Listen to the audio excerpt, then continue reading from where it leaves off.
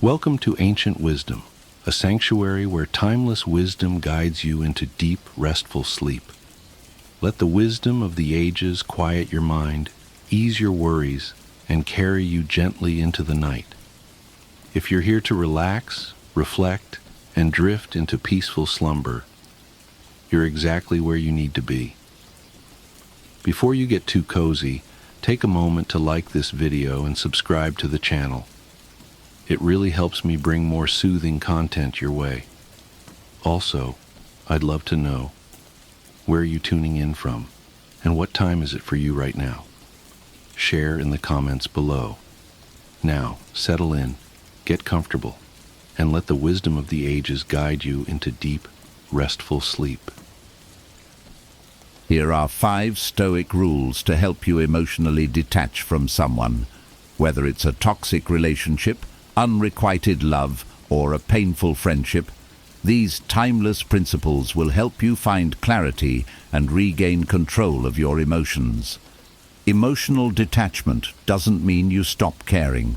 It means you protect your inner peace. The Stoics believed that freedom comes from mastering our emotions, not suppressing them. Imagine being able to let go of someone's hold on you without resentment, finding strength in acceptance and self-reliance. These 5 rules will show you how. In this video, we'll uncover actionable Stoic techniques that are as relevant today as they were in ancient times. Stay tuned until the end, and you'll learn how to turn emotional pain into a stepping stone for growth and resilience. Let's dive in. 1. Focus on what you can control. The first rule is foundational to Stoicism. Focus only on what is within your control. You cannot change someone's feelings, actions, or decisions, but you can control your own thoughts, reactions, and choices. Instead of ruminating over why someone treated you a certain way or wishing they were different, shift your focus inward. For example, if someone ends a relationship, resist the urge to change their mind or dwell on their motives.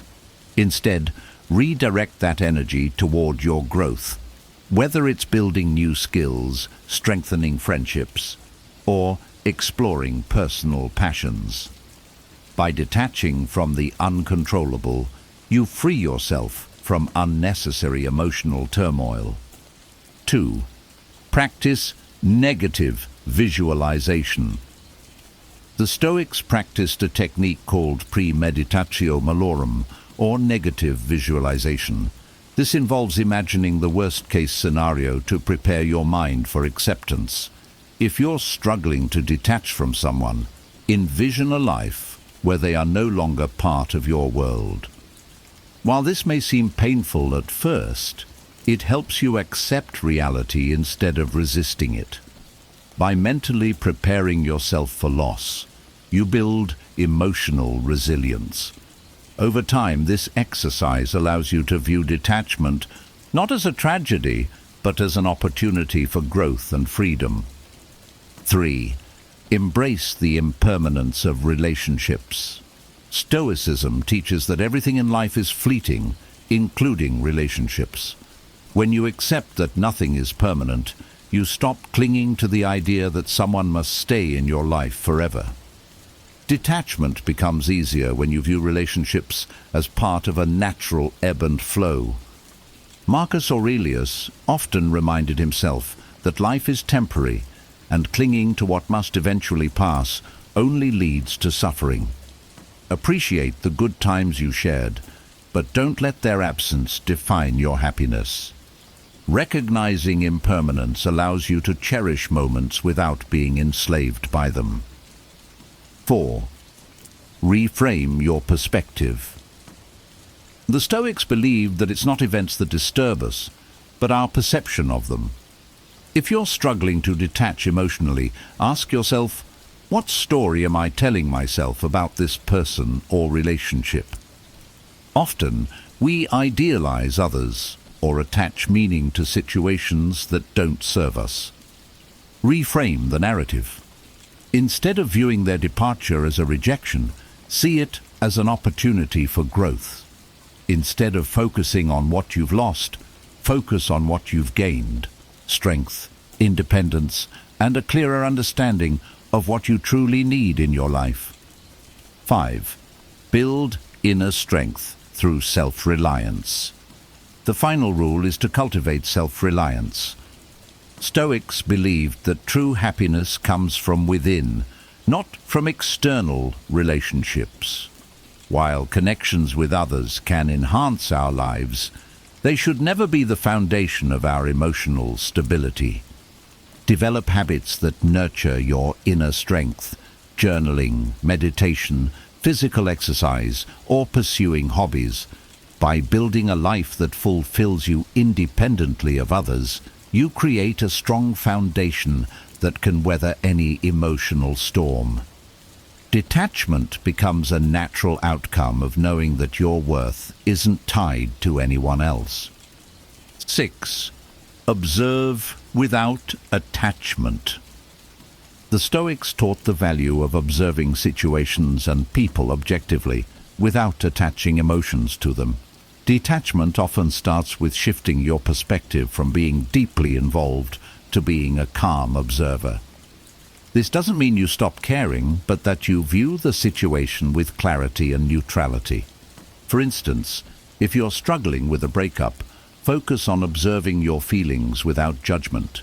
Instead of saying, "I can't live without them," try, "I feel sadness, but this is temporary." By creating this mental distance, you gain the ability to respond thoughtfully instead of reacting impulsively. Observation without attachment frees you from the emotional entanglements that make detachment difficult.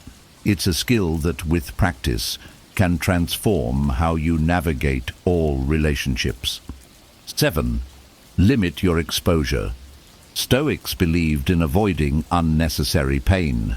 If seeing or interacting with someone makes emotional detachment harder, it's wise to limit your exposure. This isn't avoidance. It's a strategy to create space for healing and regaining emotional equilibrium. For example, unfollow them on social media, avoid places where you might bump into them, and minimize unnecessary conversations. By reducing triggers, you give your mind the opportunity to process emotions and build resilience. Over time, this distance helps you detach more naturally, without resentment or frustration. Limiting exposure isn't a sign of weakness, it's an act of self-preservation that aligns with the Stoic principle of focusing on what serves your growth. 8. Detach from the outcome. Stoics emphasize letting go of attachment to outcomes. Often, our difficulty in emotionally detaching stems from wanting a specific result, whether it's reconciliation, validation, or closure. The truth is, these outcomes are often outside our control, and focusing on them only prolongs emotional pain. Instead, adopt the mindset that whatever happens is for your highest good, even if it's not what you originally hoped for. Trust that the future holds opportunities you can't yet see. When you release your grip on the outcome, you free yourself from the chains of expectation and open the door to peace. 9. Practice gratitude for the lessons. Even painful relationships teach valuable lessons. The Stoics encouraged finding gratitude in every experience, good or bad. Detachment becomes easier when you focus on what the relationship taught you rather than what you've lost. For instance, a difficult breakup might teach you the importance of setting boundaries, valuing yourself, or recognizing red flags. By reframing the experience as a lesson, you shift your mindset from victimhood to empowerment. Gratitude allows you to appreciate the past without being tied to it, making emotional detachment a natural process. 10. Accept what is, not what you wish it were. Acceptance is a cornerstone of Stoic philosophy. Emotional detachment often begins with fully accepting the reality of a situation. Resistance only leads to prolonged suffering, while acceptance creates the space needed to heal and move forward. For example, instead of wishing someone would come back or change, accept them as they are, and the situation as it is. This doesn't mean you condone their actions or the pain they caused, but you stop fighting against reality. Acceptance brings peace, allowing you to let go of emotional attachments that no longer serve you. The Stoics believed that freedom lies in aligning with reality, not resisting it. By practicing acceptance, you can emotionally detach with grace and find the strength to move forward. Detaching emotionally from someone isn't about shutting yourself off. It's about freeing yourself to live with peace and purpose. By focusing on what you can control, practicing acceptance and building inner strength, you can transform emotional pain into personal power. Which of these Stoic rules resonates with you the most? Share your thoughts in the comments below. Don't forget to like this video, subscribe for more wisdom on resilience and self-mastery, and share this with someone who might need it. Thank you for watching, and we'll see you in the next one. Have you ever found yourself at a crossroads, torn between holding on to a relationship because it's familiar and letting go because you know it's stifling your growth? It's a hard realization, but sometimes the people closest to us, the ones we've shared laughter, tears, and countless memories with, aren't meant to be part of our journey forever. This is where the ancient wisdom of Stoicism offers a guiding light. The Stoics, with their timeless insights into human nature and the quest for a fulfilling life, teach us that true personal growth often involves making difficult decisions about who we keep in our lives. In this video, we'll uncover 15 signs that indicate it might be time to end a relationship, even if it involves family or friends. This isn't about cutting people out with cold indifference. It's about intentionally curating our lives to include relationships that uplift, inspire, and challenge us to be our best selves.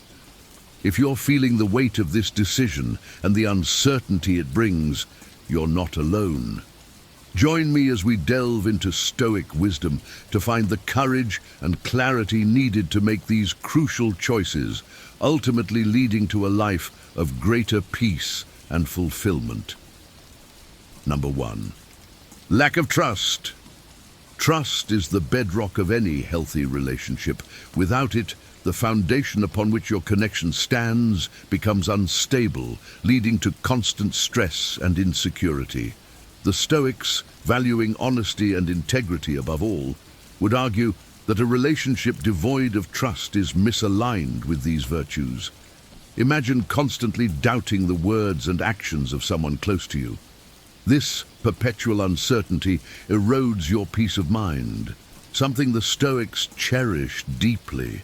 Trust is not just about believing that someone won't betray you, but also about knowing that they respect and value you enough to be truthful. When trust is repeatedly broken, it signals a fundamental flaw that cannot be ignored. It's like trying to fill a sieve with water. No matter how much effort you put in, it never holds. Stoicism teaches us to focus on what we can control, our responses and decisions. Therefore, if you find yourself in a relationship where trust is consistently undermined, it's wise to consider stepping back. Preserve your dignity and seek connections that foster mutual respect and honesty. Remember, a life aligned with Stoic principles is one where your peace and integrity are not sacrificed for uncertain loyalties. Number 2, toxic patterns. Repeated harmful behaviors create toxic patterns that can subtly poison a relationship over time. Stoicism, with its emphasis on self-improvement and resilience, teaches us to recognize and address such patterns with clarity and courage. Imagine being in a relationship where negative behaviors, be it manipulation, dishonesty, or disrespect, become the norm. These behaviors erode the trust and respect that are crucial for any meaningful connection. The Stoics believed in the importance of living a life of virtue and integrity. Persisting in a relationship mired in toxicity contradicts these ideals. It's like tending to a garden overrun by weeds. Without intervention, the weeds will eventually choke out all the good plants. Recognize the signs of toxic patterns and assess whether efforts to change have been effective. If these patterns persist despite your best efforts, it might be time to let go. Stoicism teaches us to make rational, objective decisions for our well-being. Ending a toxic relationship is not an act of defeat, but a step towards preserving your mental and emotional health. Embrace the wisdom of the Stoics and prioritize relationships that reflect the virtues of respect, honesty, and mutual growth. Number 3, emotional drain. Relationships should be a source of energy and support, not a constant drain on your emotions. According to Stoic principles, maintaining emotional equilibrium is crucial for living a fulfilling life. If you find yourself consistently exhausted or burdened by a relationship, it's a clear sign that the connection is unhealthy. Picture carrying a heavy load that never seems to lighten, no matter how much effort you put into it. This is what an emotionally draining relationship feels like. Stoicism teaches us to focus on what truly enriches our lives and to let go of what does not. If a relationship leaves you feeling depleted rather than invigorated, it's time to re-evaluate its place in your life. Emotional drain disrupts your inner peace and hinders your ability to engage fully with the world. It's not selfish to seek out relationships that energize and uplift you. In fact, it's a wise and necessary step towards living a life aligned with Stoic virtues. Surround yourself with people who contribute positively to your well-being, and do not be afraid to distance yourself from those who do not. Remember, your emotional health is paramount, and preserving it is a reflection of your commitment to Stoic principles. Number 4, manipulation and control.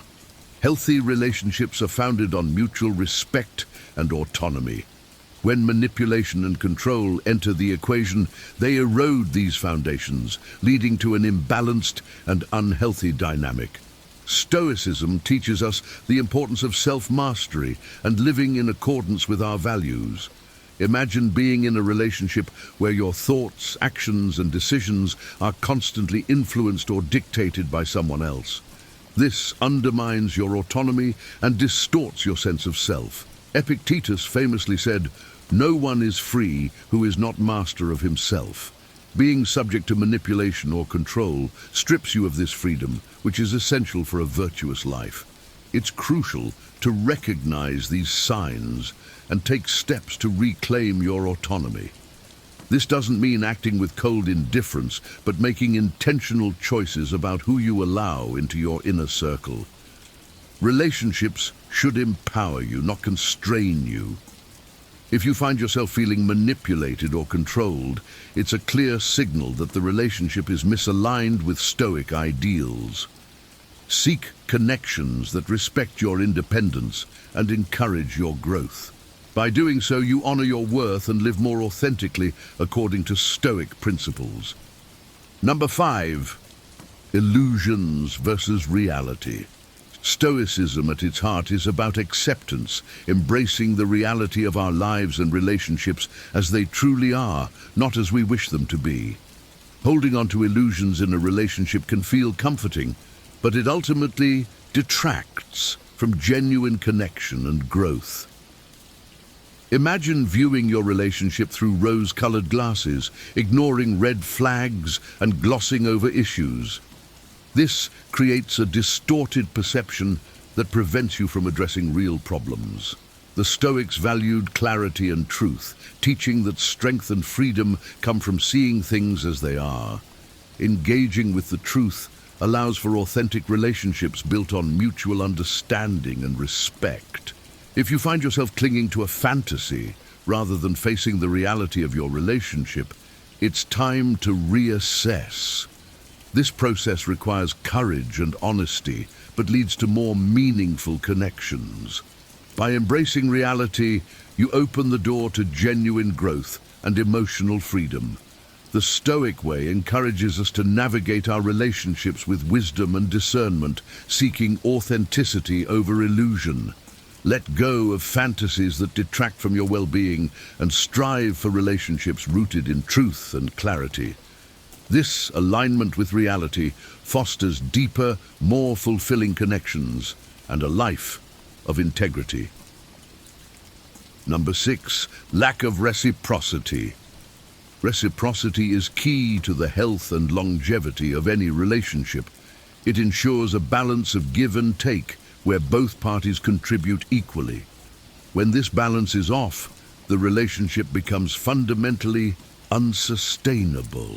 Picture constantly pouring your energy into a relationship, receiving little to nothing in return. This dynamic leads to feelings of resentment and exhaustion for the giver, while fostering dependency or entitlement in the receiver. The Stoics emphasized mutual support and harmony in relationships. For them, contributing to others' well-being should not come at the expense of one's own. If you find yourself in a one-sided relationship, it's essential to address this imbalance. Begin with open communication, expressing your needs and setting clear boundaries. Encourage the other person to contribute more, both materially and emotionally. Healthy relationships require effort from both sides. Stoicism teaches us to respect ourselves and others, striving for balance and mutual respect. If efforts to restore reciprocity fail, it may be necessary to reconsider the relationship's place in your life. Prioritizing reciprocal relationships is not selfish, it's essential for your well-being. Seek connections where mutual support is the norm, fostering trust and deeper connections. Number 7, failed communication. Effective communication is the lifeblood of any thriving relationship. It allows us to express our needs, share our thoughts, and connect on a meaningful level. Without it, relationships flounder in misunderstandings and frustration. When communication breaks down, it's often a sign of deeper issues. The Stoics valued clarity and reason, encouraging us to approach problems with a clear head and a willing heart. If you find yourself in a relationship where attempts to talk things out lead nowhere, it's a red flag. Failed communication can stem from various causes: lack of trust, unresolved resentments, or differing communication styles. Addressing these issues requires patience and persistence.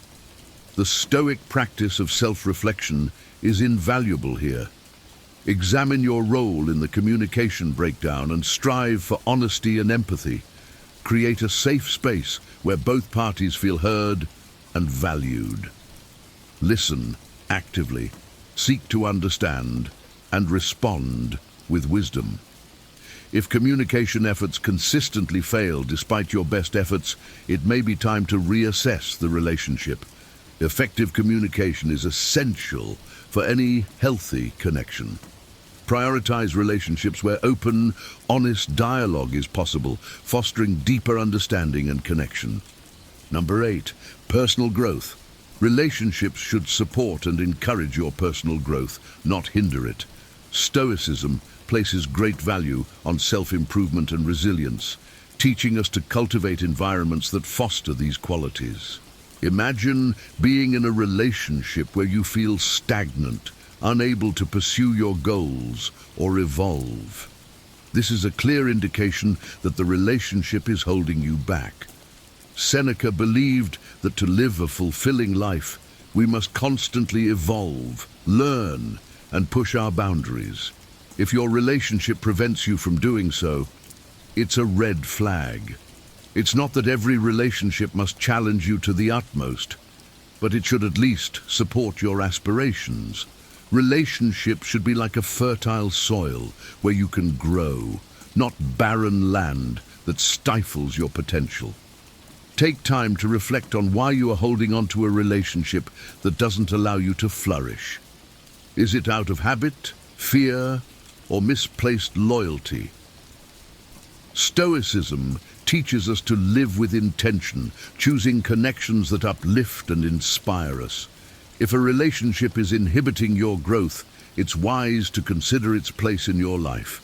Seek relationships that encourage your development and align with your highest virtues. Number 9, abuse. Abuse, in any form, is a definitive sign that a relationship must end. Stoicism, with its deep respect for human dignity and self-worth, condemns any behavior that violates these principles. Abuse, whether physical, emotional, verbal, or psychological, destroys the trust and safety that relationships should be built upon. Imagine constantly living in fear, your self-esteem eroded by someone who should be a source of support. Stoicism teaches us to recognize our inherent worth and to maintain our dignity and self-respect. Being in an abusive relationship is antithetical to these values. It's crucial to seek help and take steps to exit such situations. This is not a sign of weakness, but of immense strength and self-respect. The Stoics believed in facing challenges with courage and resilience. Exiting an abusive relationship is one of the most challenging yet necessary steps to reclaiming your life and dignity. Seek support from friends, family, or professional services. Healing from abuse is a Stoic journey, reasserting control over your life, reaffirming your values, and rebuilding with integrity. Remember, your well-being is paramount. Prioritize your safety and dignity, and do not hesitate to leave any relationship that compromises these. Number 10, disturbed peace. Relationships that consistently disrupt your inner peace are not worth maintaining. Stoicism teaches us to cultivate tranquility and maintain our equanimity in the face of life's challenges. Imagine a relationship that feels more like a storm than a shelter, constantly disturbing your mental and emotional calm. This is a clear sign that the relationship is misaligned with Stoic principles. Peace of mind is a precious asset, essential for living a good life. The Stoics believed in living harmoniously with nature, including our own nature.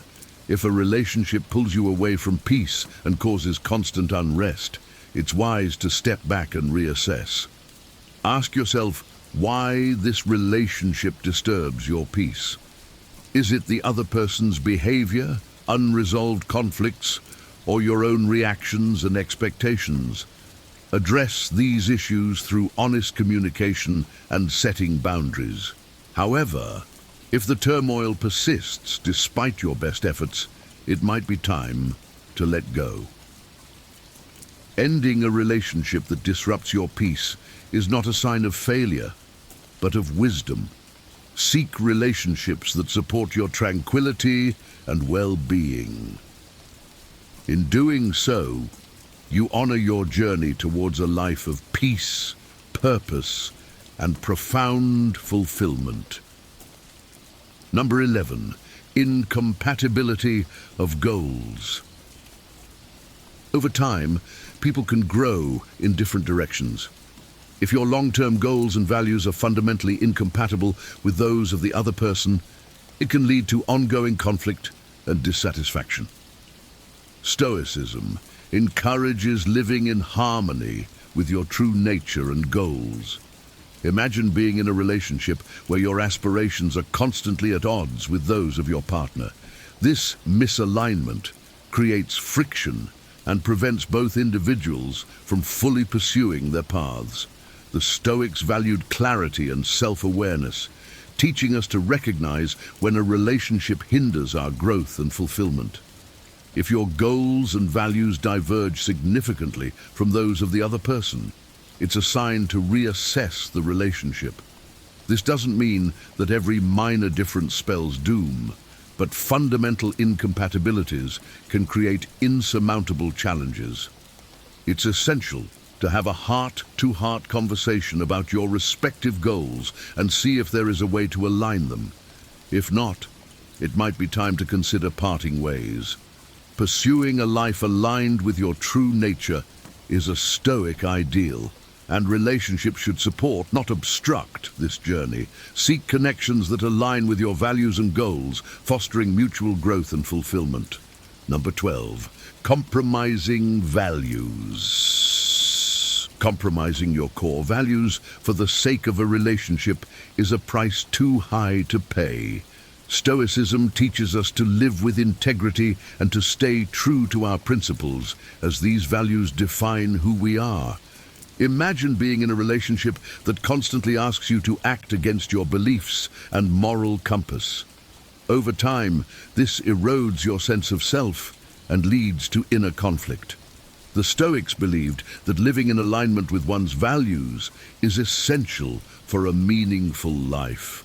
Betraying these values for the sake of a relationship compromises your integrity and self-respect. It's like building a house on unstable ground. Eventually, everything will collapse. Reflect on whether a relationship asks you to compromise your values. Are you acting in ways that contradict your beliefs? If so, it's a clear sign that the relationship is unhealthy. This doesn't mean you shouldn't make sacrifices or compromises, which are normal in any healthy relationship. However, sacrificing your core values is different. It's a betrayal of your true self. Honor your values and seek relationships that respect and align with them. This commitment to integrity and virtue is the path to a fulfilling life, according to Stoic wisdom. Number 13, lack of respect. Respect is the foundation of any healthy relationship. Without it, trust, love, and genuine understanding cannot flourish. Imagine being in a relationship where you are constantly disrespected, your dignity undermined. This is not just about feeling undervalued, but recognizing that a fundamental aspect of your humanity is being disregarded. The Stoics placed immense emphasis on self-respect and the respect we owe to others. They believed that every individual possesses inherent worth and dignity. A relationship lacking mutual respect is a clear red flag. It's like trying to build a house on sand. Eventually, everything will collapse.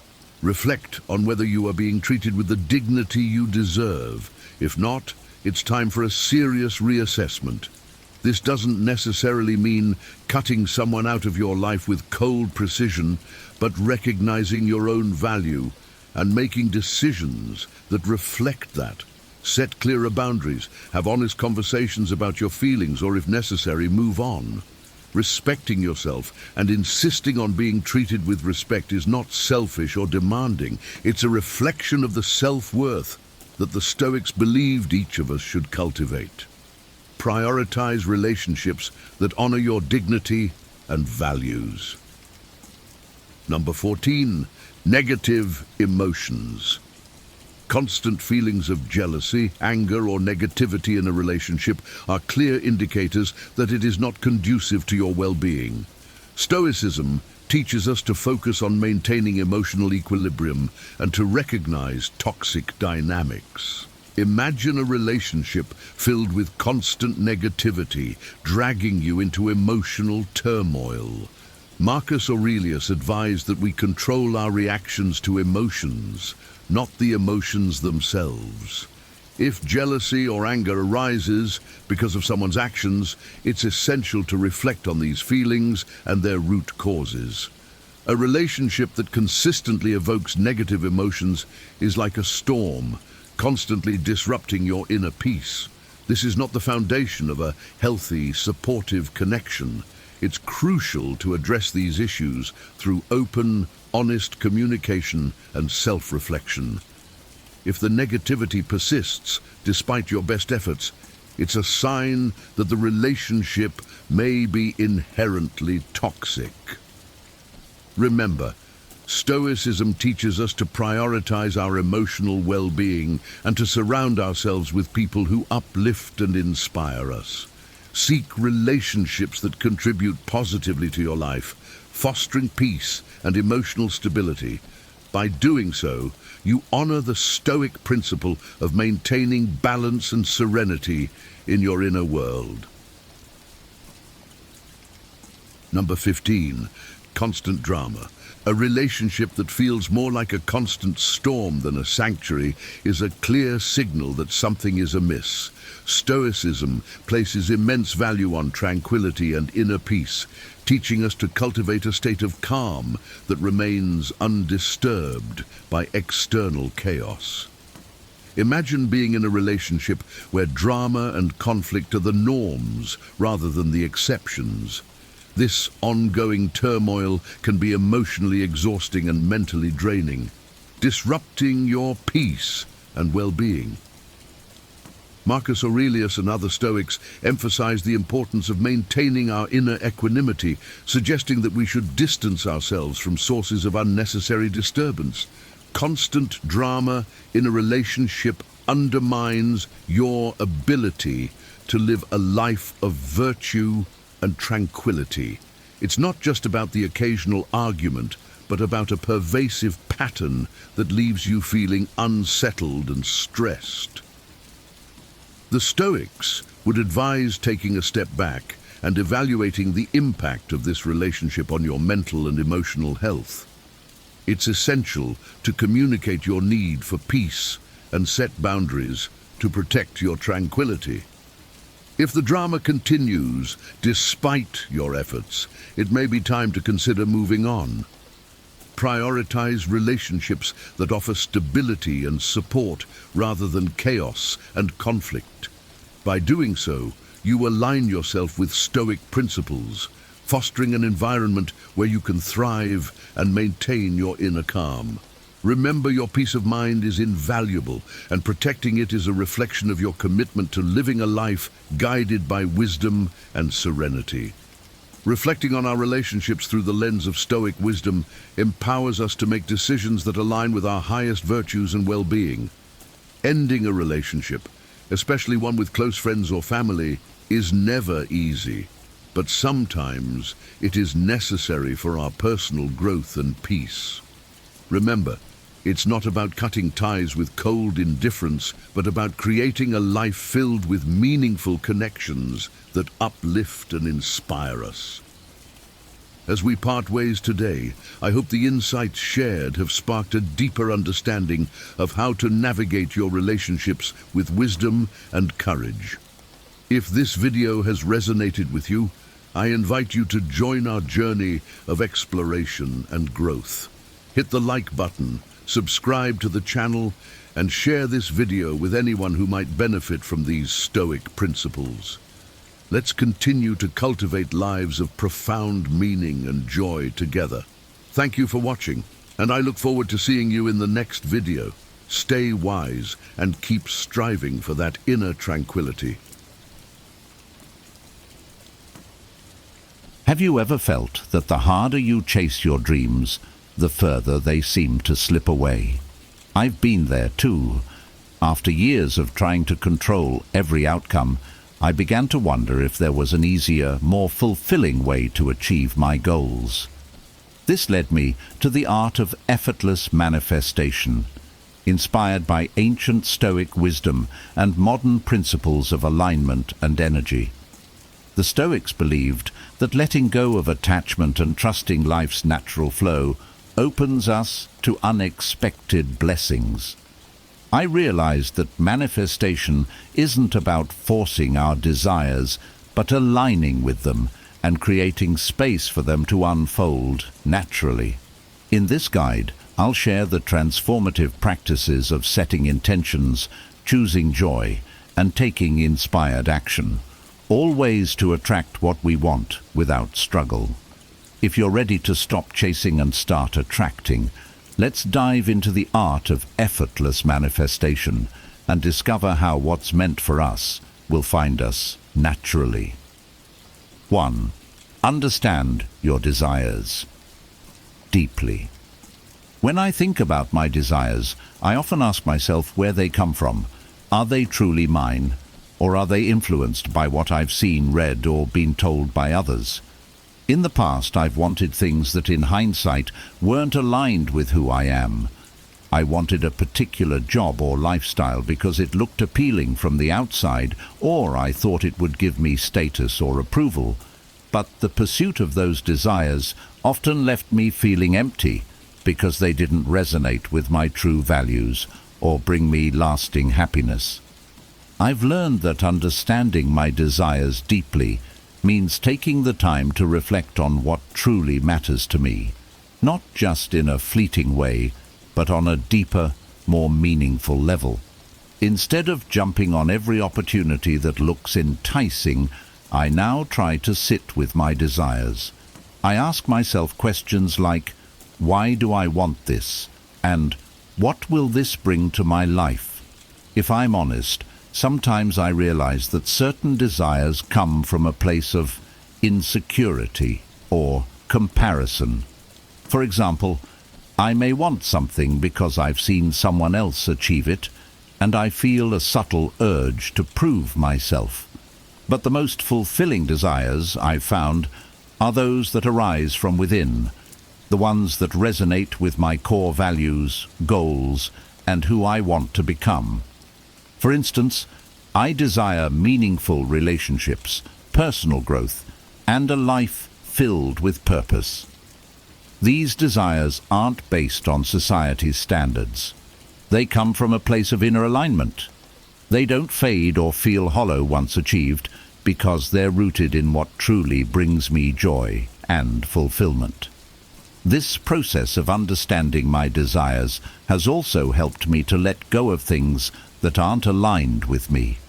When I dig deep, I recognize that some desires are mere distractions, things that seem exciting but aren't aligned with my life's purpose.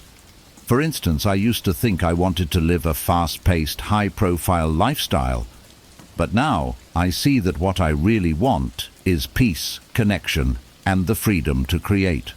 A big part of this journey is practicing discernment and staying true to myself, even when others may not understand.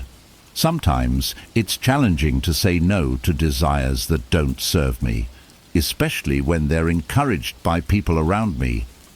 But I remind myself that authenticity is key. By choosing desires that align with my values, I create a life that feels authentic and deeply fulfilling.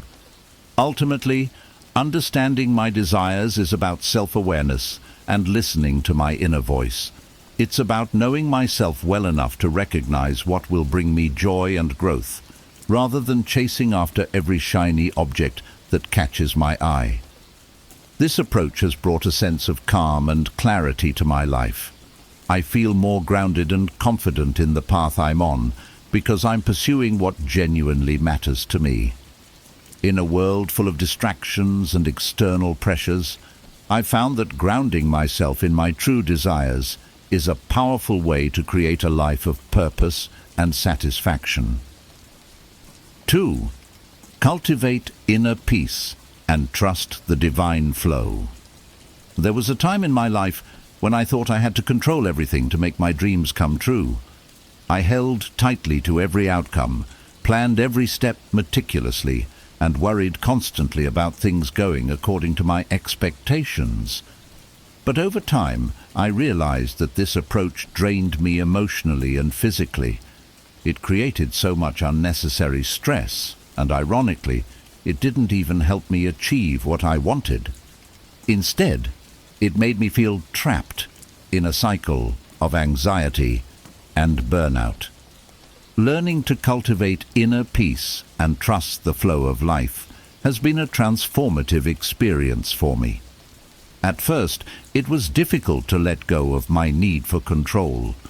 I was afraid that if I relaxed, things would fall apart. But as I started practicing acceptance, I noticed a shift.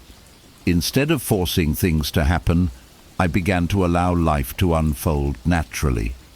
I'd put in my best effort, but then I'd step back and let go of any attachment to the outcome. It was like lifting a huge weight off my shoulders. Trusting the divine flow doesn't mean I've stopped setting goals or working hard. It means I've stopped obsessing over every detail and outcome. I realized that my job is to take inspired action while the universe handles the rest. There's a certain magic in surrendering. It opens me up to possibilities I might not have considered and creates space for unexpected opportunities to come my way. It's like being in sync with a current rather than trying to swim against it. One practice that's helped me stay aligned with this mindset is mindfulness. When I feel myself getting anxious or overly focused on an outcome, I pause, breathe, and bring my attention back to the present moment. I remind myself that I can't control everything and that things often happen in their own time. Sometimes, letting go feels like a leap of faith, but I've found that life often has a way of surprising me in the best ways when I trust it. This approach has also taught me to be more resilient. When things don't go my way, instead of getting frustrated, I try to view it as a redirection. I believe that everything happens for a reason, and that even challenges or delays are guiding me towards something better. By trusting the process, I'm able to maintain my peace of mind, no matter the outcome. Today, I focus more on aligning my actions with my values and less on controlling every result. I've come to understand that peace comes from within, and it's something I can cultivate regardless of what's happening around me. This doesn't mean I don't still face challenges or uncertainties, but I'm able to navigate them with a sense of calm and trust that I never had before. When I release my grip on how things should happen, I'm free to experience life's flow in a more harmonious, joyful way. Trusting the divine flow has given me the peace I was searching for all along. 3. Practice gratitude for the present. Gratitude has become one of the most grounding and uplifting practices in my life. There was a time when I focused too much on what I didn't have, constantly comparing myself to others or feeling dissatisfied with my progress. I used to think that I'd only be happy once I reached a certain goal, had a specific job, or lived a certain lifestyle. But the more I chased after these things, the more they seemed out of reach, and the more frustrated I felt. Then I started practicing gratitude. It sounds simple, but it's one of the most powerful shifts I've made. I began by taking a few minutes every day to list 3 things I was grateful for, no matter how small. At first, it felt like just another task, but over time, it transformed my outlook on life. I started to notice the little things that made my days brighter: a friendly conversation, a warm cup of coffee, a beautiful sunset. These small moments were always there, but I had been too focused on what I lacked to see them. Practicing gratitude taught me to focus on the abundance in my life rather than what I thought was missing. It shifted my perspective from a mindset of scarcity to one of appreciation. Suddenly I felt more content, not because my life circumstances had drastically changed, but because I had changed the way I looked at them. The more grateful I felt, the more positive experiences I attracted. It's as if gratitude opened a door to more abundance and joy. Gratitude also helped me become more resilient. When I face challenges, I remind myself of the things I'm grateful for, and it gives me strength. Instead of feeling overwhelmed by what's going wrong, I ground myself in what's going right. This practice has brought a sense of peace and fulfillment into my life that I never found through achievements alone. I've realized that gratitude is a powerful tool for manifesting my desires. By appreciating what I already have, I create a positive, high-vibrational energy that attracts more of the things I want. It's like telling the universe, I'm ready for more of this goodness. And often, that's exactly what happens. Gratitude isn't about denying my ambitions or giving up on my goals. It's about enjoying the journey, celebrating my progress, and recognizing that I already have so much to be thankful for. When I focus on the present moment with gratitude, I feel truly abundant, and that abundance becomes a magnet for even more blessings in my life. Gratitude has shown me that happiness isn't in some far-off destination. It's here, right now, in the life I'm living. 4. Embrace challenges as opportunities. For a long time I dreaded challenges. When something went wrong, I'd feel frustrated, defeated, and sometimes even angry. I saw obstacles as roadblocks, things that were holding me back from what I wanted. But over time, I realized that challenges aren't there to stop me. They're there to teach me, to push me forward, and to make me stronger. The Stoic mindset of seeing obstacles as opportunities has helped me transform my approach to difficulties. Instead of seeing setbacks as failures, I try to view them as stepping stones. Marcus Aurelius once said, "The impediment to action advances action. What stands in the way becomes the way." This idea changed everything for me. It made me realize that every obstacle, every challenge, is actually an opportunity in disguise. When I face a challenge now, I ask myself, what can I learn from this? Instead of feeling like a victim of my circumstances, I try to take an empowered approach. Maybe the setback is teaching me patience, resilience, or problem-solving skills. Maybe it's helping me grow in ways I wouldn't have otherwise. This perspective shift has turned many of my toughest moments into valuable life lessons. Embracing challenges has also helped me to trust the process. Sometimes things don't go as planned, and that can be incredibly frustrating. But I've learned that these detours are often guiding me towards something better. Looking back, some of the biggest challenges I faced led me to the most meaningful experiences or opportunities. They helped me become a stronger, wiser version of myself. Now, when I encounter obstacles, I try to welcome them with curiosity instead of resistance. I remind myself that challenges are a natural part of life, and that they often contain the seeds of growth. This doesn't mean I don't still feel frustrated or discouraged at times, but I'm quicker to bounce back because I know that each challenge has something valuable to offer. Embracing challenges as opportunities has given me a deeper sense of resilience and gratitude for the journey. 5. Set clear intentions and focus on feeling fulfilled. Now, setting clear intentions has been a game changer in my life. In the past, I had vague ideas of what I wanted: happiness, success, fulfillment, but I didn't take the time to define what those things truly meant to me. Without clarity, I often felt directionless, unsure of what I was working toward or how to get there.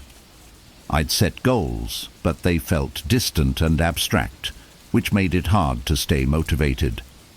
Then, I began to work on setting specific intentions. Instead of aiming for broad goals like success or happiness, I started defining what those meant on a personal level. I asked myself questions like, what does a successful day look like? Or, what does happiness feel like for me? These questions help me to set clear intentions that are deeply aligned with my values and aspirations. Once I have a clear intention, I focus on embodying the feeling of fulfillment now, rather than waiting until I reach a particular milestone. For instance, if I want to feel accomplished, I don't have to wait for some big achievement. I find ways to feel that sense of accomplishment each day, whether it's by completing a small task, or helping someone in need. By aligning with the feeling of fulfillment in the present, I find that I'm more content and grounded, regardless of external circumstances. This approach has also made my goals feel more attainable. Instead of chasing happiness in the future, I look for ways to experience it in small, everyday moments. It might be as simple as taking a walk in nature, spending time with loved ones, or reflecting on my achievements, however minor they may seem. By focusing on the feeling of fulfillment now, I don't just wait for my dreams to come true. I live as if they already have. This has created a sense of joy and gratitude in my life that I never found when I was constantly pushing for more. Living in alignment with my intentions has also attracted new opportunities into my life. I've noticed that when I'm clear about what I want and focus on feeling fulfilled, things start to flow more naturally. I don't have to force or chase after things. They come to me because I'm already aligned with them. By setting clear intentions and cultivating fulfillment in the present, I've found a way to create a life that's rich, joyful, and deeply aligned with my true self. 6.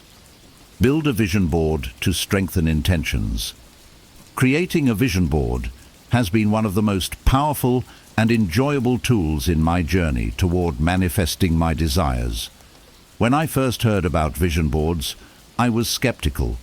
Could a simple collage of images and quotes really have an impact on my life? But I decided to give it a try, and what I discovered was that a vision board is far more than just a collection of pretty pictures.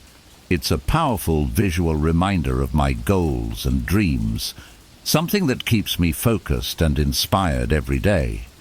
To make my vision board, I start by gathering images, words, and quotes that resonate with my aspirations. I choose visuals that represent my goals, whether it's for personal growth, relationships, career, or health. Each image I select has a deep meaning, something that instantly connects me to the feeling or state I want to manifest. I like to include quotes from people who inspire me, words of encouragement, and images that evoke a sense of joy and purpose. What I love most about my vision board is that it becomes a daily reminder of where I'm headed. Each time I see it, I'm reminded of what I'm working toward, and it strengthens my commitment to my goals. The board isn't just about the end results, it's a celebration of the journey. It encourages me to take consistent, inspired action every day because I can see my dreams vividly laid out in front of me. I find that this regular visualization helps me stay aligned with my intentions and keeps me motivated, even on tough days. The vision board also serves as a tool for reflection. Every few months, I revisit my board to see what I've manifested, what no longer resonates, and what new goals I want to add. It's a living, evolving representation of my journey.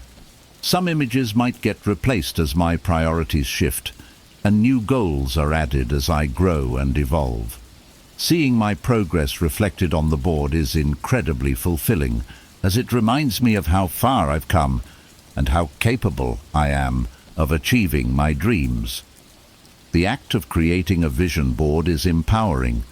It's like setting a clear signal to the universe about what I want to attract, and it's a fun and creative way to connect with my dreams on a deeper level.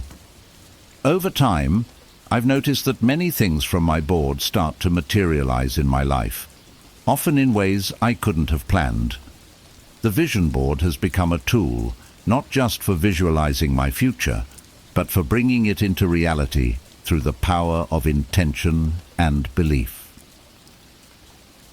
7. Harness imagination for creative manifestation. Harnessing my imagination has been one of the most effective ways to bring my goals to life. When I was younger, I often let my imagination run wild with possibilities, dreaming about what I could achieve.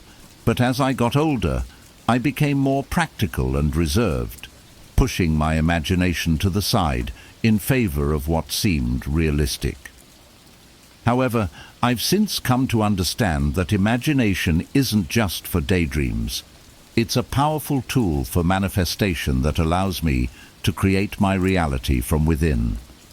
When I harness my imagination, I visualize myself living the life I desire. I don't just see it, I feel it. I imagine the details, the colors, the sounds, the emotions. If I'm visualizing a career goal, for example, I picture myself confidently giving a presentation or celebrating a project's success. I imagine the excitement, pride, and satisfaction that come with it. This mental rehearsal helps me feel more prepared and aligned with my goals, as if they're already within reach. One of the most surprising things I've learned is that imagination has the power to influence not just my thoughts, but also my actions. When I consistently visualize a positive outcome, I start to take steps that align with that vision, even if I'm not fully conscious of it. This mental practice boosts my confidence and makes my goals feel more attainable because I've experienced them in my mind. Imagination also helps me tap into creative solutions. When I face a challenge, I use my imagination to explore different perspectives and approaches. Instead of getting stuck on a problem, I imagine various outcomes and ask myself how I would feel if each one happened. This flexibility opens up new possibilities and often leads to insights I might not have found through logic alone. Using imagination for creative manifestation has become a regular practice. I set aside time each day to visualize my goals and let my imagination roam freely. It's like building a mental blueprint for the life I want, and it makes the journey feel exciting and filled with potential. The more I use my imagination, the more I believe in my ability to create the life I desire. I've come to understand that imagination is not just a tool for creativity. It's a bridge that connects me to my dreams, helping me manifest them with clarity and joy. 8. Practice detachment to create space for serendipity. One of the biggest shifts I've made in my life is learning to practice detachment. For a long time, I believed that the harder I held on to something, the more likely I was to achieve it. But this approach often left me feeling stressed, anxious, and frustrated when things didn't go as planned. Over time, I learned that clinging too tightly to my goals created resistance and blocked the flow of life. By practicing detachment, I've opened myself to serendipity, allowing life to surprise me in ways I never expected. Detachment doesn't mean I stop caring about my goals. It means that I stop obsessing over the how and when they will happen. I still take action, but I let go of the need to control every detail. This practice has given me a sense of freedom and peace that I didn't have before. When I detach, I'm able to enjoy the journey without constantly worrying about the outcome. What I've noticed is that detachment creates space for the unexpected. When I'm not fixated on a specific path or timeline, I'm more open to opportunities and possibilities I might have overlooked. Some of the best things in my life have come when I let go of rigid expectations. It's as if the universe steps in and presents me with blessings that I couldn't have planned for. By detaching, I invite serendipity into my life, allowing things to unfold in ways that often exceed my expectations. Practicing detachment has also taught me resilience. When things don't go as planned, I no longer feel defeated. I remind myself that every experience is part of a larger journey, and that sometimes delays or detours are simply redirections towards something better. This mindset shift has helped me face challenges with a sense of calm and curiosity, knowing that life often has a greater plan than I can see. Detachment has brought more joy into my life as well. By letting go of the need to control, I'm able to fully engage with the present moment. I can savor my experiences without constantly worrying about the future. This approach has made my journey toward my goals feel lighter, more fulfilling, and filled with delightful surprises. Practicing detachment has been a powerful way to embrace life's flow and create space for the magic of serendipity to enter. 9. Take inspired action. Taking inspired action has been one of the most impactful lessons I've learned on my journey to manifesting my desires. For so long, I believed that the only way to achieve my goals was to push myself relentlessly, working hard every day with sheer determination. While hard work is essential, I came to realize that forcing myself to take action when it didn't feel right often led to burnout and frustration. Inspired action, however, is different. It's about moving forward when I feel motivated, guided, and aligned with my goals, rather than acting out of obligation or pressure. I've learned to listen to my inner voice and trust the moments when I feel a sense of excitement, creativity, or deep purpose around a particular action. These moments are the key to inspired action. They come from a place of alignment and ease rather than resistance. The biggest change for me was learning to discern between action that feels forced and action that feels inspired. Forced action is usually rooted in fear or impatience. It comes from a place of "I have to" or "I should," which often leads to anxiety or frustration. Inspired action, on the other hand, feels natural, effortless, and aligned with my values. It's not something I feel I must do. It's something I want to do because it feels like the right next step in my journey. Inspired action has been incredibly freeing. When I follow my intuition and take action when it feels right, I often find that things fall into place with less struggle. Opportunities seem to come my way effortlessly, and solutions appear when I need them. This doesn't mean I don't face challenges. I still do. But inspired action helps me approach those challenges with confidence and a sense of purpose, knowing I'm moving in the right direction. What I've come to appreciate about inspired action is that it doesn't require me to have all the answers up front. I don't need to see the entire path laid out before me. I just need to trust that the next step will be revealed when the time is right. This trust in the process has brought a sense of peace and flow into my life that I never had before. Ultimately, inspired action is about allowing myself to be guided by a deeper wisdom and moving with intention rather than force. By aligning my actions with my intuition, I've experienced greater success, ease, and fulfillment in my journey. I now see action not as something I have to do, but as a natural extension of my desires and goals, and it's made all the difference in creating a life I truly love. 10. Connect with your purpose for lasting motivation. Finding and connecting with my purpose has been one of the most transformative steps in my life. For years I chased after success, trying to climb the ladder or achieve the next big thing. But the more I chased after external goals, the less fulfilled I felt. I realized that my true source of motivation was not found in accolades or recognition, but in the deeper sense of meaning that comes from living in alignment with my purpose. Understanding my purpose has given me a sense of direction that goes beyond momentary goals. Instead of seeking happiness through achievements, I've learned to seek it through personal alignment and fulfillment. It's not about reaching the destination. It's about living in a way that reflects my core values and beliefs every day. When I'm connected to my purpose, motivation comes naturally.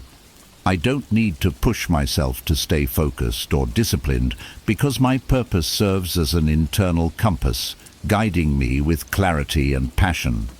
Whether it's in my work, relationships, or personal growth, when I align my actions with my purpose, I feel energized, driven, and inspired. One of the most important lessons I've learned is that my purpose isn't a static destination. It evolves as I grow and learn more about myself. In the past, I thought my purpose had to be something grand or fixed. But now I understand that it's about following what excites and challenges me in the present. As I connect more deeply with my true self, my purpose continues to unfold in ways I never imagined. This connection to purpose has also helped me navigate obstacles with resilience. When I face challenges or setbacks, I remind myself of the bigger picture, the purpose behind my actions. This helps me stay focused, knowing that every step, even the difficult ones, brings me closer to fulfilling my purpose. Aligning with my purpose has given me a sense of fulfillment that I never found in external achievements. It has helped me move away from a sense of needing to prove myself and instead embrace a life of meaning, contribution, and growth. Purpose is no longer something I'm chasing. It's something I'm living every day. By living in alignment with my purpose, I've found a lasting source of motivation and satisfaction that fuels everything I do. 11. Choose joy as a tool for manifestation. Choosing joy has been an incredibly powerful tool for me in manifesting my desires. I used to think that joy was something that happened once I achieved my goals, once I got the job, the relationship, or the success I was striving for. But over time, I've learned that joy is a choice I can make every single day, regardless of what's happening in my external circumstances. By consciously choosing joy, I've been able to shift my energy and attract more of what I want into my life. It's like a magnet. When I choose joy, I increase my vibrational frequency, and that positive energy draws more abundance, happiness, and opportunities toward me. I've realized that joy isn't just a byproduct of success. It's the catalyst that creates the conditions for success to flow into my life. Choosing joy has also helped me navigate difficult situations with more grace and resilience. Life isn't always easy, and there are times when things don't go as planned. In the past, I would get bogged down by challenges, focusing on what went wrong. But now, I choose to focus on what I can appreciate, even in difficult times. By doing this, I change my perspective and my energy, which allows me to see opportunities where I once saw obstacles. This doesn't mean I ignore my feelings or pretend that everything is perfect. It means I give myself permission to find moments of joy, no matter how small, and let that joy expand throughout my day. Whether it's a quiet moment of reflection, a shared laugh with a friend, or the beauty of nature, I actively seek out the things that make me feel good. Over time, I've seen how choosing joy changes the trajectory of my life. It has helped me become more creative, more open to new ideas, and more willing to take risks. I'm no longer waiting for someday to be happy. I'm creating happiness right now. And as I continue to choose joy, I've noticed that my goals and desires are manifesting with greater ease. I believe that joy is a magnetic force that attracts everything I need to create a fulfilling life. Thank you for joining me on this journey into the art of effortless manifestation. Remember, life doesn't have to be a struggle or constant chase. By aligning with our true desires, letting go of attachment, and trusting in life's natural flow, we create space for our dreams to unfold in the most unexpected and fulfilling ways. If this approach resonates with you, let's keep the conversation going. I'd love to hear your thoughts, experiences, or any insights you've had on the power of letting go. Drop a comment below, and let's support each other in living a life of purpose and peace. And if you found this video helpful, please give it a thumbs up, share it with someone who could use a bit of inspiration, and don't forget to subscribe for more insights on living with intention, joy, and wisdom. Thank you for being a part of this community. Here's to trusting the journey and letting life surprise us.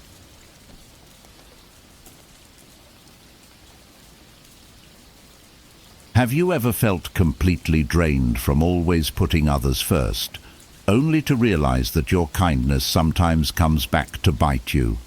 Trust me, I know that feeling all too well. We're told from a young age to be compassionate and give selflessly, but what happens when being overly generous starts to take a serious toll on our well-being? In this video, I want to share some surprising ways being too kind can actually work against you, and more importantly, how you can protect yourself while still caring for others. Let's dive in and explore the balance between giving to others and giving yourself the respect you deserve. I'll get started with this in-depth exploration of how kindness, while noble, can sometimes work against us if not balanced properly. Here's the first elaborated idea. People will depend on you too much.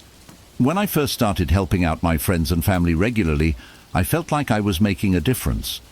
I'd be the person they'd call if they needed a ride, a listening ear, or help with a project.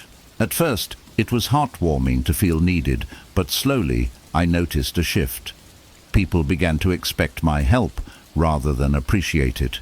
My phone would buzz constantly with requests that grew in size and frequency. A friend might call last minute, expecting me to drive an hour just to babysit, or a co-worker would ask me to cover for them again. Over time, this constant giving made me feel exhausted and unappreciated. Instead of focusing on my own tasks and goals, I'd be scrambling to fulfill others' needs. I barely had time to breathe, and what was worse, the people I helped rarely considered that I had responsibilities of my own. They had grown so accustomed to my assistance that they assumed I was always available. The more I gave, the less I felt seen, and eventually the imbalance began to affect my peace of mind and energy levels. The Stoic principle of self-care and knowing when to prioritize oneself became vital for me. I had to learn to say no, even though it felt uncomfortable. Setting boundaries didn't mean I stopped caring. It just meant recognizing that if I neglected my well-being, I wouldn't have much left to give. It was tough to accept that some people wouldn't take it well, but I had to put my health and peace first. These days I consciously choose when to offer my time, making sure my needs are met so I can show up fully for others without feeling overwhelmed. It's a balancing act, but one worth mastering. You'll attract opportunists. I used to think that being overly generous would naturally build stronger and deeper relationships. After all, I believed that helping others would create bonds rooted in gratitude and mutual support. But reality hit me hard when I noticed a pattern. Some people were only around when they needed something. I remember a particular friend from work who would always reach out when they needed help on a project or a favor. When I needed support or just wanted to hang out for fun, they were mysteriously unavailable. It started to feel like a one-sided transaction instead of a genuine friendship. I realized that my open-hearted generosity was like a beacon for opportunists. These people gravitated toward me, drawn by the idea that I'd always be there to lend a hand, share my resources, or offer emotional support. Instead of building connections that were mutually enriching, I found myself drained by interactions with people who only cared about what they could gain. They would soak up my energy, take what they needed, and vanish until the next time they were in need. There was no reciprocity, no sense of partnership, only depletion. It became clear to me that while kindness is a beautiful quality, it needs to be paired with discernment. Just because I had the ability to help didn't mean I was obligated to. The Stoics emphasize wisdom and the ability to judge situations wisely, and that wisdom became crucial. Now, I'm more intentional about where I invest my energy. I've learned to recognize when someone's presence in my life is opportunistic and to distance myself accordingly. It's not about withholding kindness. It's about protecting my spirit from those who don't value the relationship beyond what they can take from it. In the end, quality over quantity matters when it comes to who we let into our lives. You could miss out on self-care. Putting everyone else first feels noble at first, doesn't it? I remember thinking I was being the best version of myself when I made sacrifices to help others. Whether it was volunteering for a late-night project at work or spending an entire weekend helping a friend move, I was the person who would always say yes. But after a while, I noticed something concerning. I was neglecting my own needs. My physical and emotional health started to decline, and I was too drained to do anything about it. There was a day that really drove the point home. I had just spent hours running errands for my family, and by the time I got back home, I was completely spent. My muscles ached, and my mind was foggy. All I wanted was to rest, maybe take a hot bath or watch a movie, but another friend called asking for help. Despite being exhausted, I reluctantly agreed. I showed up for them, but internally I was resentful and angry. I realized that my selflessness was starting to feel more like a burden than a gift. Self-care isn't selfish, it's foundational. The Stoics teach that self-mastery and a well-ordered mind are crucial for a fulfilled life. I couldn't take care of anyone if I didn't first take care of myself. So, I started scheduling me time and protecting it fiercely. Whether it's a morning walk, a long bath, or just reading a book in peace, I prioritize those moments. If someone asks for my help during that time, I've learned to politely decline or reschedule. Now, I'm healthier, happier, and more genuinely present when I do choose to help others. It's not about doing less. It's about doing things from a place of abundance rather than exhaustion. People might think you're weak. It's hard to believe, but sometimes kindness can be interpreted as a lack of strength or confidence. I've experienced this firsthand. When I was younger, I thought being agreeable and accommodating would make me well liked. I rarely spoke up for myself, rarely set boundaries, and always tried to make everyone happy. But instead of earning respect, I noticed people started treating me as if I couldn't stand up for myself. My peers at work began piling extra tasks onto me, assuming I wouldn't push back. Even friends would jokingly say, "Oh, you know they'll do it, they never say no." Deep down I felt frustrated and taken for granted, but I didn't want to risk disappointing anyone. This went on until a particularly eye-opening moment with a co-worker. I had just pulled an all-nighter finishing a report for them. And when I mentioned how tired I was, they shrugged and said, "You're too nice for your own good. You should have said no." It hit me. Even the people benefiting from my kindness saw me as a pushover. That stung, but it was the wake-up call I needed. The Stoic idea of self-discipline and asserting your boundaries became a guiding principle for me. I learned that being strong doesn't mean being harsh. It means valuing yourself enough to set limits.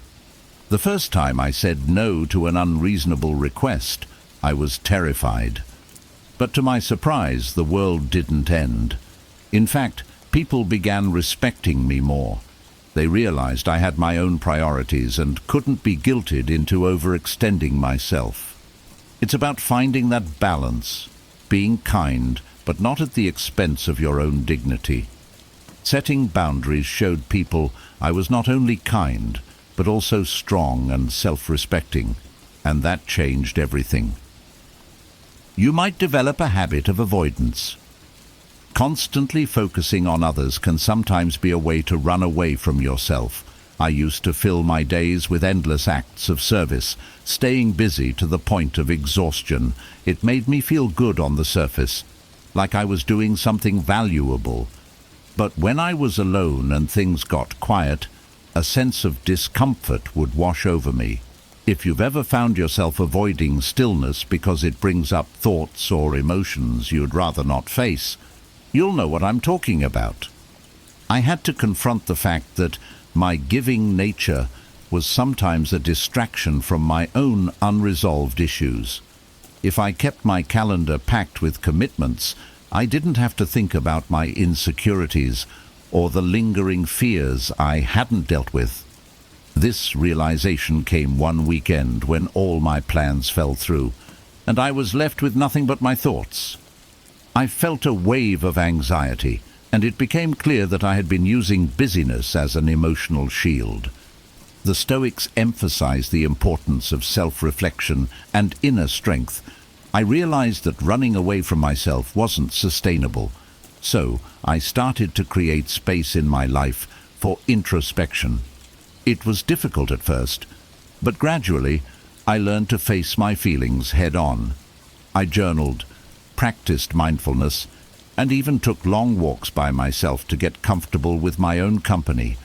This self-awareness not only helped me grow, but also made my acts of kindness more genuine, as they were no longer fueled by a desire to escape my own struggles. It's about being there for others, while also being brave enough to face your own inner world. Your goals will be ignored. Have you ever felt like your dreams are slipping further away because you're too busy helping others with theirs? That was me. I had a long list of personal goals: writing a book, learning a new language, and even launching a passion project that I'd been dreaming about for years. But every time I thought I'd make progress, someone would call needing a favor. Of course, I'd say, pushing my goals aside. Whether it was helping a friend move or volunteering for an extra project at work, I constantly prioritized others. Before I knew it, years had passed, and my dreams remained just that, dreams. One of the hardest things to admit was that I was sabotaging my own potential. It wasn't just about being nice, it was about a fear of putting myself first. I thought people would label me as selfish or ungrateful. But the Stoics teach us the importance of living by reason and aligning our actions with our values. And my values included making my dreams a reality. This forced me to take a hard look at where my time and energy were going. I realized that saying yes to everything meant saying no to my own aspirations. So, I made a change. I started scheduling time for my goals, treating them with the same importance as I treated everyone else's needs. When someone asked for my help, I'd evaluate whether it aligned with my priorities. If it didn't, I'd politely decline or suggest a compromise. It wasn't easy, especially the first time I had to tell a friend I couldn't help them because I had my own commitments. But over time, I noticed a difference. My passion projects began to flourish, and I felt more fulfilled and in control of my life. Protecting your goals doesn't make you selfish. It ensures you're living a balanced, purposeful life. People will doubt your intentions. It's counterintuitive, but sometimes being too nice can make people suspicious. I experienced this with a colleague who once said, "Why are you always so helpful? What's your angle?" I was shocked, My intentions were pure, but to them, my generosity seemed too good to be true. In a world where people are used to hidden agendas and ulterior motives, extreme kindness can raise red flags. It's like when a stranger offers you free tickets or a too good to be true deal. You immediately wonder what the catch is. At first, this reaction hurt. I couldn't believe people would question my sincerity, but looking back, I can see how it might have seemed unusual. When people are too nice, especially in environments where trust is scarce, others can become wary. They wonder if you're trying to win favor or manipulate them in some way. It was a hard pill to swallow, but it made me realize that overextending myself might not be the best approach. The Stoics remind us to act in line with our values, regardless of how others perceive us. That wisdom helped me find a middle ground. I didn't stop being kind, but I did become more selective about where and how I invested my energy. Instead of spreading myself thin, I focused on meaningful acts of kindness for people I genuinely cared about.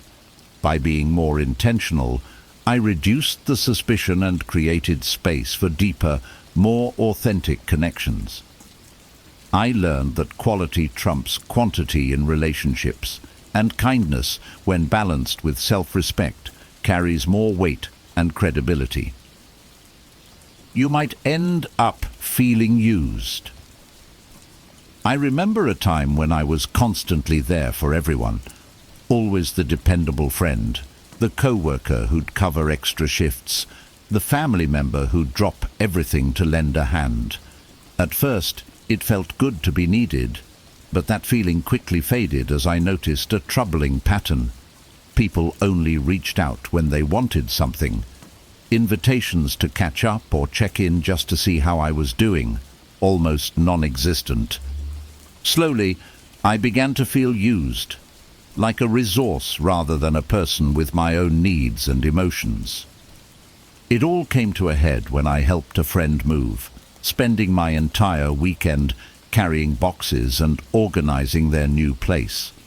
A few weeks later, I found myself in need of a favor, a small one, and that same friend was suddenly too busy. The disappointment cut deep, and I felt a wave of resentment. It wasn't the first time either. My acts of kindness were met with expectations, not appreciation, and that left me feeling drained and bitter. The Stoics teach us that emotional balance is crucial and that our peace of mind should never be dependent on others' behavior. I realized that I had to change how I gave, not to receive something in return, but to protect my own well-being. I started asking myself, am I giving because I truly want to, or am I giving out of obligation or a need for validation? If the answer was the latter, I paused. It's okay to be kind, but it's equally okay to protect yourself from feeling used. By being mindful of who I give to and why, I've learned to preserve my energy and ensure that I'm acting from a place of genuine care, not from a fear of disappointing others. Your kindness might enable irresponsibility. Have you ever found yourself doing so much for someone that they no longer felt the need to handle their own responsibilities? I've definitely been there. A close family member once struggled with managing their finances, and I would always swoop in to pay their bills or help them organize their expenses. I thought I was doing the right thing, being supportive and easing their burden. But in reality, my constant rescue missions enabled their financial irresponsibility. They didn't feel the pressure to learn or change because I was always there to save the day. It's a harsh reality. Sometimes our kindness can do more harm than good.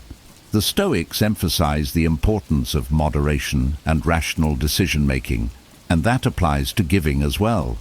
If we constantly take over someone's responsibilities, we rob them of the opportunity to grow and become independent. This doesn't mean we shouldn't help. It means we should be mindful of how we help. Instead of always stepping in, we can offer guidance and support while still encouraging them to take ownership of their problems. Now, I'm more intentional about how I assist others. For that same family member, I stopped offering financial bailouts. Instead, I helped them set up a budget and encouraged them to seek advice from a professional. It wasn't easy to watch them struggle at first, but it was necessary for their growth. Sometimes the kindest thing we can do is to let people learn from their mistakes and find their own strength. That's how we empower others without sacrificing our own peace. You'll feel overwhelmed and stressed. Being everyone's go-to helper might seem honorable, but it's a fast track to burnout. I used to say yes to everything, helping friends move, volunteering for extra work, taking care of family errands, and it left me feeling constantly overwhelmed. My schedule was packed to the point that I barely had time to rest or even enjoy simple things, like reading a book or taking a quiet walk. The stress built up, affecting not only my mental health but my physical well-being too. I'd lie awake at night, my mind racing with all the things I had to do for everyone else. One morning, I woke up exhausted and thought, how did I get here? The answer was simple. I hadn't set boundaries. I was so focused on being available for everyone else that I neglected my own needs. The Stoics teach us the value of balance and self-control, and it became clear that I needed to make some changes. It was time to stop treating self-care as a luxury and start treating it as a necessity. I learned to say no without feeling guilty, and it was life-changing. I prioritized my well-being and even scheduled do-nothing time where I could just relax or do something I loved. If a friend asked for help during my designated self-care hours, I'd explain that I had a prior commitment, even if that commitment was to myself. Setting these boundaries helped me show up more fully when I did choose to help, without feeling overburdened or stressed. It taught me that it's possible to be kind and generous without sacrificing my own peace and happiness. Strategies to protect yourself. Listen to your emotions. It took me a long time to realize that my body and emotions were trying to tell me something every time I felt burned out from helping others. I used to ignore those feelings, brushing them off as a sign that I just needed to work harder or be more selfless. But the truth is, our emotions and physical sensations are often our first indicators that something is off balance. There was a time when I agreed to help a friend organize a huge event. I thought it would be fun and rewarding, but as the weeks went by, I started feeling a heavy sense of dread and anxiety. I wasn't sleeping well, and I felt on edge every time my phone buzzed with another request for help. I'd push through, telling myself that feeling resentful wasn't kind or right, but the resentment kept building. Eventually, I snapped at my friend over something minor, and that's when I knew I had to pause and reflect. The Stoics emphasize the importance of self-awareness, and I realized I needed to honor my emotions instead of ignoring them. Our feelings serve as messengers, telling us when we've stretched ourselves too thin. Now, I pay close attention to how I feel when helping someone. If I notice that familiar anxiety creeping in or feel a wave of exhaustion, I give myself permission to step back. I might take a walk, meditate, or journal about what's bothering me. These moments of self-care allow me to reset and determine whether I'm giving from a place of genuine generosity or from obligation and burnout.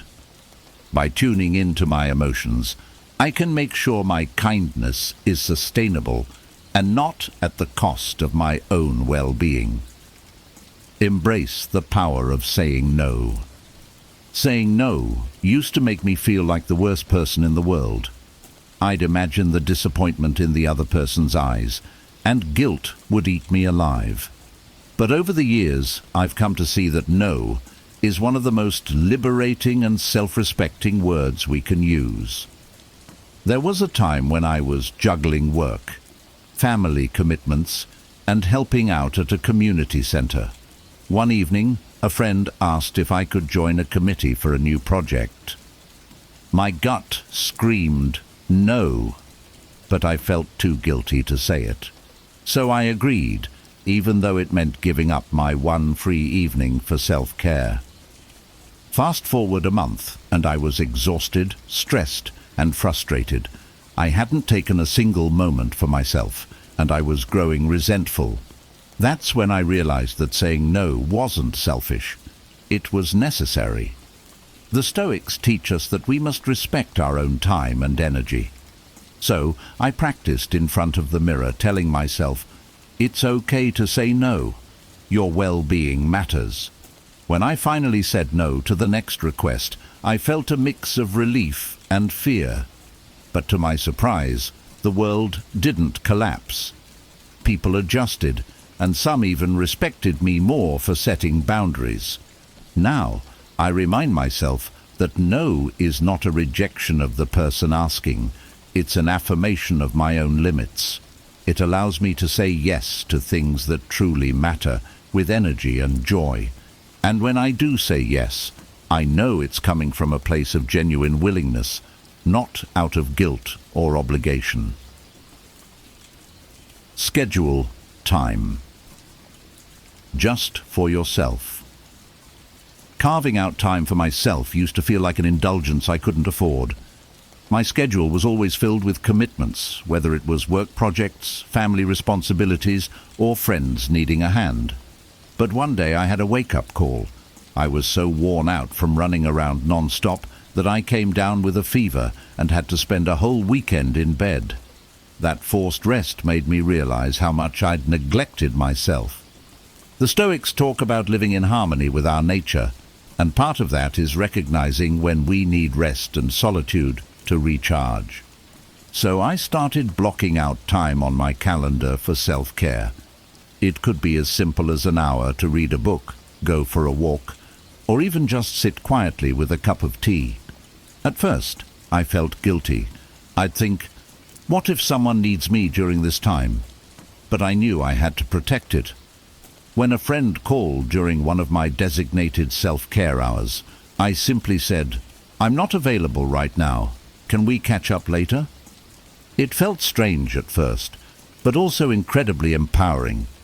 Scheduling time for myself has become a non-negotiable part of my life.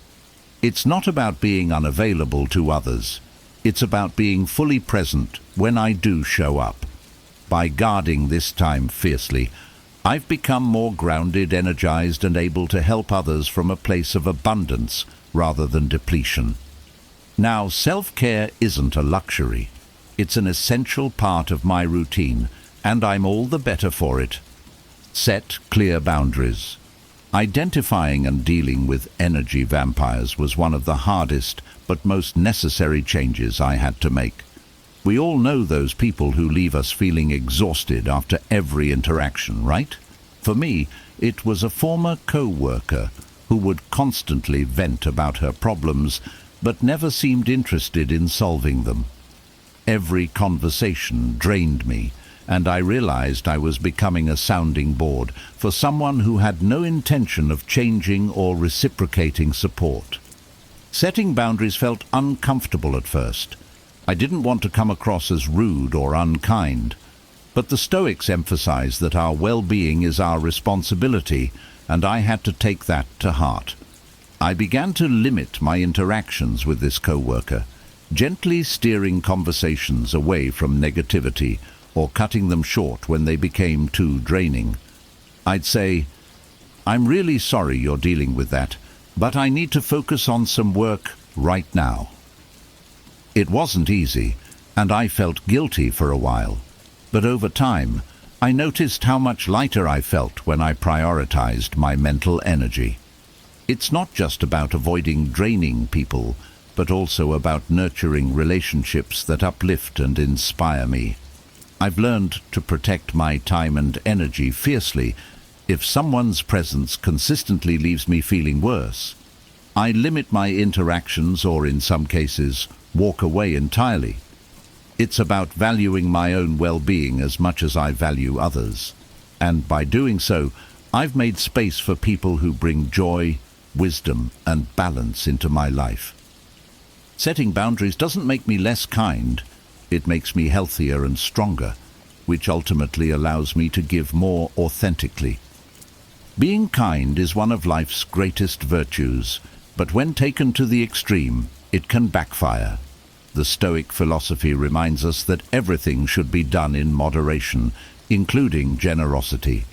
By setting boundaries, being intentional about where we direct our energy, and remembering to take care of ourselves, we can continue to be kind without feeling used, stressed, or depleted.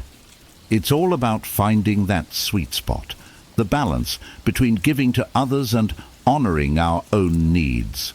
Remember, you deserve the same kindness you show to everyone else, and sometimes the most compassionate thing you can do is to respect your own well-being. Thank you for joining me on this journey of self-discovery and balance. If this message resonated with you, don't forget to give this video a thumbs up and subscribe for more wisdom rooted in Stoic principles. Your support helps this channel grow, and I'm so grateful to have you here. Feeling unloved. Discover what it truly means and how to overcome it. In the intricate tapestry of human existence, love is a thread that weaves through every aspect of our lives. It is the foundation upon which we build our connections, our self-worth, and our understanding of the world. Yet there are times when love seems to elude us, leaving us feeling isolated and incomplete. This absence of love is more than just an emotional void. It is a powerful indicator that reveals deeper truths about ourselves and our lives. In this video, we will explore the profound implications of a lack of love. We will delve into the signs that indicate love's absence, reflect on how it affects our self-esteem and mental health, and examine the impact it has on our relationships. Through the lens of Stoic wisdom, particularly the teachings of Seneca, we will uncover how embracing solitude and focusing on self-improvement can transform this lack into a powerful opportunity for growth. Part 2. Reflection on self-worth. Part 1. Understanding the lack of love. To understand the absence of love, we must first define what love truly encompasses.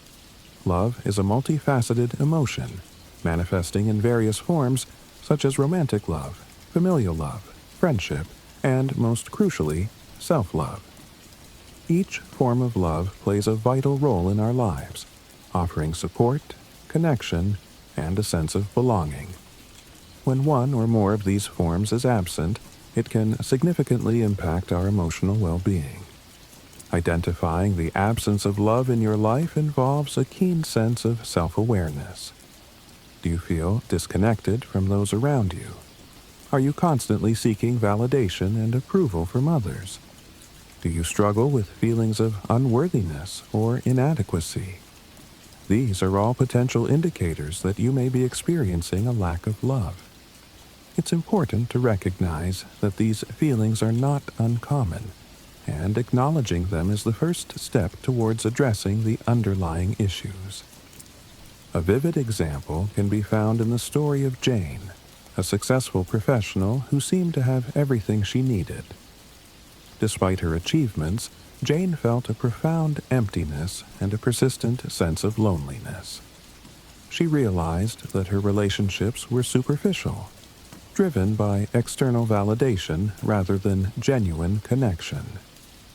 This lack of authentic love led Jane to a critical self-reflection, where she discovered that her self-esteem was heavily reliant on the opinions of others. Drawing from Stoic philosophy, Seneca's teachings emphasize the importance of inner worth and self-contentment. According to Seneca, true contentment comes from within, not from external sources. This principle underscores the need to cultivate self-love and inner strength, as these are the foundations of genuine happiness and fulfillment. Understanding the lack of love requires us to look inward and assess our own lives. It's a call to action, to evaluate our relationships and the role love plays within them. By doing so, we can begin to address the root causes of our feelings of emptiness and take steps towards a more fulfilling and love-filled life. Part 2. Reflection on self-worth. The absence of love often mirrors deeper issues related to our self-esteem and self-worth.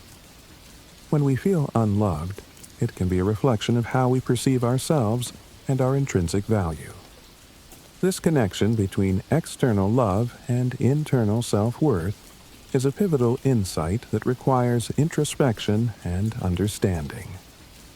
Self-esteem is the foundation of how we view ourselves and our place in the world. It shapes our interactions, our decisions, and our overall outlook on life. When we lack self-love, it becomes challenging to accept love from others genuinely. This can create a vicious cycle where our need for external validation overshadows our ability to cultivate and appreciate our own self-worth. Consider the story of Mark, a young professional who excelled in his career but constantly felt inadequate in his personal life. Despite his professional achievements, Mark struggled with the feelings of insecurity and unworthiness. His relationships were characterized by a constant need for approval and reassurance. It wasn't until Mark began to reflect on his own self-esteem issues that he realized his lack of self-love was driving his need for external validation. By addressing his self-esteem, Mark started to build healthier, more fulfilling relationships based on mutual respect and genuine connection. Stoic philosophy, particularly Seneca's teachings, provides valuable insights into this issue. Seneca emphasized that true contentment and self-worth come from within. According to him, we should not rely on external sources for our happiness and sense of self. Instead, we should cultivate an inner resilience and self-appreciation that is independent of others' opinions and actions. This inner strength allows us to navigate the world with confidence and peace, regardless of external circumstances.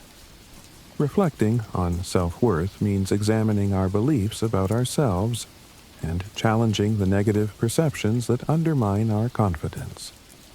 It involves practicing self-compassion, recognizing our strengths, and understanding that our value is not determined by others, but by our own intrinsic qualities. By fostering a healthy sense of self-worth, we can break the cycle of dependency on external validation and begin to attract and accept genuine love into our lives. Ultimately, the lack of love can serve as a powerful mirror, reflecting our internal struggles with self-esteem. By addressing these issues and embracing the wisdom of self-worth, we can transform our lives and relationships, creating a foundation of love that begins within and extends outward. Part 3. Impact on mental health. The absence of love can have profound effects on our mental health. When we feel unloved, it often manifests as anxiety, depression, and a host of other emotional challenges. These feelings are not just fleeting moments of sadness. They are deep-seated issues that can significantly impact our overall well-being. Anxiety, for example, can stem from the constant fear of rejection and the need for validation. Without a sense of love and support, we might find ourselves in a perpetual state of worry, questioning our worth and fearing abandonment.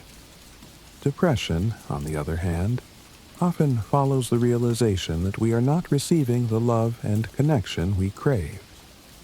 This can lead to feelings of hopelessness and despair, making it difficult to find joy in everyday life. Consider the case of Sarah, who always felt like an outsider in her family. Despite her achievements and efforts to connect, she never felt truly loved or appreciated. This lack of familial love led Sarah into a deep depression, where she questioned her worth and purpose. It wasn't until Sarah sought therapy and began addressing her mental health that she could see the patterns in her relationships and work towards healing. Stoic philosophy offers valuable tools for dealing with these emotional challenges. Seneca advised focusing on what is within our control and accepting what is not. This approach helps us manage our emotional responses and maintain inner peace, even in the face of external difficulties. By practicing mindfulness and cultivating resilience, we can better cope with the emotional impacts of feeling unloved.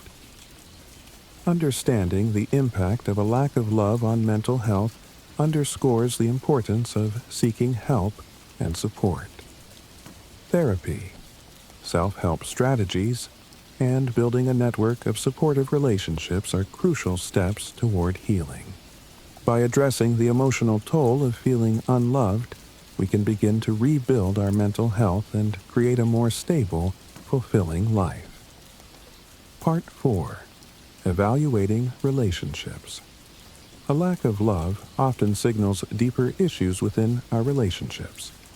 Toxic relationships can exacerbate feelings of unworthiness and isolation.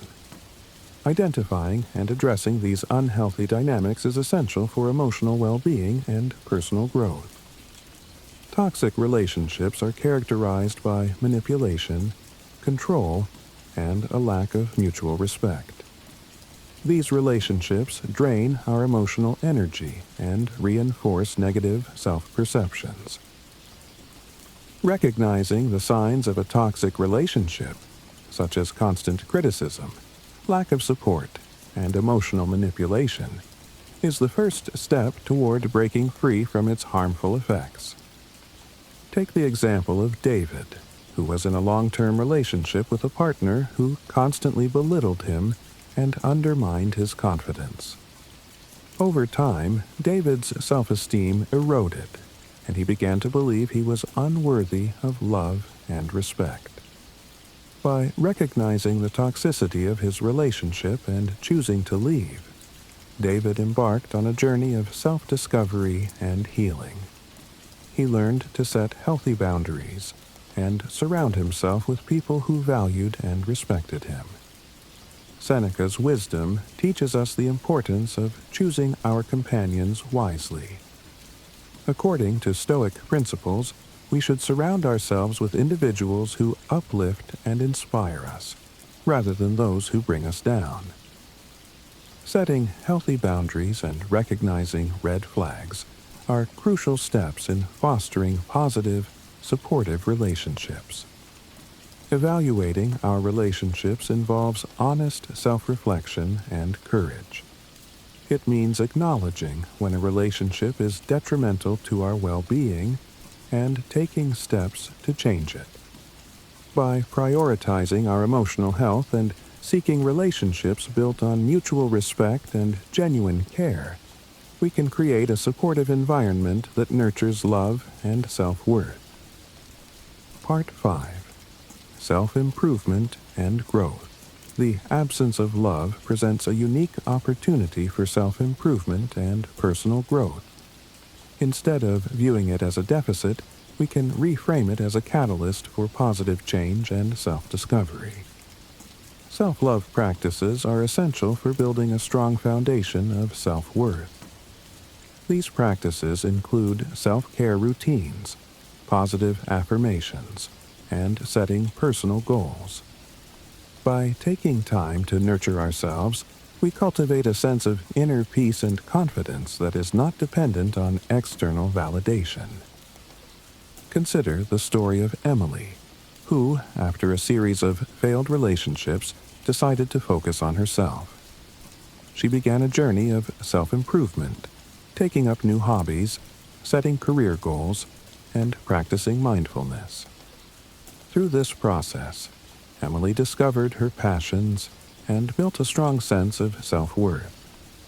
When she eventually entered a new relationship, it was based on mutual respect and shared values, rather than a need for validation.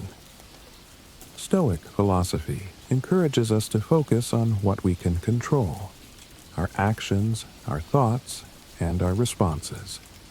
By embracing this mindset, we can take proactive steps toward self-improvement.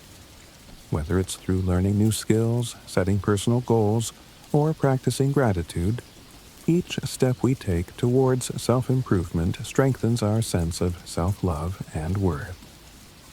Personal development is a continuous journey. By committing to self-improvement, we not only enhance our own lives, but also attract healthier, more fulfilling relationships. As we grow and evolve, we create a life that reflects our true values and desires. Part 6. Embracing solitude. In our quest for love and connection, we often overlook the value of solitude. Embracing solitude can be a powerful tool for self-discovery and personal growth. It provides us with the space to reflect, recharge, and cultivate a deeper understanding of ourselves. Solitude is not about being lonely.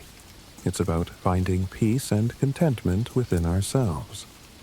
It allows us to disconnect from external distractions and focus on our inner world. This introspective time is essential for personal growth and self-awareness. Think of John, who, after a painful breakup, decided to spend time alone rather than jumping into another relationship. During this period of solitude, John practiced meditation, journaling, and self-reflection. He discovered his passions, set new goals, and built a strong sense of self-worth. When he was ready to enter a new relationship, it was from a place of confidence and self-assurance. Stoic practices such as mindfulness and meditation can help us embrace and benefit from solitude. By focusing on the present moment and cultivating a sense of inner peace, we can find strength and clarity in being alone. This inner tranquility allows us to approach life's challenges with resilience and composure. Embracing solitude means making time for ourselves and valuing our own company. It's about recognizing that our worth is not defined by our relationships but by our own intrinsic qualities. By finding contentment within ourselves, we can navigate life's ups and downs with grace and confidence. In conclusion, the lack of love can be a profound indicator of deeper issues within ourselves and our lives. By understanding and addressing these issues, we can transform this absence into an opportunity for growth and self-discovery. Reflecting on our self-worth, evaluating our relationships, and embracing solitude are essential steps in this journey. As we navigate this path, let us draw upon the wisdom of Stoic philosophy to cultivate inner strength and resilience. By focusing on what we can control and finding contentment within ourselves, we can create a life that is rich in love and fulfillment. Remember, the journey of self-discovery and growth is continuous. Each step we take brings us closer to a deeper understanding of ourselves and a more fulfilling life. Let us embrace this journey with courage and wisdom, turning the lack of love into a catalyst for profound personal transformation. Here are 10 powerful lessons from Stoic wisdom to help you reinvent yourself in 2025. You've probably tried to change before, only to fall back into old patterns. But what if the problem isn't you? It's the way you're approaching reinvention. The Stoics believed that true transformation starts not with grand gestures, but with mastering your mindset and focusing on what's within your control. Imagine waking up every day with clarity and purpose, no longer held back by fear, regret, or distractions. Picture yourself calmly navigating challenges, building habits that stick, and becoming the person you've always wanted to be. The process isn't easy, but it's simple. In the next few minutes, you'll discover timeless principles that have helped people for centuries, from Roman emperors to modern thinkers, reshape their lives.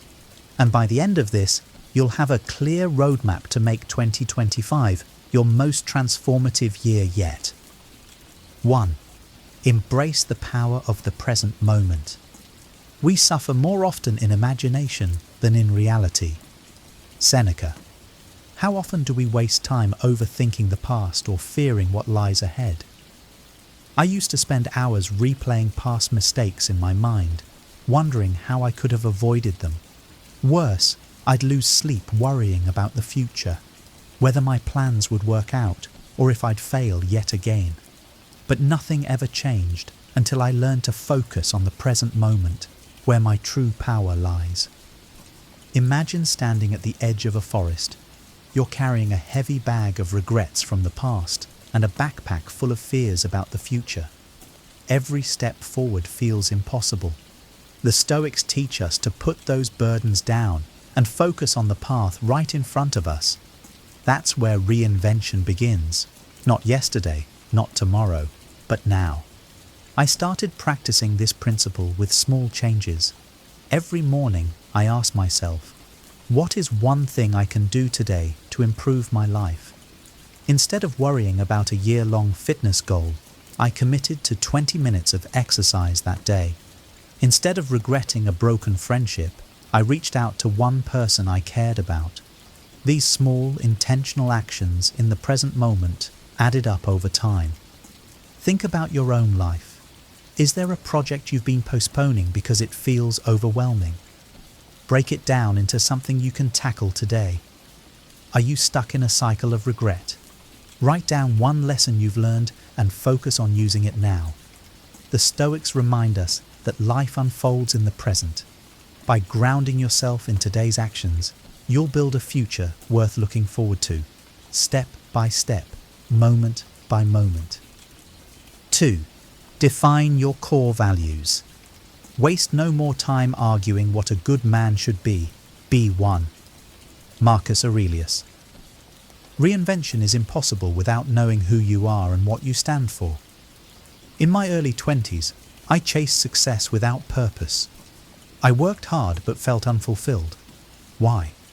Because I never paused to ask myself what truly mattered to me. I was living by others' expectations, not my own values. Defining your core values is like setting the coordinates for your GPS. Without them, you'll wander aimlessly. One weekend, inspired by Marcus Aurelius, I wrote down 5 values that I wanted to live by: integrity, growth, kindness, resilience, and gratitude. They became my guideposts for decision-making. For example, when I was offered a job with higher pay but questionable ethics, I said no. It felt uncomfortable at first, but staying true to my values gave me peace of mind. You can try the same exercise. Take 15 minutes today to reflect on what matters most to you. What kind of person do you want to be? What qualities do you admire in others? Write these down and then ask yourself, am I living in alignment with these values? If not, start small. If kindness is one of your values, practice it by helping a stranger. If growth matters to you, spend 10 minutes learning a new skill. Reinvention doesn't happen overnight, but aligning your actions with your values will bring you closer to the person you want to become. 3. Detach from external validation. He who looks outside dreams, he who looks inside awakes. Epictetus. For years, I measured my worth by others' approval. A promotion felt good only if my friends were impressed. A social media post felt meaningful only if it got likes. But chasing external validation is like running on a treadmill. You're always moving, but never going anywhere. One day, I came across Epictetus's teaching that freedom comes from within. I decided to stop living for applause and start living for purpose. It wasn't easy. When I started a new project, I'd catch myself worrying. What will people think if I fail? To combat this, I began journaling every night, reflecting on whether I lived by my values that day. Did I act with courage? Did I do something meaningful? If the answer was yes, I considered the day a success, regardless of anyone else's opinion. You can do this too. Instead of seeking external praise, ask yourself, am I proud of my effort? If you're learning a new skill, don't worry about being perfect. Focus on showing up and improving. Detaching from external validation doesn't mean ignoring feedback. It means valuing your own growth and integrity over fleeting opinions. When you live for yourself, not others, reinvention becomes a journey of self-fulfillment. 4. Master self-discipline. Freedom is the only worthy goal in life. It is won by disregarding things beyond our control. Epictetus. Reinvention requires consistency, and consistency demands discipline. A few years ago, I set a goal to run a 10K. I was excited at first, but after a week, the motivation faded. I skipped runs and made excuses. Then, I realized that motivation is fleeting, but discipline is reliable. The Stoics teach us to focus on what we can control, our actions, not our feelings. I started small, committing to run for just 10 minutes a day.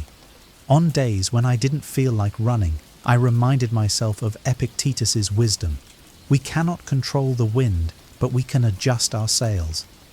My feelings were the wind, unpredictable and ever-changing. My discipline was the sail, guiding me toward my goal regardless of the conditions. Think about an area in your life where you lack consistency. Whether it's fitness, learning, or relationships, set a small, achievable daily goal. Focus on showing up, even if the effort feels minimal. Over time, these small acts of discipline compound into significant change. Reinvention isn't about doing extraordinary things once. It's about doing ordinary things consistently. 5. Learn from failure. Difficulties strengthen the mind as labor does the body. Seneca. Failure used to paralyze me. If I didn't succeed, I saw it as proof that I wasn't good enough.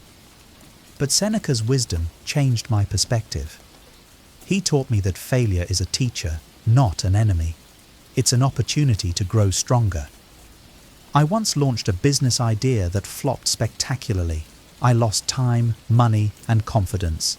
But instead of wallowing, I wrote down 3 lessons from the experience. First, I learned the importance of market research. Second, I realized the value of a solid support network. Third, I discovered that resilience is my greatest asset. The next time you face failure, resist the urge to see it as a dead end. Instead, ask, what can I learn from this? Write down your lessons and apply them moving forward. Each failure is a stepping stone toward your reinvention. Remember, the only true failure is giving up. 6. Practice negative visualization. Prepare yourself for the worst and you will never be disappointed. Seneca. Negative visualization might sound counterproductive, but it's one of the most powerful tools for personal reinvention. I used to fear failure so much that it kept me from trying new things. Then I discovered this Stoic practice.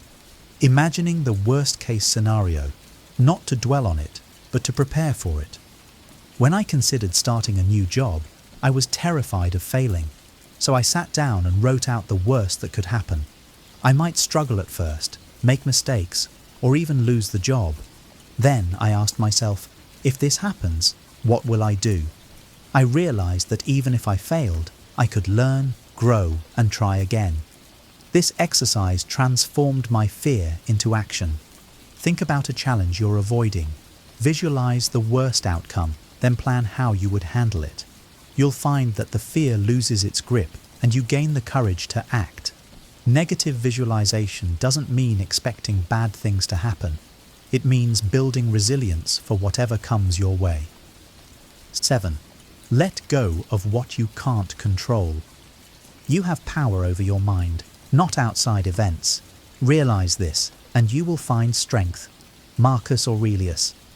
Reinvention requires focus, but too often we waste energy worrying about things beyond our control.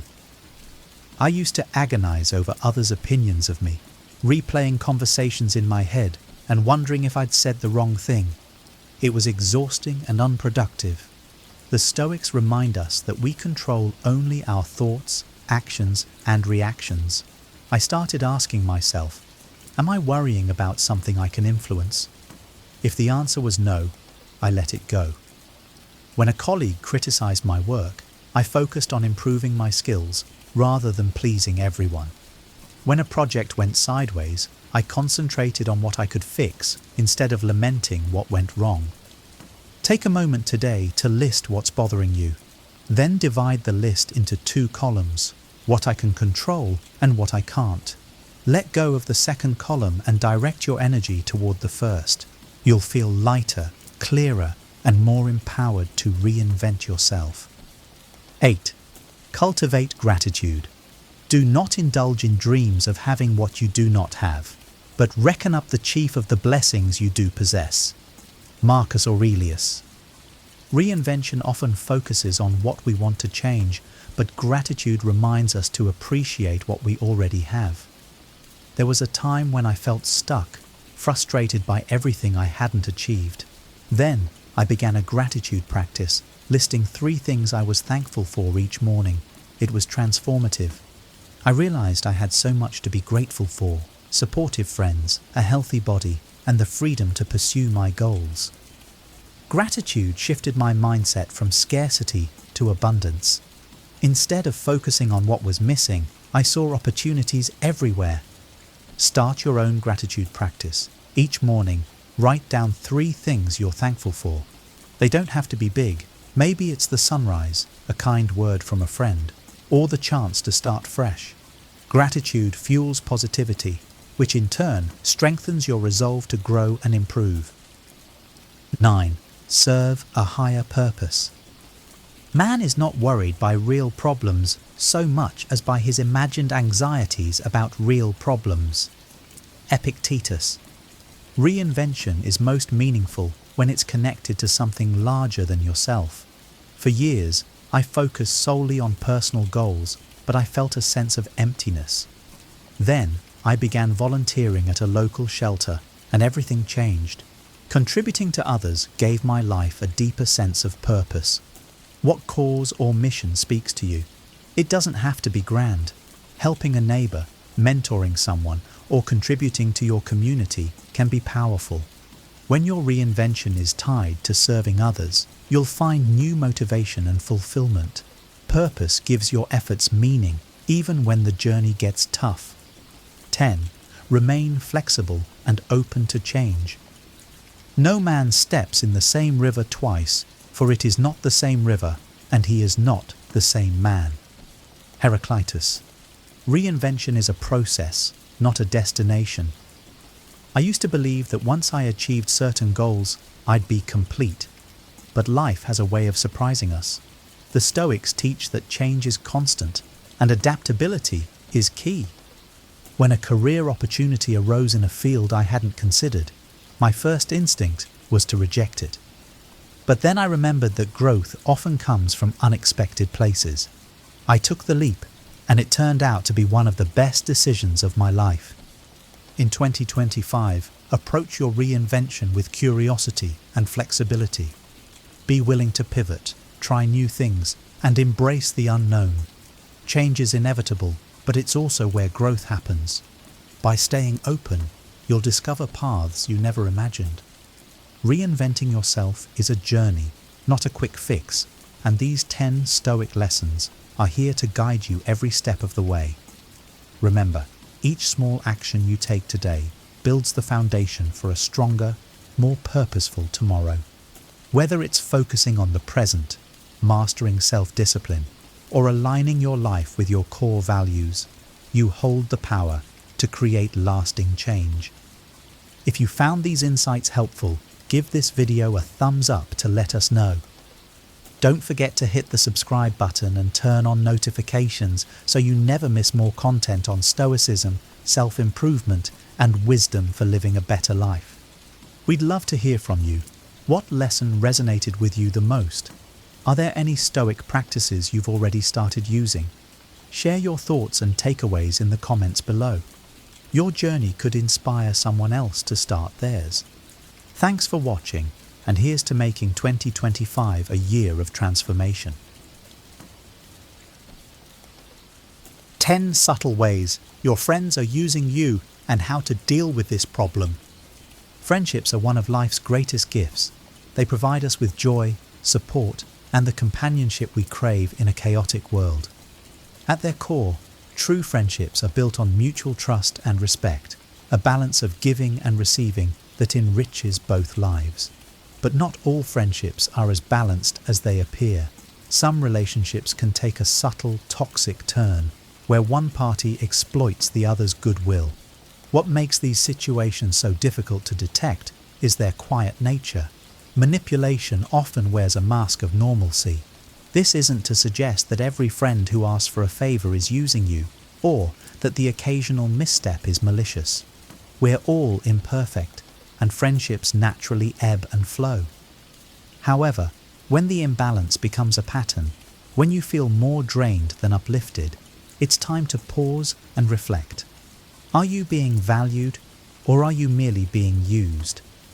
The purpose of this guide is not to sow distrust, but to help you recognize subtle red flags in friendships.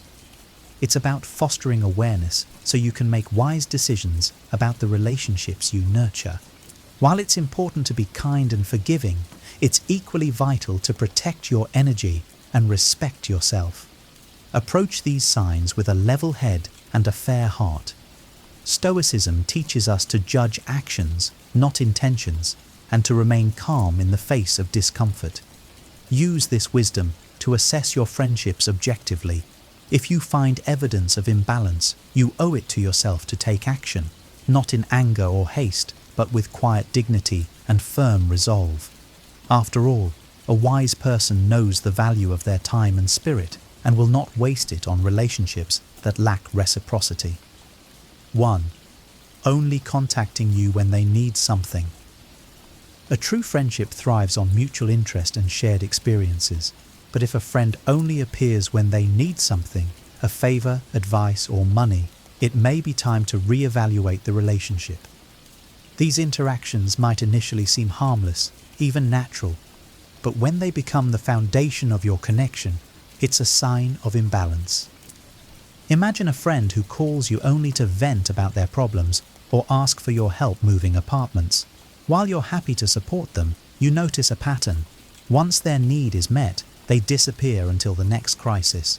Over time, this one-sided dynamic begins to weigh on you, leaving you feeling like a resource rather than a valued individual. Stoicism reminds us to focus on what we can control. You cannot control another's intentions, but you can control how you respond. Reflect on the friendship with honesty. Does this person engage with you for who you are, or merely for what you provide? If the latter, it's essential to recognize the pattern and decide how much energy you're willing to invest. A wise person values their time and energy, offering it to those who reciprocate. It doesn't mean cutting people off at the first sign of selfishness, but setting boundaries. Start by being less available for their requests and observe their reaction. Genuine friends will adjust, showing interest in your life. Those who are using you will likely fade away. Both outcomes bring clarity, allowing you to invest your energy where it is truly appreciated. 2. Never being available. When you need help or support. Friendship is a two-way street. While it's natural for one person to need more support at times, the overall balance should reflect mutual care. A friend who is consistently unavailable when you need help, yet expects you to be their rock, is demonstrating a concerning lack of reciprocity.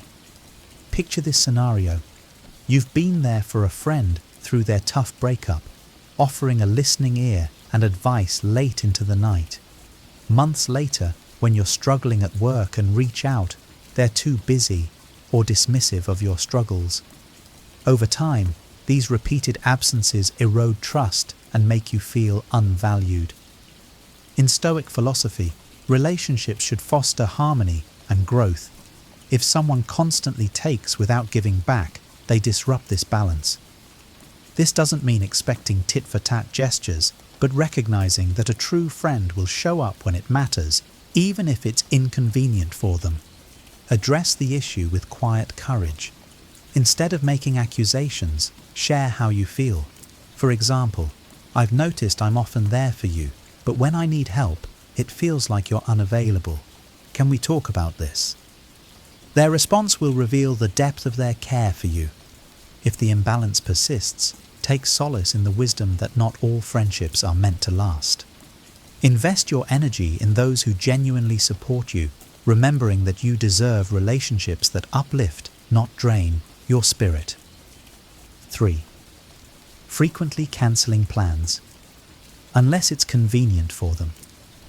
We all lead busy lives, and plans occasionally fall through.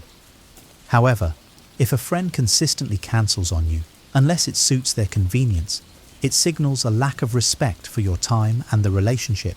Consider this. You've planned a coffee date, rearranged your schedule, and looked forward to catching up. Hours before meeting, they cancel, citing vague reasons or suggesting rescheduling at a time more convenient for them. This becomes a pattern, with them dictating the terms of your interactions. Over time, it feels as though your time and effort are inconsequential to them. A Stoic approach to such behavior involves recognizing what this says about their values. Actions, not words, reveal true character. If a friend repeatedly prioritizes their convenience over your shared commitments, they may not value the friendship as you do. Address the issue with calm firmness. Mention the pattern and how it affects you. "I've noticed plans are often cancelled, and it feels like my time isn't valued. Can we find a way to make our meetups work for both of us?" A genuine friend will acknowledge this and work to improve. Should they continue to prioritize convenience over commitment, take it as a sign to focus your time on relationships that respect and value you. Life is too short to waste on those who fail to recognize the importance of shared time and connection. 4. Manipulating you into feeling guilty to meet their demands. A true friend respects your choices and boundaries. However, someone who uses guilt to manipulate you into meeting their demands is exploiting your kindness. Guilt tripping is a subtle yet potent form of control that preys on your sense of obligation. Imagine this scenario. You've declined a favor because you're stretched too thin, but your friend responds with statements like, "I thought you were the one person I could count on," or, "If you really cared, you'd help me." These words aren't a genuine appeal. They're a tool to coerce you into compliance while disregarding your feelings or capacity. Stoic wisdom teaches us to separate what is in our control from what isn't. You cannot control someone else's attempt to manipulate, but you can control how you respond. Recognize that guilt tripping reflects their insecurity or self-centeredness. It is not a reflection of your worth or loyalty. When confronted with guilt-driven demands, pause and reflect. Are you saying yes because you want to, or because you feel coerced? Politely but firmly assert your boundaries. "I care about you, but I can't help this time. I hope you understand." A genuine friend will respect your limits. A manipulator may persist or react negatively, revealing their true intentions. Remember, your time and energy are precious. Stoicism reminds us to act in alignment with reason and integrity, not out of fear or guilt. By standing firm, you protect your sense of self and encourage healthier dynamics in all your relationships. 5. borrowing money or items and never returning them. Lending a hand or a few dollars is a natural part of friendships. But when a friend repeatedly borrows money or items without returning them, it signals a deeper issue, a lack of respect for your trust and resources. Picture this: a friend frequently forgets to pay you back after borrowing money or holds on to things you've lent them indefinitely despite reminders. Over time, this pattern erodes trust and leaves you feeling used. While occasional forgetfulness is human, repeated occurrences suggest carelessness or entitlement. A Stoic approach involves managing your expectations. Marcus Aurelius advised us to act virtuously without expecting the same in return. However, there is wisdom in protecting yourself from exploitation. Lending something with the expectation of never seeing it again can be freeing. It eliminates disappointment. That said, if the borrowing becomes a habit, it's crucial to address it. Communicate openly, yet calmly. I've noticed that when I lend you things, they don't always come back. Let's make sure this doesn't become a pattern. Observe their response. A genuine friend will apologize and make amends, while someone who is using you may become defensive or dismissive. In the future, consider limiting what you lend or setting clear terms. Protecting your resources doesn't make you selfish. It shows you value your own well-being. A wise person understands that trust, once broken, must be rebuilt with actions, not empty promises. 6. Taking credit for your ideas or accomplishments. True friends celebrate your achievements and acknowledge your contributions. However, some people subtly steal the spotlight, taking credit for your ideas or accomplishments. This behavior not only undermines your efforts, but also reveals their insecurity. Imagine working on a project together, pouring your heart into it, only for your friend to present it as their own during a meeting. Or perhaps you shared a creative idea in confidence, only to hear them recount it as their original thought in a group setting. While they may excuse it as harmless, it chips away at the trust in your relationship. Stoicism teaches us to remain indifferent to external validation and focus on internal integrity. While accolades are gratifying, they should never define your self-worth. Still, it's essential to address disrespect when it arises to preserve healthy dynamics. Call out the behavior tactfully. I noticed you mentioned the idea we discussed, but it wasn't clear it was something we worked on together. Watch their reaction. A true friend will acknowledge the oversight and correct it. Someone using you may downplay or justify their actions. Going forward, protect your ideas by setting boundaries. Share sensitive information selectively and clarify your expectations up front. Remember, recognition from others may fade, but the wisdom of acting with integrity remains. Value yourself enough to demand respect and seek friends who honor your efforts and contributions without envy or deceit. 7. Exploiting your skills or resources without reciprocation. A friendship should be a balance of giving and receiving, but some friends use your unique skills or resources for their own benefit without offering anything in return. While helping out occasionally is normal, constant exploitation indicates a lack of respect for your time and talents. Consider this: a friend frequently asks for free graphic design help, access to your network, or advice in your area of expertise. While they're quick to call when they need something, they rarely show interest in your life or offer to help in return. Over time, you begin to feel like a service provider rather than a valued friend. Stoic philosophy emphasizes the value of reciprocity in relationships. Epictetus reminds us to focus on what aligns with our values. If a friendship feels transactional, it may be time to reevaluate whether it reflects your principles. Helping others is virtuous, but not at the cost of being taken for granted. Set boundaries with clarity and grace. Politely decline unnecessary requests. I'd love to help, but I'm focusing on my own commitments right now. Observe how they respond. A true friend will understand and respect your time. Someone using you may push back or guilt trip you. Seek relationships where your generosity is matched by genuine appreciation and reciprocity.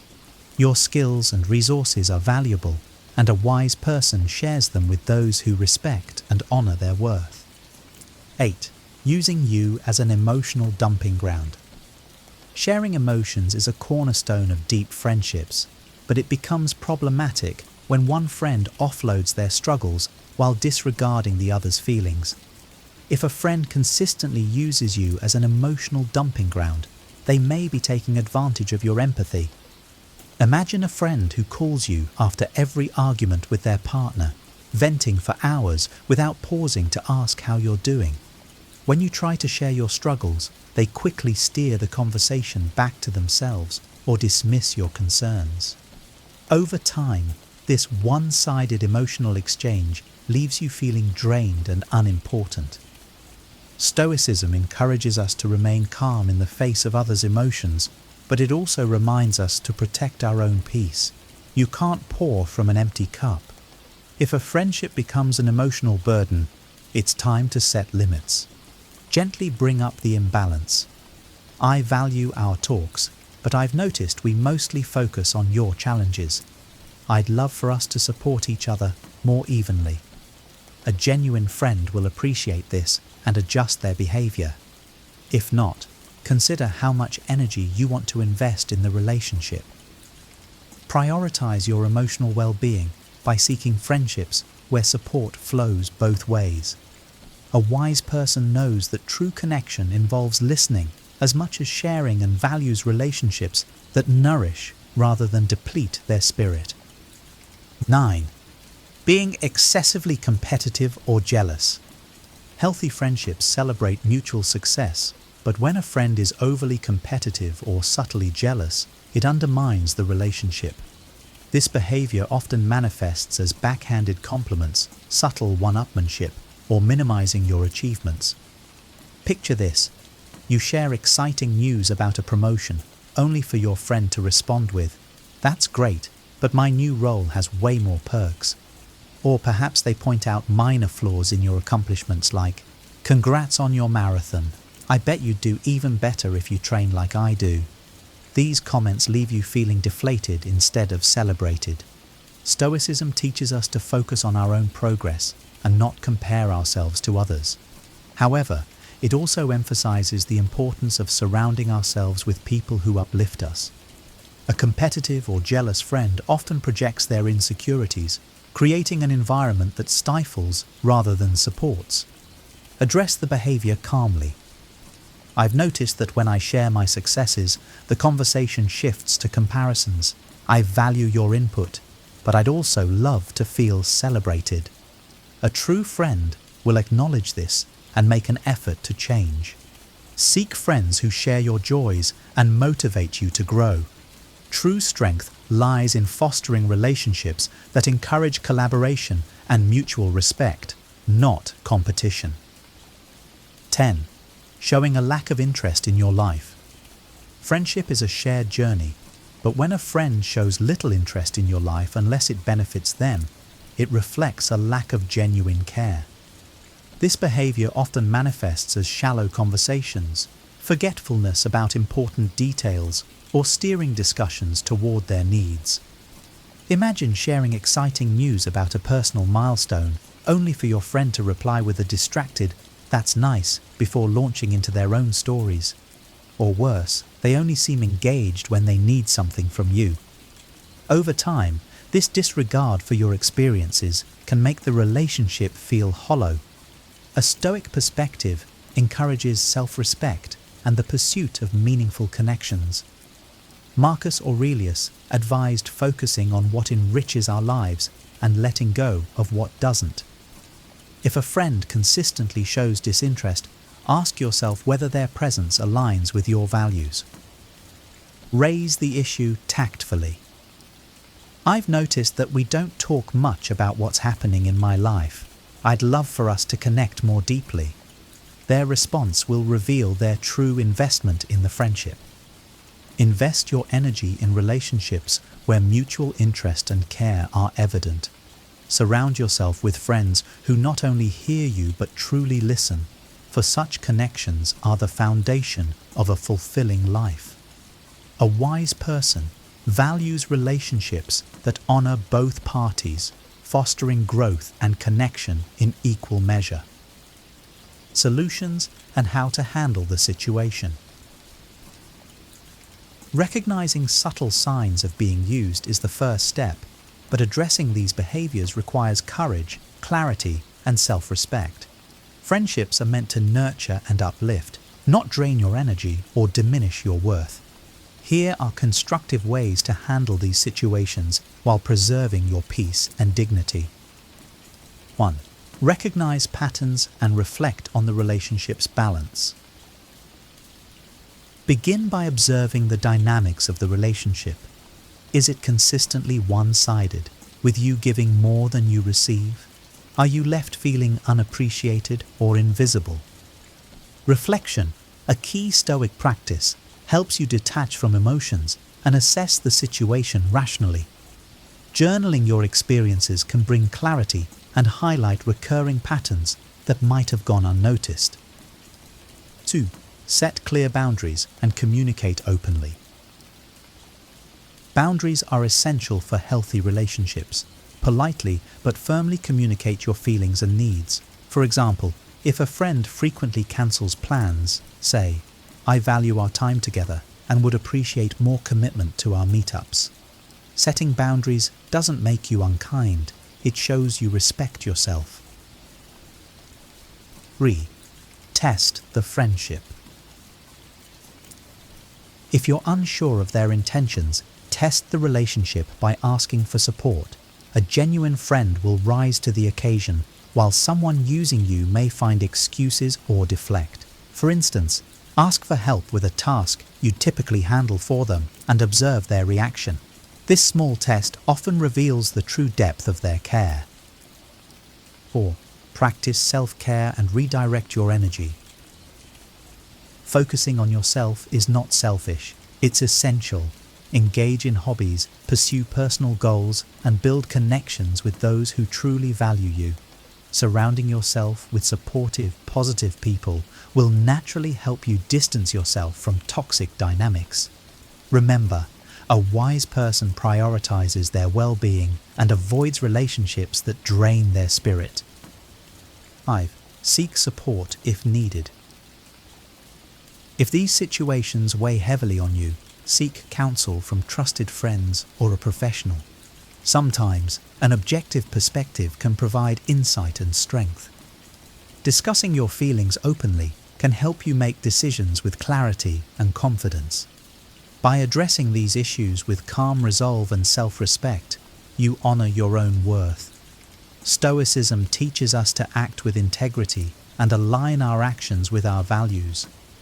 You have the power to choose relationships that reflect mutual respect and care, creating space for those who truly deserve a place in your life.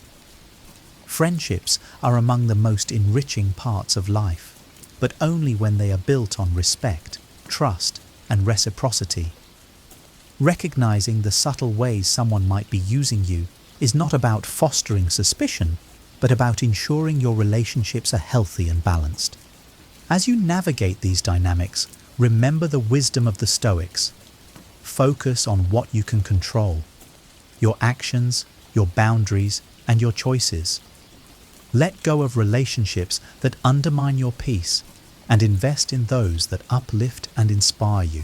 By valuing yourself, you naturally attract connections that reflect that value.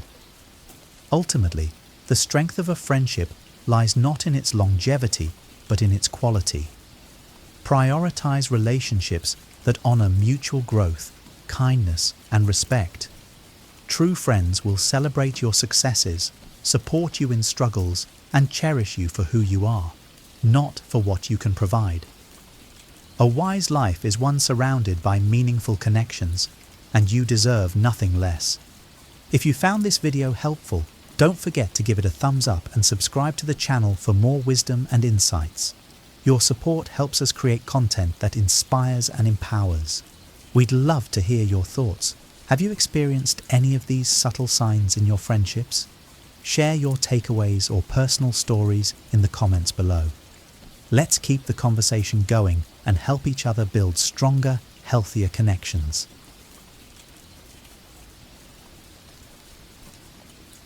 In relationships, there are certain qualities that make a lasting impact, traits that go beyond surface-level attraction and create deeper connections. As I've explored these qualities within myself, I've come to appreciate how each one contributes not only to my personal growth, but also to the strength and authenticity of my relationships.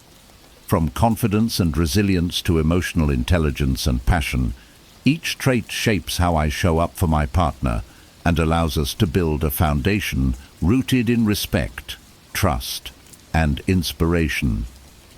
Here, I dive into 15 essential traits that I strive to embody, each bringing its own unique value and depth to the connections I form. 1. Independence. I've come to realize that independence is one of the most essential qualities I can develop, not just in my relationships, but in every part of my life. Being independent means having a life that's fulfilling and balanced, where I pursue my own passions, set my own goals, and don't make someone else the center of my existence. When I embrace independence, I'm creating a dynamic in my relationship that naturally attracts the kind of person who values strength and self-sufficiency, qualities that I want in both myself and my partner.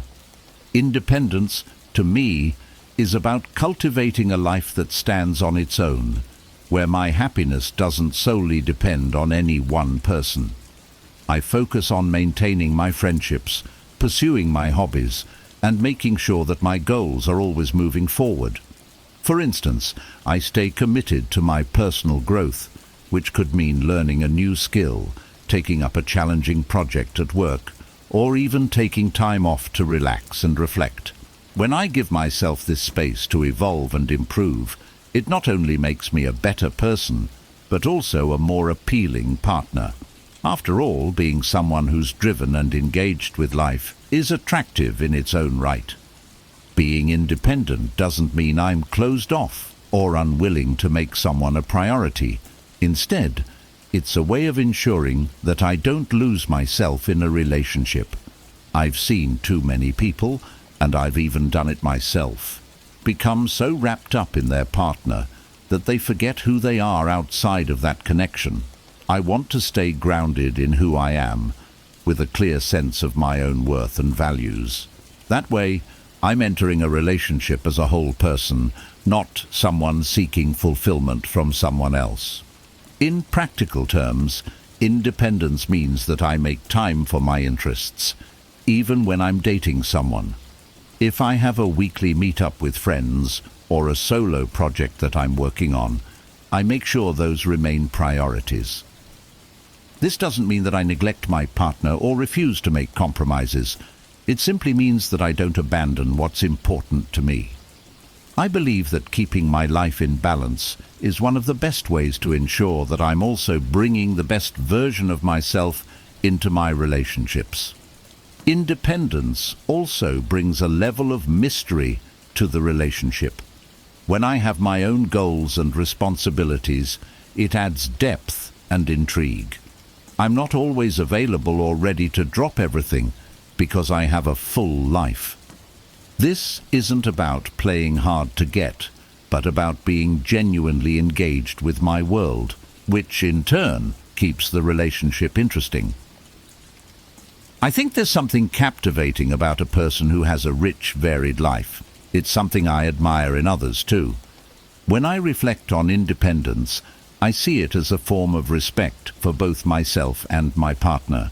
By maintaining a strong sense of self, I'm able to offer them a genuine connection, not one driven by neediness or dependency. I want to be with someone who respects my autonomy, who understands that my independence is part of what makes me, me. In the end, My goal is to find a relationship where we support each other's journeys, both individually and together, knowing that our connection is made stronger by our unique, independent lives. 2. Ambition. Ambition is something I believe every person should nurture in their lives.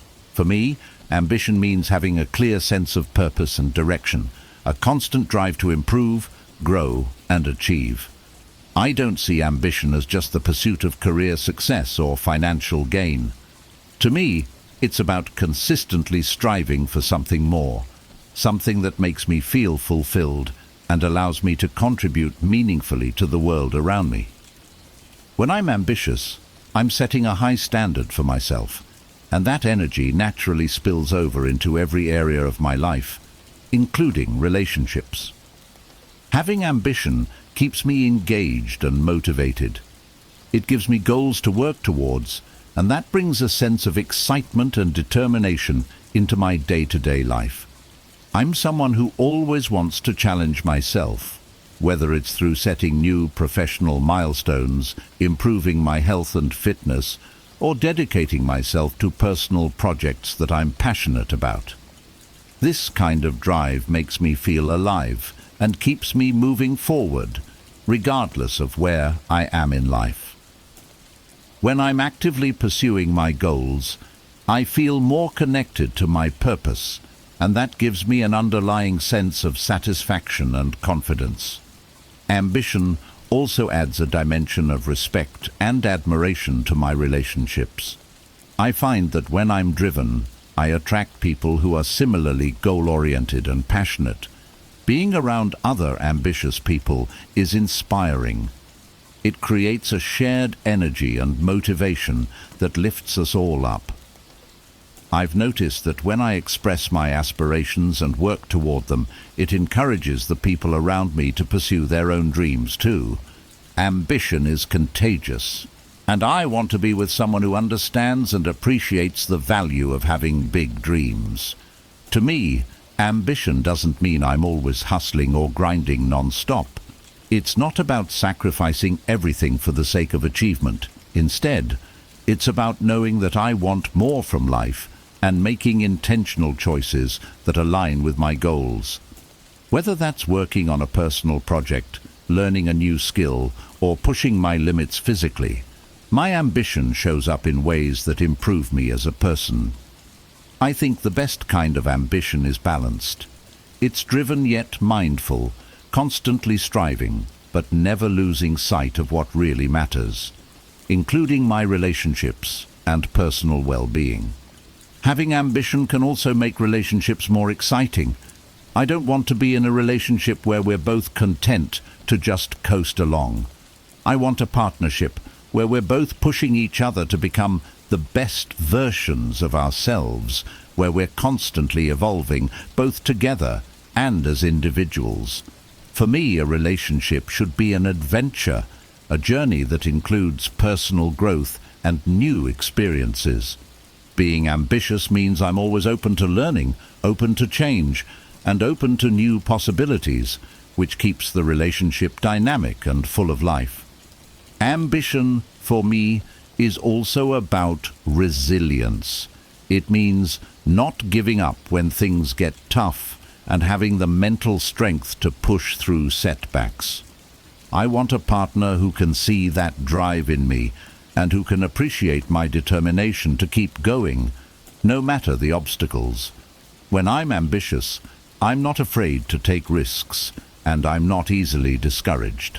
I find that this quality inspires confidence, both in myself and in those around me, including my partner. It shows that I'm committed to my own growth, and that I'll work hard to overcome challenges in all aspects of life. Ultimately, ambition is a trait that makes me feel deeply fulfilled. It's about setting high standards, dreaming big, and knowing that I have the power to shape my own future. When I focus on my ambitions, I'm taking charge of my life, and that sense of agency brings me a lot of joy. I believe that when I'm living my life with ambition, I'm offering my partner someone who's fully alive, engaged and passionate about creating a better future. And that, in my experience, is something that's incredibly attractive and enriching in a relationship. 3. Adaptability. Adaptability is a quality I'm constantly working to improve because life is full of changes and unexpected turns. For me, being adaptable means having the mental flexibility to handle whatever life throws my way and the resilience to move forward, regardless of the circumstances. I see adaptability as one of the most empowering traits a person can have. It's what allows me to face challenges without losing my sense of direction. In relationships, adaptability is crucial. It helps me handle disagreements, navigate life changes, and keep the connection strong, even when things aren't going exactly as planned. In my experience, relationships are never static. They evolve as we grow, and they require adjustment and compromise. I've learned that being adaptable is about more than just going with the flow. It's about actively embracing change and being open to new perspectives. Whether it's learning to communicate better, adjusting to a new routine, or finding ways to support my partner through their own changes, I believe adaptability allows me to be more responsive and understanding. When I'm adaptable, I'm able to meet my partner where they are, rather than getting frustrated if things don't go according to my initial expectations. Adaptability also means not being too attached to any one way of doing things. In my life, I try to stay open-minded and curious, always looking for ways to improve or explore new possibilities. I don't want to be the kind of person who gets stuck in old habits or routines simply because they're comfortable. Change, while often uncomfortable, pushes me to grow and brings new energy into my life and relationships. I find that when I embrace change, it makes me more interesting and engaged as I'm constantly learning and adapting. This trait has helped me stay grounded during life's challenges, whether it's a career change, a move, or a personal setback. Adaptability allows me to see obstacles as opportunities to learn and grow. It gives me the resilience to handle tough situations without falling apart. When I'm adaptable, I'm not easily discouraged. Instead, I'm ready to find solutions and adjust my approach to meet the demands of the moment. This is a quality I hope to bring into my relationships, as it helps create a more harmonious, understanding environment. Adaptability also fosters better communication. I've noticed that being willing to listen, consider other perspectives, and shift my approach makes it easier to resolve conflicts. Instead of getting defensive or rigid when there's a disagreement, I try to remain open and responsive, allowing for a dialogue that respects both of our viewpoints. I think that when I'm adaptable, I show my partner that I value our relationship enough to work through challenges together. It demonstrates that I'm committed to growing and evolving, not just as an individual, but also as a partner. For me, adaptability also means balancing my own goals and needs with those of my partner. It's about finding a middle ground that respects both of our ambitions, desires, and dreams. I want to be with someone who appreciates flexibility and understands that life will bring changes, some of which we can't foresee. By being adaptable, I'm preparing myself and my relationship for the inevitable ups and downs that life brings. I don't want to be someone who gets thrown off course by every little disruption. I want to be someone who can stay steady and supportive no matter what. Ultimately, adaptability is a trait that helps me build resilience and deepen my connections. It keeps me grounded, yet open to the new and unexpected. In relationships, I believe it's one of the most important qualities because it allows both partners to grow together rather than feeling constrained by rigid expectations. When I'm adaptable, I'm better able to enjoy the journey, handle changes gracefully, and approach life with a positive, open attitude. This is the kind of energy I want to bring into my relationships, a sense of flexibility, resilience, and optimism that enriches both my life and the lives of those around me. 4. Sense of humor. A sense of humor is one of the most powerful tools I have, both in life and in relationships. To me, humor isn't just about making people laugh. It's about seeing life through a light-hearted lens, especially when things get tough. Having a good sense of humor allows me to stay resilient in difficult times, connect more easily with others, and add a sense of fun and joy to my relationships. When I can laugh at myself, at the small annoyances, or even at life's curveballs, it helps me handle challenges with a clear mind and a lighter heart. For me, humor has been a source of connection with others. I find that laughter breaks down walls and helps people feel at ease, whether in casual settings or deep conversations. When I'm able to share a laugh with someone, it's like creating a moment that says, "I get you, and I'm right here with you." In relationships, humor is especially valuable. It helps me create a bond with my partner that's not just based on attraction or shared goals, but on genuine enjoyment of each other's company. Being able to laugh together, even at the little quirks we each bring, fosters a sense of camaraderie and understanding. I believe that a strong sense of humor is a sign of emotional resilience. Life is unpredictable, and sometimes things don't go the way we want. When I can laugh at these moments rather than letting them stress me out, it shows that I'm able to roll with the punches and keep a positive outlook. Humor helps me stay grounded, even when things feel uncertain or challenging. In relationships, this resilience allows me to support my partner in tough times without letting negativity take over. By keeping things light-hearted, I'm able to lift the mood and remind both of us that we can handle whatever comes our way.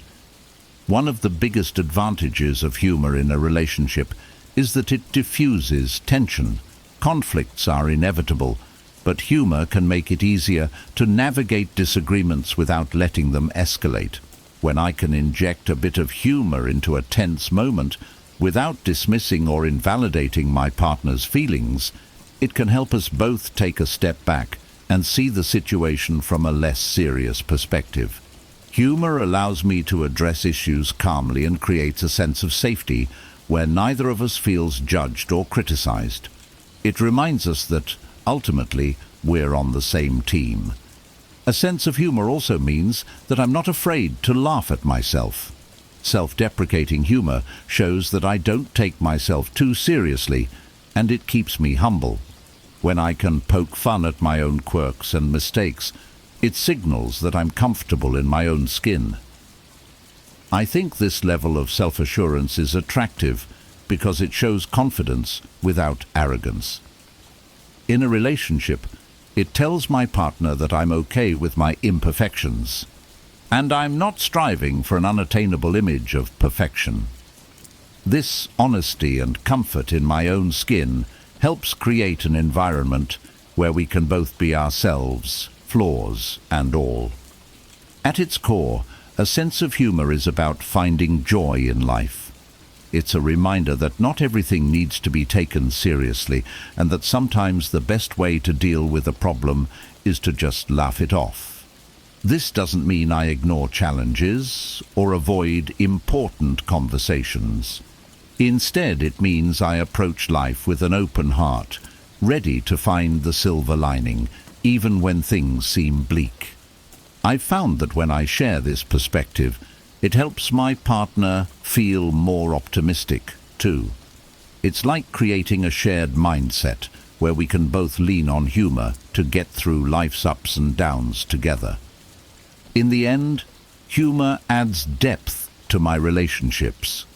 It allows us to share lighter moments, relieve stress, and create memories filled with laughter. I want to be someone who can bring joy to the lives of others, who can see the funny side even in tough times, and who encourages my partner to do the same. Humor is one of the best ways to build a strong, lasting connection, and it's a quality I'm always proud to cultivate. By keeping a light-hearted outlook, I'm not just making life more enjoyable, I'm building a relationship that's rich with joy, resilience, and genuine connection. 5. Bad boy traits. The concept of bad boy traits might sound a bit cliché, but I've come to understand it as a mix of confidence, independence, and a sense of mystery. I don't think of it as being rebellious or disrespectful. Rather, it's about embodying qualities that make me intriguing, emotionally self-reliant, and a bit unpredictable.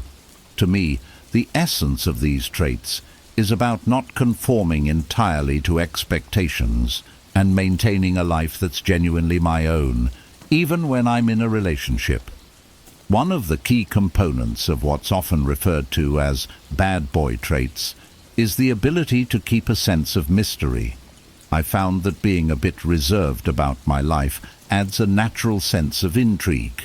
I don't feel the need to overshare everything about myself right away, and I value having aspects of my life that are just for me. It's not about hiding things. It's about letting my partner gradually discover who I am over time. By keeping some things to myself, I create a dynamic where there's always something new to learn about each other, which keeps the relationship fresh and engaging. Another part of this approach is maintaining emotional independence. I don't rely on a partner for my happiness or self-worth. I take responsibility for my own emotional state. When I'm in control of my emotions and not dependent on constant validation, I'm able to be a more stable and reliable partner.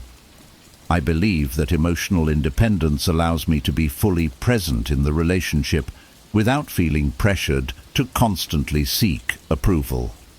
This confidence in who I am and in my own self-worth is magnetic because it signals that I'm a grounded, self-sufficient person. In my experience, this kind of emotional resilience is deeply attractive, as it provides a foundation of strength and stability. The bad boy persona also includes a sense of unpredictability, which I interpret as simply being open to new experiences and willing to keep things exciting. I don't want to fall into routines that make life feel stale, whether that's in my relationship or my personal life. Instead, I embrace spontaneity and enjoy mixing things up. This might mean planning a surprise date, trying out new activities, or even just being a little playful and adventurous in our interactions. By keeping things unpredictable in a fun and respectful way, I'm creating moments of excitement and curiosity that deepen our bond. An often misunderstood aspect of these traits is the ability to say no and set boundaries. I don't believe in being overly accommodating just to please someone else. I stay true to my values and preferences. This doesn't mean I'm inflexible or unwilling to compromise. It just means that I'm clear on what I want and don't feel the need to change myself to gain approval. Having clear boundaries shows that I respect myself and have a strong sense of identity. When I stand firm in my choices, I find that it creates mutual respect and a balanced relationship dynamic. I've also learned the importance of not always being readily available. In today's world of constant messaging and instant communication, it's easy to feel like we should be on call at all times. But I believe there's value in letting my partner miss me and having time apart to recharge and focus on my own life. I pursue my own interests and passions, which adds depth to who I am and gives me things to bring back to the relationship. Having a life outside of the relationship allows me to maintain my individuality and ensures that when we're together, it's more meaningful. Finally, I embrace a sense of self-assurance that comes from not needing to explain or justify myself constantly. I don't feel compelled to seek approval for every decision or action. Instead, I act based on what feels right for me, within the boundaries of respect and consideration for my partner. This self-confidence, combined with independence and a hint of mystery, creates a dynamic that makes relationships feel exciting yet stable. In essence, bad boy traits to me aren't about being reckless or insensitive. They're about maintaining self-respect, embracing independence, and allowing for a bit of mystery and spontaneity. These qualities help me build a relationship that's grounded, exciting, and fulfilling. I've come to see these traits as a way of bringing strength and depth into my connections, creating a balance where both my partner and I feel engaged, respected, and continually drawn to each other. 6. Self-respect. Self-respect is one of the most foundational qualities I strive to cultivate in my life and relationships. It means valuing myself, my principles, and my boundaries, and never compromising who I am to gain approval or affection. Self-respect helps me maintain a strong sense of identity, and it keeps me grounded, allowing me to approach relationships from a place of confidence and integrity. When I have self-respect, I'm able to engage with others in a way that feels honest and authentic, because I'm not trying to mold myself to fit someone else's expectations. For me, self-respect begins with setting clear boundaries. I've learned that if I don't respect my own limits, it's difficult to expect others to do so. In relationships, this means being clear about my needs and values, and not being afraid to communicate them. I'm not here to be a people pleaser.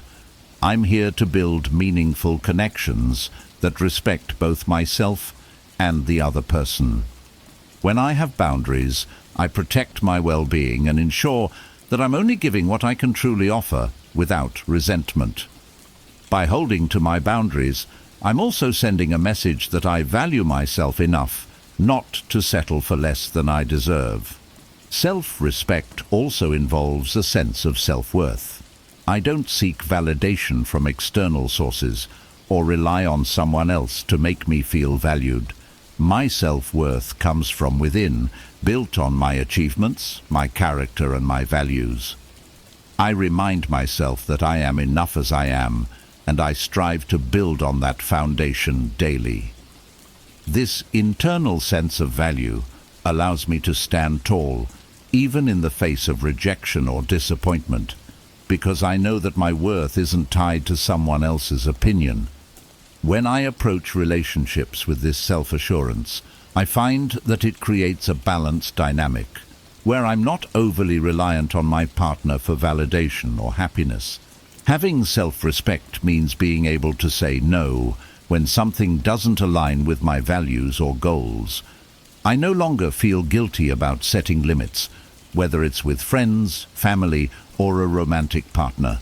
Saying no is a way of honoring myself and recognizing that my time, energy, and values are important.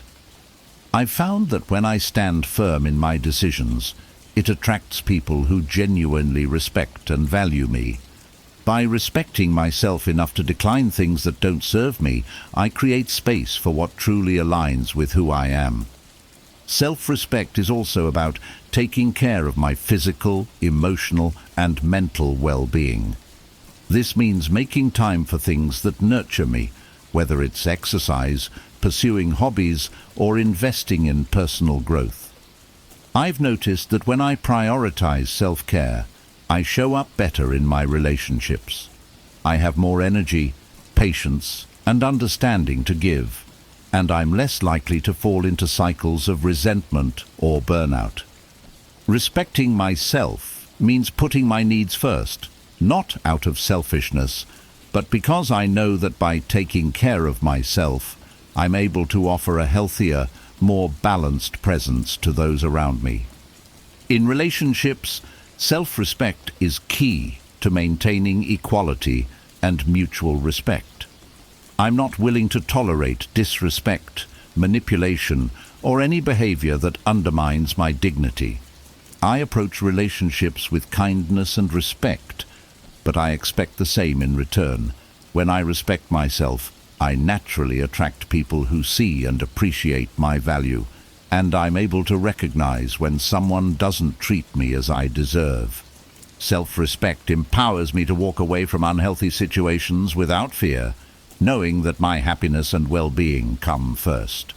Ultimately, self-respect gives me the freedom to be true to myself. I don't feel the need to change or hide who I am to gain acceptance. I want a partner who values me for my authentic self, not for some idealized version of me.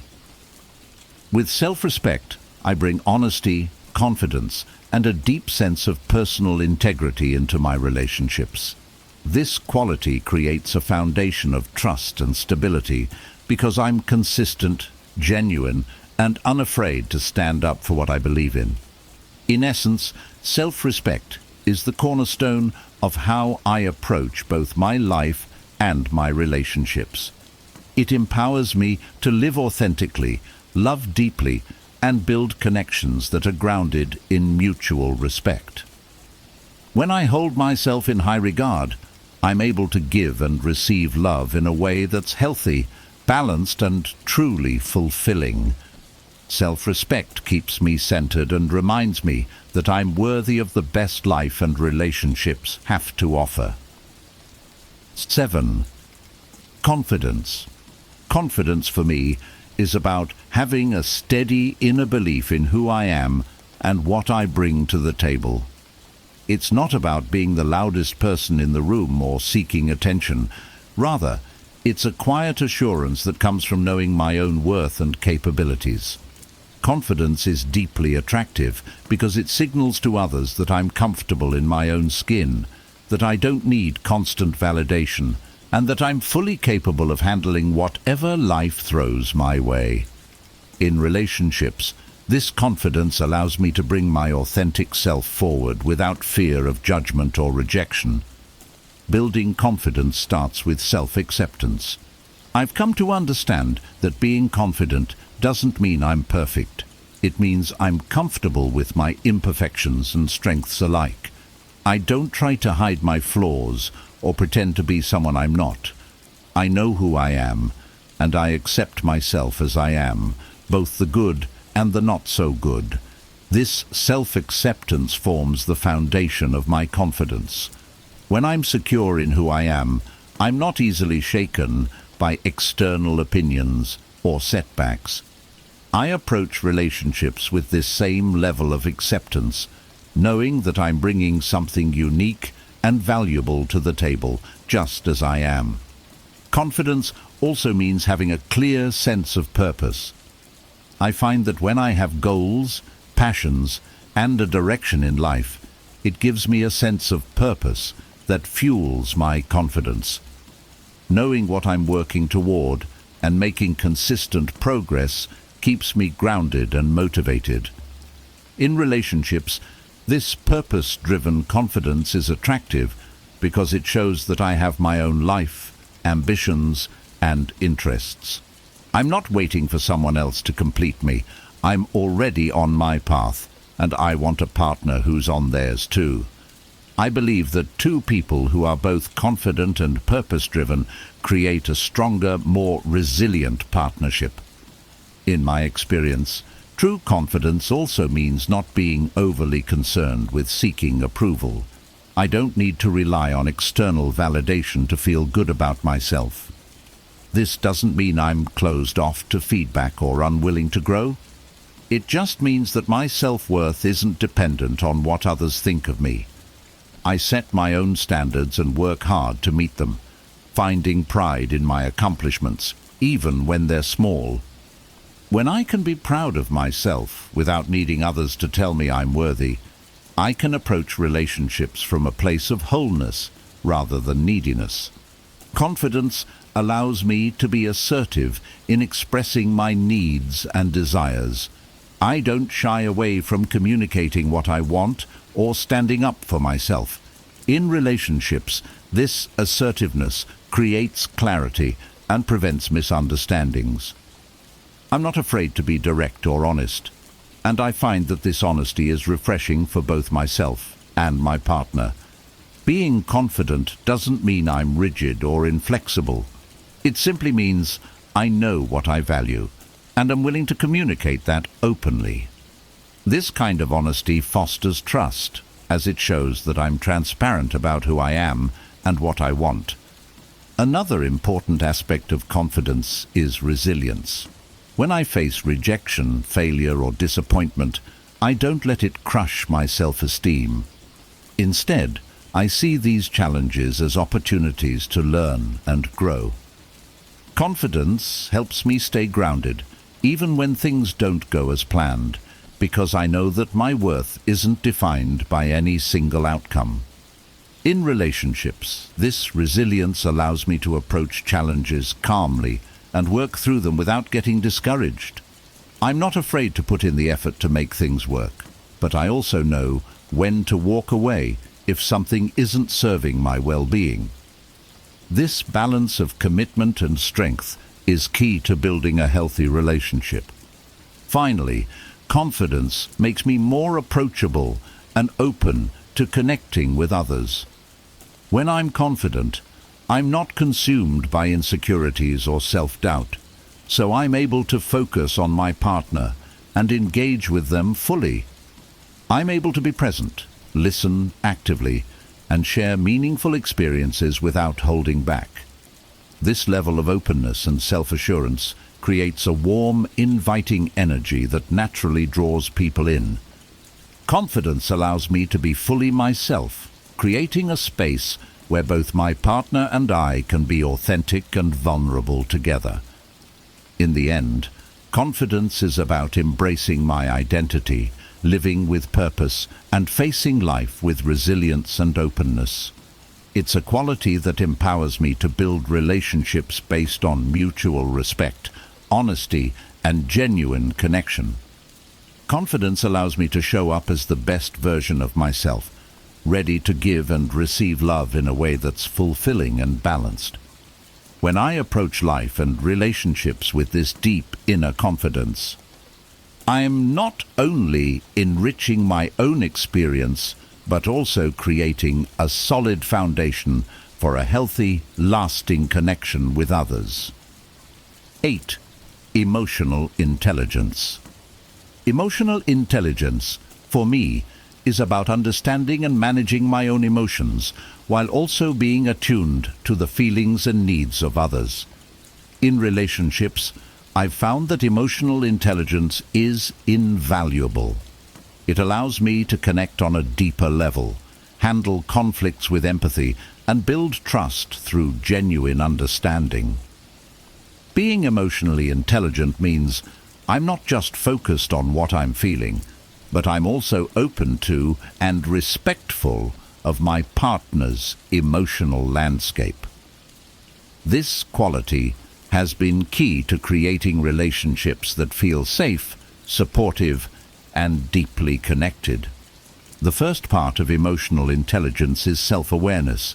I try to stay in tune with my own emotions and understand the reasons behind them.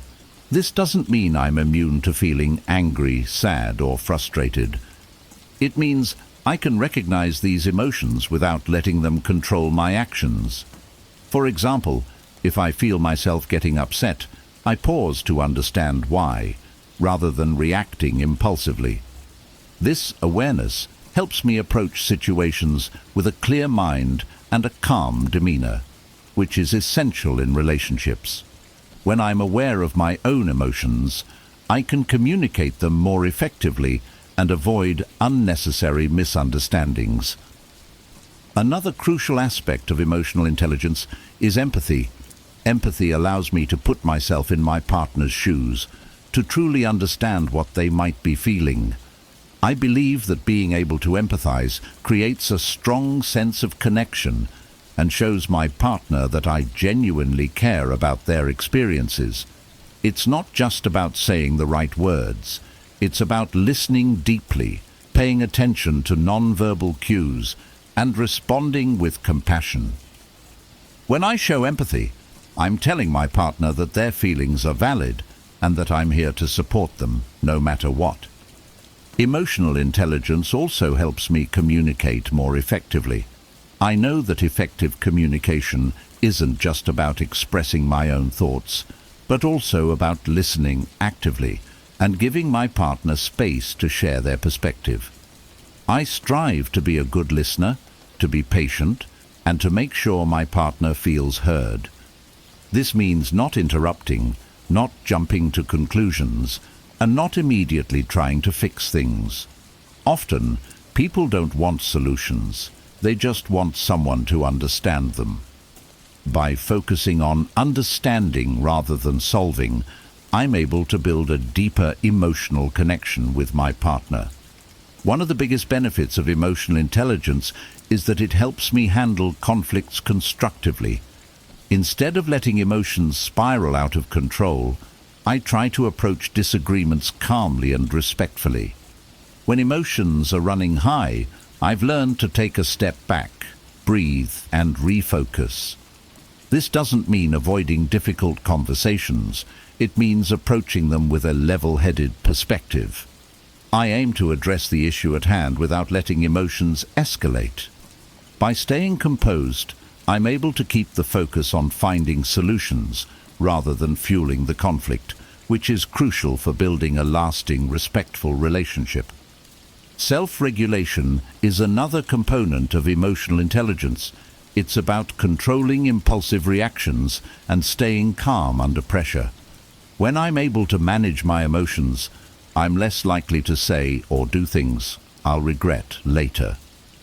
This discipline shows my partner that I'm someone who can be counted on to remain stable, even during challenging times. Self-regulation creates a sense of security in the relationship, as it shows that I'm responsible for my own emotional responses.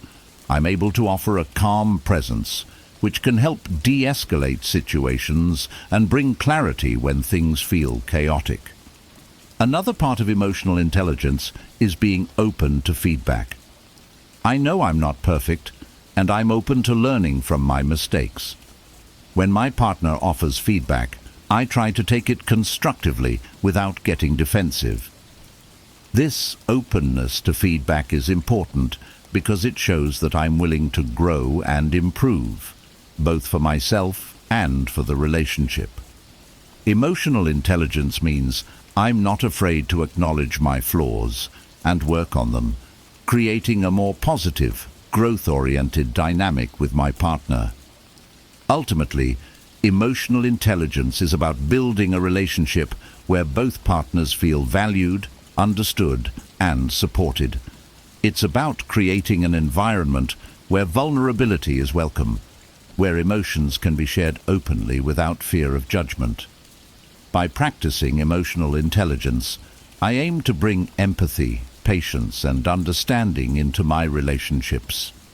I believe that when I approach relationships with this level of emotional maturity, I'm able to create a strong foundation built on mutual respect and trust. Emotional intelligence allows me to show up as a partner who is compassionate, communicative, and committed to growing together. It's a skill I continuously work on, knowing that it not only improves my relationships, but also enhances my ability to connect meaningfully with the world around me. Through emotional intelligence, I'm able to build relationships that are resilient, loving, and deeply fulfilling. 9. Steadfastness. Steadfastness to me is about being reliable, consistent, and true to my word. It's the commitment to following through on my promises and being there when I say I will be. In relationships, steadfastness is a quality that builds trust, as it reassures my partner that I'm someone they can count on. When I'm steadfast, I'm creating a sense of stability that allows my partner to feel secure and valued, which I believe is essential for a strong, lasting connection. At its core, steadfastness is about showing up, even when it's inconvenient or difficult. Life can throw a lot of unexpected challenges our way, and it's easy to give up or pull back when things get tough. But I believe that true commitment means being there during those hard times. If I've made a commitment to someone, I'm prepared to stand by it, not just when things are smooth, but also when they're challenging. Whether it's keeping my word on a small promise or supporting my partner through a tough period, I want to be someone who can be relied upon no matter what. Steadfastness also means being dependable in the everyday aspects of a relationship. If I say I'm going to do something, I make sure to follow through, whether that's calling when I said I would, being on time for plans, or lending a hand when my partner needs support. These may seem like small acts, but they add up to create a foundation of trust. By consistently showing up and being dependable, I'm proving that my partner can rely on me, which fosters a deep sense of security and respect in the relationship. Another part of being steadfast is having patience. Relationships go through different phases, and there are times when things may not be perfect. During these times, I've learned that it's important to be patient and understanding rather than giving up or getting frustrated. This patience allows me to see beyond temporary difficulties and focus on the bigger picture. I want to build a relationship that's resilient, one that can withstand challenges and continue to grow stronger. My commitment to patience and understanding helps me to stay steady, even when things aren't easy. Steadfastness also involves being true to my values. I'm committed to living with integrity and aligning my actions with my beliefs. This means that I'm not easily swayed by outside influences or temporary desires. Instead, I act according to what I know is right and what aligns with my long-term goals. In relationships, this integrity allows me to be a stable presence, someone who isn't constantly changing based on external circumstances. I believe that staying true to my values shows my partner that I have a clear sense of who I am, which adds to the stability and predictability they feel in our relationship. Being steadfast doesn't mean being rigid. It means being reliable without being inflexible. I believe in the importance of compromise and adapting when necessary, but I do so without losing sight of the promises I've made. Flexibility allows me to adjust as life changes, but my commitment to my partner and my values remains constant. I want my partner to feel that they can rely on me, no matter what changes life brings. This blend of consistency and adaptability is what makes steadfastness such a valuable quality. In relationships, steadfastness creates a safe space where my partner can be vulnerable without fear of judgment or abandonment. They know that I'm here to stay, even when things aren't perfect. This assurance allows us both to open up more fully and build a deeper, more authentic connection. I think one of the most powerful aspects of steadfastness is the trust it builds. When my partner knows that I'm committed to them, it allows us to focus on growth and building a shared future, rather than constantly questioning each other's commitment. Ultimately, being steadfast is about being a source of stability, strength, and support. I aim to be the kind of partner who's there through thick and thin, who follows through on commitments, and who offers a reliable foundation for the relationship. This quality brings a sense of peace and trust, allowing us both to feel secure in the knowledge that we have each other's backs, no matter what. Steadfastness is something I hold close to my heart, and I believe it's one of the most meaningful ways to show love and respect in a relationship. It reminds me that actions speak louder than words, and that true commitment isn't just about saying I'll be there. It's about proving it day after day through my actions and consistency.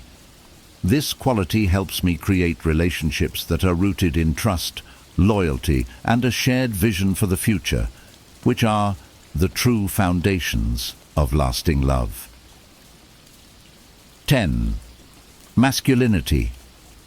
Masculinity, to me, is about embodying strength, resilience, and emotional stability. It's not about being aggressive or domineering. Rather, it's about having the confidence and calmness to handle life's challenges and protect and support those I care about. In relationships, I see masculinity as a way of creating a safe, supportive space where my partner feels secure and respected. True masculinity involves leading with strength and compassion, balancing assertiveness with empathy, and demonstrating reliability and integrity. One of the core elements of masculinity, as I see it, is emotional stability. Life can be unpredictable, and relationships naturally go through ups and downs.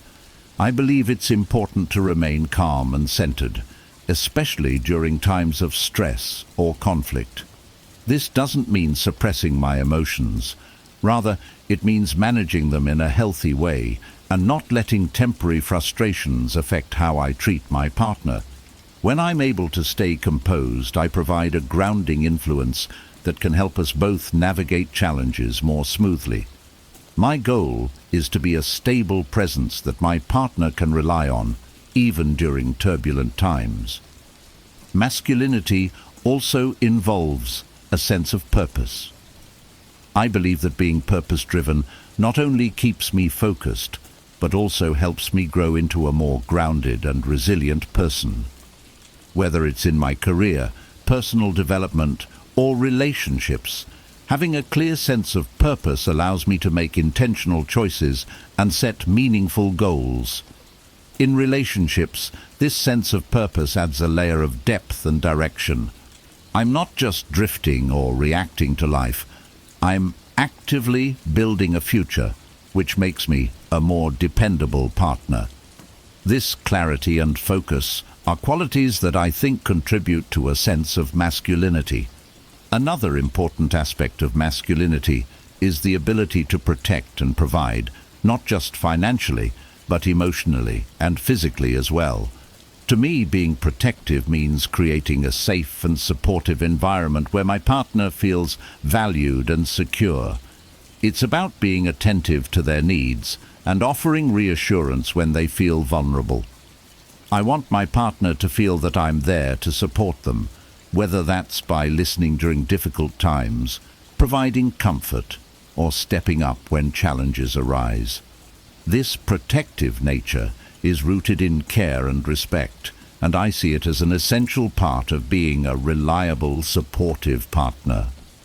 Strength is also a big part of my concept of masculinity, but it's not just physical strength.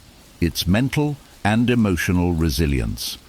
I want to be the kind of person who can face adversity with courage and persistence. Strength for me means having the determination to overcome setbacks and the resilience to keep moving forward, even when things get tough. In a relationship, this strength allows me to support my partner without being overwhelmed by obstacles. I believe that my ability to remain steady during challenging times helps create a relationship that feels secure and enduring. Masculinity, in my view, also involves taking the lead when necessary. Leadership isn't about control or dominance. It's about making decisions with confidence and taking responsibility for the outcome. In a relationship, I aim to be someone who can step up, offer direction, and make thoughtful choices that benefit us both. This doesn't mean that I disregard my partner's opinions. Rather, it means that I'm prepared to make decisions and guide us when needed, always with respect and consideration. I see this kind of leadership as a way to build trust and offer reassurance, showing my partner that they can rely on me. However, true masculinity is also balanced with vulnerability. I believe that being strong doesn't mean hiding my emotions or pretending that I have it all together all the time. Being able to open up and show my true self, including my fears and insecurities, is an essential part of my masculinity. It takes courage to be vulnerable, to share what's on my mind, and to ask for support when I need it. I've found that this openness not only strengthens my relationships, but also deepens the level of intimacy and trust between us. In essence, masculinity is about being a strong, supportive and steady presence in my partner's life. It's about having the courage to face challenges, the determination to pursue my goals, and the empathy to be a compassionate and understanding partner. I aim to bring a balanced form of masculinity into my relationships, one that combines resilience with empathy, confidence with humility, and strength with openness. By embodying these qualities, I believe I can offer my partner a relationship that feels both grounded and dynamic, one where they can feel safe, valued, and deeply connected. Ultimately, masculinity is about being the best version of myself, embracing both my strengths and vulnerabilities. It's about honoring my own values and offering a stable, loving presence to my partner. When I lead with true masculinity, I'm not just enhancing my own life. I'm creating a relationship that's built on respect, security, and lasting commitment. This approach to masculinity helps me build connections that are meaningful, fulfilling, and truly enriching for both my partner and me. 11. Scarcity of attention. The concept of scarcity of attention is about valuing my time and focus and not giving it away too easily or without purpose. It's not about playing games or being dismissive. Instead, it's about recognizing that my attention is valuable and offering it intentionally.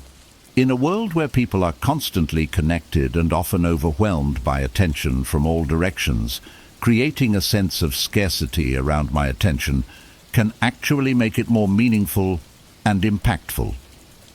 By being selective with my time and energy, I foster a sense of appreciation and mutual respect in my relationships. One of the main reasons I practice this is to stay mindful of where my energy goes.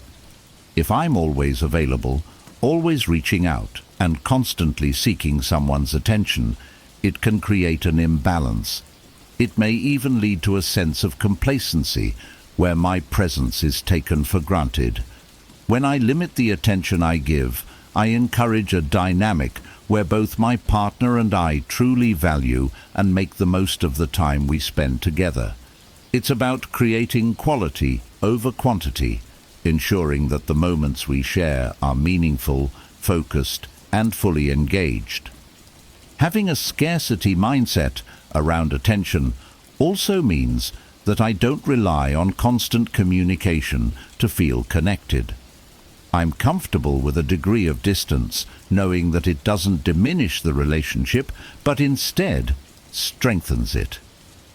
This allows both my partner and me to maintain a sense of independence and individuality. We don't need to be in constant contact to feel secure. Rather, we trust the bond we've built. When we do come together, it feels fresh and renewed because we've each had time to focus on our own lives, passions, and goals. This approach also helps me avoid the pitfalls of neediness or insecurity. When I value my attention, I'm less likely to fall into the trap of overextending myself just to feel validated. I don't want to be the kind of person who constantly needs to seek reassurance from others or who feels the urge to fill every moment with interaction. Instead, I aim to feel secure in my own worth and in the relationship itself. This self-assuredness allows me to give my partner the space to miss me, which in turn often leads to a stronger, more passionate connection. By creating a sense of scarcity, I'm signaling that my attention is something to be valued. When I'm fully present and focused on my partner, it's genuine and intentional, not a default state driven by habit or boredom. I've found that when I approach relationships this way, my partner is often more engaged and reciprocates the same level of attention and respect. It's about nurturing a dynamic where we both actively seek and appreciate each other's time, making every moment together count. Scarcity of attention also allows me to focus on personal growth and my own interests. I believe that a healthy relationship is one where both partners are pursuing their individual paths alongside each other. When I dedicate time to my passions, friendships, and self-care, I bring a more enriched version of myself to the relationship. This balance of personal space and shared experiences is key to keeping the relationship exciting and preventing it from feeling stagnant or overly dependent. Additionally, being mindful of my attention means that I'm not constantly seeking external validation. I'm comfortable spending time on my own and don't feel the need to be perpetually connected to feel valued. This independence is attractive because it shows that I'm not relying on my partner for constant reassurance or attention. Instead, I bring a sense of wholeness to the relationship, which fosters a healthy balance where we both appreciate each other's presence without feeling suffocated or drained. Ultimately, the scarcity of attention is about fostering a deeper appreciation for each other. By not always being readily available, I encourage both my partner and me to cherish the time we share. It's a way to keep the relationship dynamic as we're not taking each other's presence for granted. When I'm intentional with my attention, I'm creating a relationship where both of us feel valued, respected, and engaged, making the connection more vibrant and fulfilling. In essence, the scarcity of attention is about quality over quantity. It's about bringing a sense of intention and respect to the time I spend with my partner, ensuring that we're both present and truly engaged. This approach helps create a relationship that feels balanced and reciprocal, where each moment together is meaningful and the connection remains fresh and strong. By valuing my attention, I'm not only respecting myself, but also creating a dynamic where my partner feels truly valued and appreciated. 12. Pre-selection. Pre-selection is a concept that recognizes the social and psychological value of being desired by others, particularly in the context of attraction. It's the idea that when I am seen as valuable or desirable by others, it signals something appealing about me to potential partners. However, I approach pre-selection not as a game or strategy, but as a natural byproduct of living a life that's full, engaged, and socially active. When I surround myself with high-quality people and maintain healthy relationships, it shows that I am someone who is valued and respected by others, which in turn can make me more attractive to a partner. For me, pre-selection starts with building strong friendships and connections. I genuinely enjoy spending time with people who inspire me, challenge me, and bring out the best in me. These relationships, whether they're with friends, family, or colleagues, reflect a high level of social health and well-being. When my partner sees that I have these meaningful connections, it sends the message that I am someone who is valued by others, which can often be attractive. It's reassuring to know that the person you're with is well regarded and appreciated by those around them. Pre-selection also means being comfortable and confident around other women, even when there's no romantic intention. Having positive, respectful friendships with women not only enriches my life, but also shows that I know how to engage with and appreciate women in a non-romantic context. It demonstrates that I'm capable of meaningful, respectful interactions, which can make me more appealing as a partner. It also shows that I'm not someone who sees women purely in terms of romantic interest. Rather, I value them as individuals. This level of respect and comfort can be attractive because it shows that I understand and respect boundaries. Another aspect of pre-selection is self-respect and selective dating. I don't pursue relationships for the sake of it or lower my standards just to avoid being alone. By valuing myself and being selective about whom I invest my time and energy in, I'm showing that I respect both myself and the people I choose to be with. When I'm intentional about who I date and the connections I pursue, it signals to others that I value quality over quantity and that I'm not someone who settles easily. This discernment can be appealing because it suggests I'm someone worth earning, not someone who is readily available to everyone. Pre-selection for me also involves living a life that's interesting and full. When I am dedicated to my passions, goals, and personal growth, it naturally attracts people who share similar values. By leading a fulfilling life, I'm not only improving myself, but also becoming someone who is naturally attractive to others. This isn't about trying to impress anyone. It's about creating a life that's meaningful to me.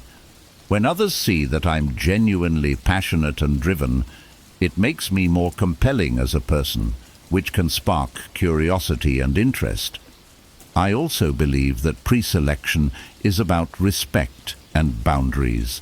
When I'm in a relationship, I remain respectful of my partner and ensure that my interactions with others are appropriate. However, having friends or social interactions outside the relationship doesn't mean I am unfaithful or disloyal. Instead, it shows that I am capable of building and maintaining healthy relationships with a variety of people. This balance shows that I'm both committed to my partner and also a social individual who values connections with others. Maintaining this balance creates a healthy sense of independence and trust, which strengthens the relationship. In a relationship, pre-selection contributes to a dynamic where my partner knows they are with someone who is genuinely valued and appreciated by others. It brings a level of reassurance as my partner can see that I have a supportive social network and that I'm respected by those in my life. This doesn't mean I encourage jealousy. Rather, it's about creating a healthy social balance where I'm someone who is respected and valued by people beyond my partner. It shows that I'm a well-rounded person with strong connections, which ultimately makes the relationship more balanced and grounded. Ultimately, pre-selection is about creating a life that's rich, meaningful, and socially healthy. It's about being intentional with the people I surround myself with and building connections that reflect my values.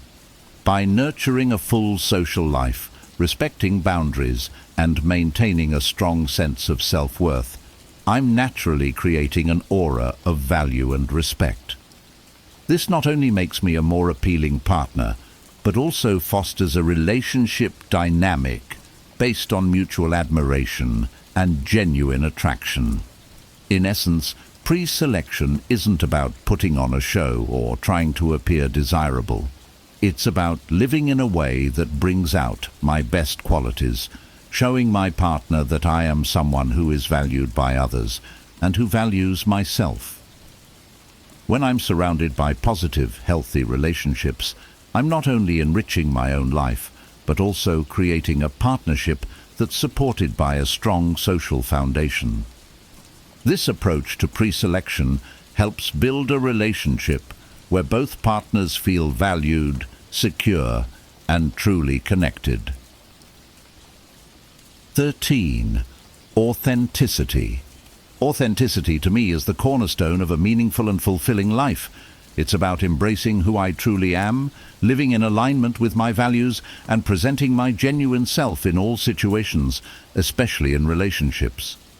I've come to believe that authenticity is one of the most attractive qualities anyone can bring to a relationship. When I'm authentic, I'm not putting on an act, hiding behind a facade, or trying to impress anyone with something I'm not. Instead, I'm fully comfortable in my own skin, which allows me to connect with others on a deeper, more honest level. Being authentic starts with self-awareness. I spend time understanding my values, goals, and priorities, and I make sure my actions reflect them. It's easy to get caught up in trying to be what others expect, but I know that ultimately it's not sustainable. I want my partner to know the real me, not a version tailored to please or impress. By embracing my true self, I'm setting a foundation of honesty and trust, where my partner can feel they're getting to know the person I am, not a curated image. Authenticity also means embracing my imperfections. I've learned that being authentic isn't about being perfect. It's about being real. I don't feel the need to hide my flaws or weaknesses, nor do I pretend to have it all figured out. When I'm open about my struggles, fears, and areas where I'm still growing, it creates a space where my partner feels comfortable sharing their vulnerabilities as well. This mutual openness leads to a deeper level of intimacy and connection because we're both free to be our true selves, without the pressure of meeting unrealistic standards. Living authentically also means that I'm consistent. I strive to be the same person in private that I am in public, and I don't change my values or behavior based on who I'm around. This consistency builds trust in my relationships because my partner knows that what they see is what they get. I'm not pretending to be someone I'm not, and that stability allows them to feel secure. I believe that authenticity creates a steady foundation, as there's no fear of hidden motives or sudden shifts in personality. It's a kind of reliability that goes beyond words. It's a way of living. Authenticity encourages deeper and more honest communication.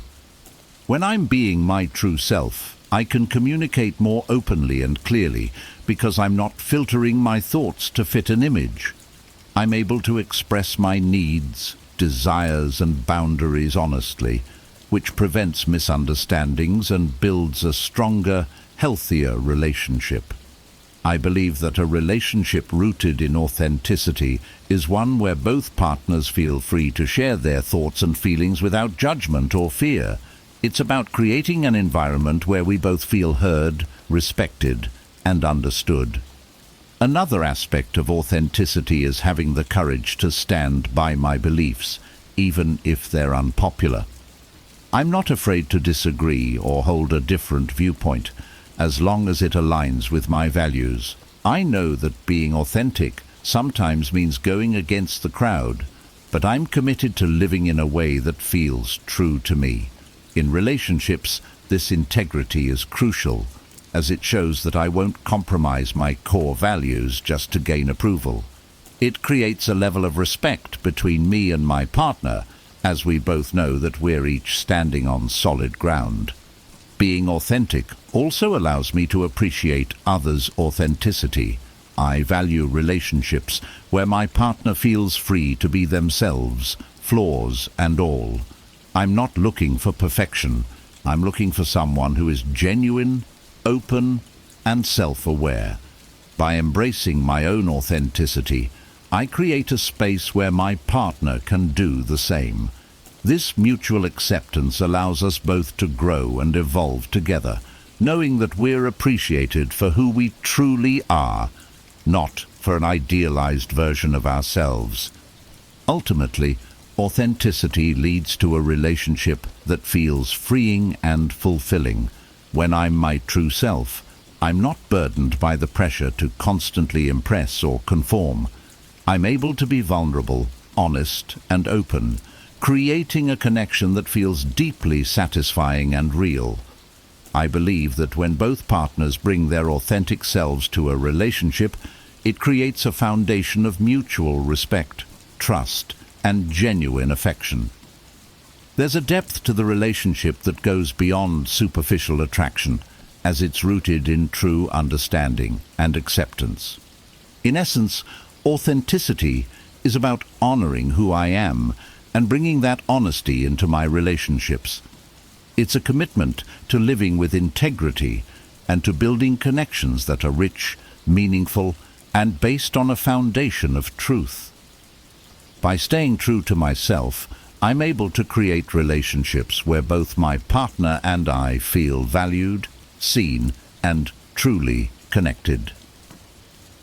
Authenticity transforms relationships from a place of performance into a space of real, deep, and lasting connection. 14. Charismatic leadership.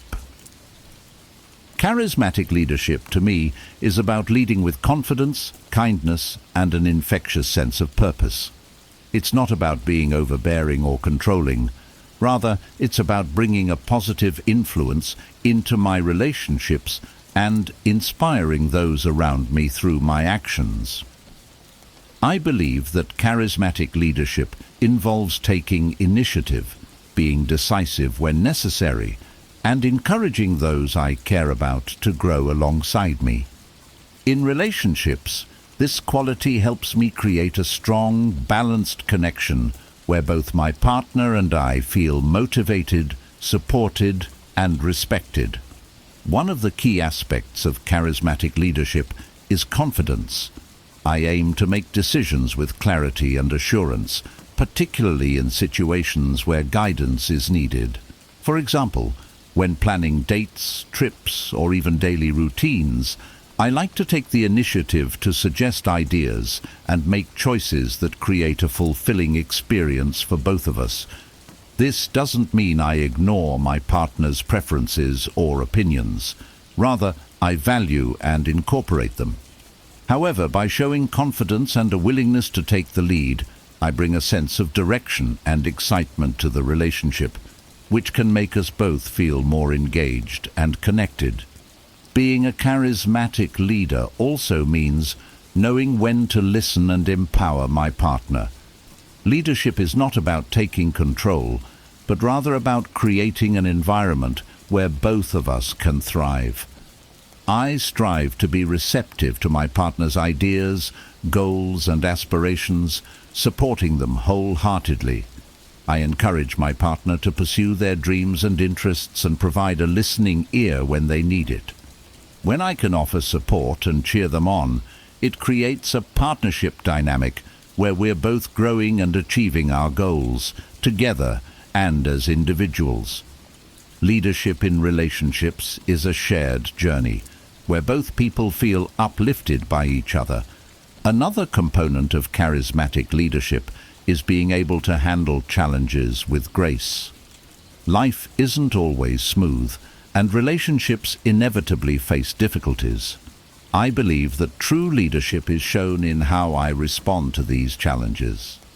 Instead of panicking or avoiding problems, I try to approach them calmly and focus on finding solutions. By remaining grounded and clear-headed, I offer stability to my partner and show that we can face difficulties as a team. This resilience inspires trust, as my partner knows they can count on me to handle tough times with a steady hand and a positive outlook. Charismatic leadership also involves making others feel valued and appreciated. In relationships, I believe it's important to genuinely recognize my partner's contributions and qualities. I want to create an environment where my partner feels seen, heard, and respected. Whether it's by expressing gratitude for the little things they do, complimenting their strengths, or acknowledging their efforts, I show my appreciation openly. This type of encouragement is at the heart of charismatic leadership. It's about making those around you feel confident, inspired, and valued, which brings out the best in them and strengthens the connection. Part of being a charismatic leader is taking responsibility. I hold myself accountable for my actions, decisions, and emotions. When I make a mistake, I own up to it, rather than shifting blame or avoiding it. This accountability shows my partner that I'm trustworthy and willing to learn and grow. By being responsible for myself, I set a standard of integrity and respect, which I believe is essential for any healthy relationship. Taking responsibility also means being proactive in addressing issues before they escalate, showing my partner that I'm committed to maintaining a positive and open dynamic. Charismatic leadership doesn't require that I always be in the spotlight or make every decision.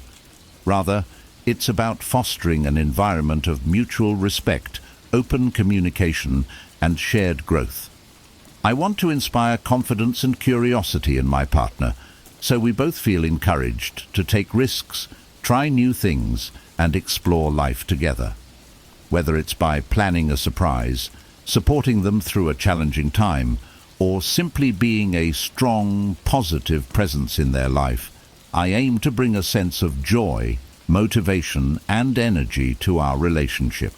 Ultimately, charismatic leadership in relationships is about creating a balance where both partners feel supported, respected, and uplifted. It's a way of bringing energy, resilience, and warmth into the relationship, inspiring each other to grow and become better versions of ourselves. I see charismatic leadership as a quality that strengthens the bond between us, making the relationship feel dynamic, exciting, and meaningful. When I lead with kindness, confidence, and openness, I'm not only enriching my own life, but also creating a relationship where both of us feel valued and empowered. In essence, charismatic leadership is about being a positive force in my partner's life, someone who inspires, supports, and uplifts.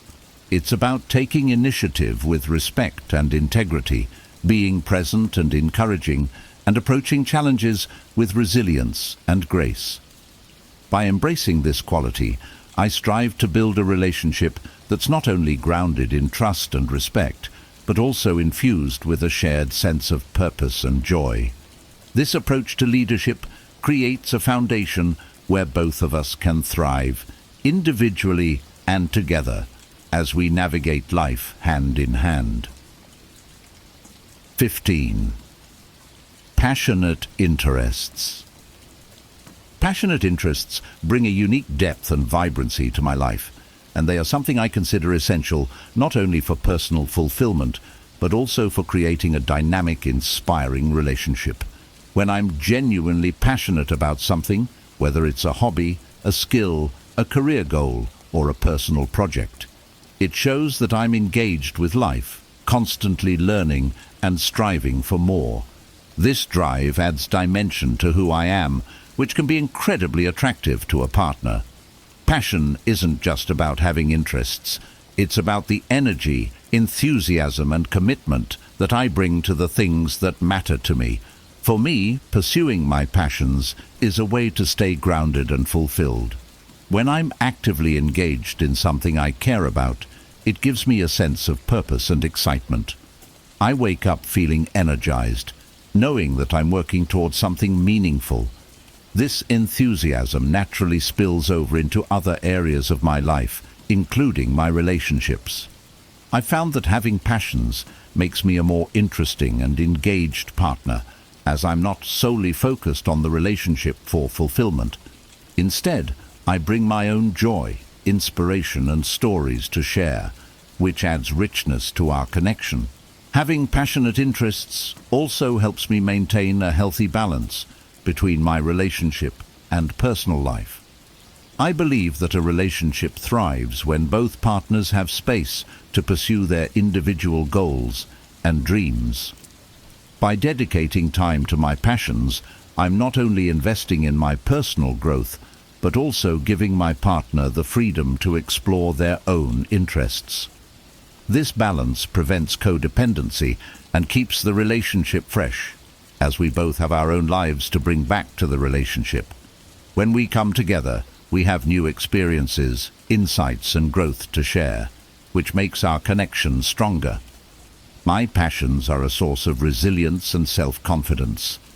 When I commit to a goal and work towards it, even through setbacks, I build a stronger sense of self-worth. I know that my value isn't tied to anyone else. It comes from within, from the things I achieve and the joy I find in my pursuits. This inner strength and confidence make me a more balanced partner, as I'm not seeking validation solely from the relationship. Instead, I feel secure and fulfilled, which allows me to contribute positively to the partnership without relying on it for my happiness.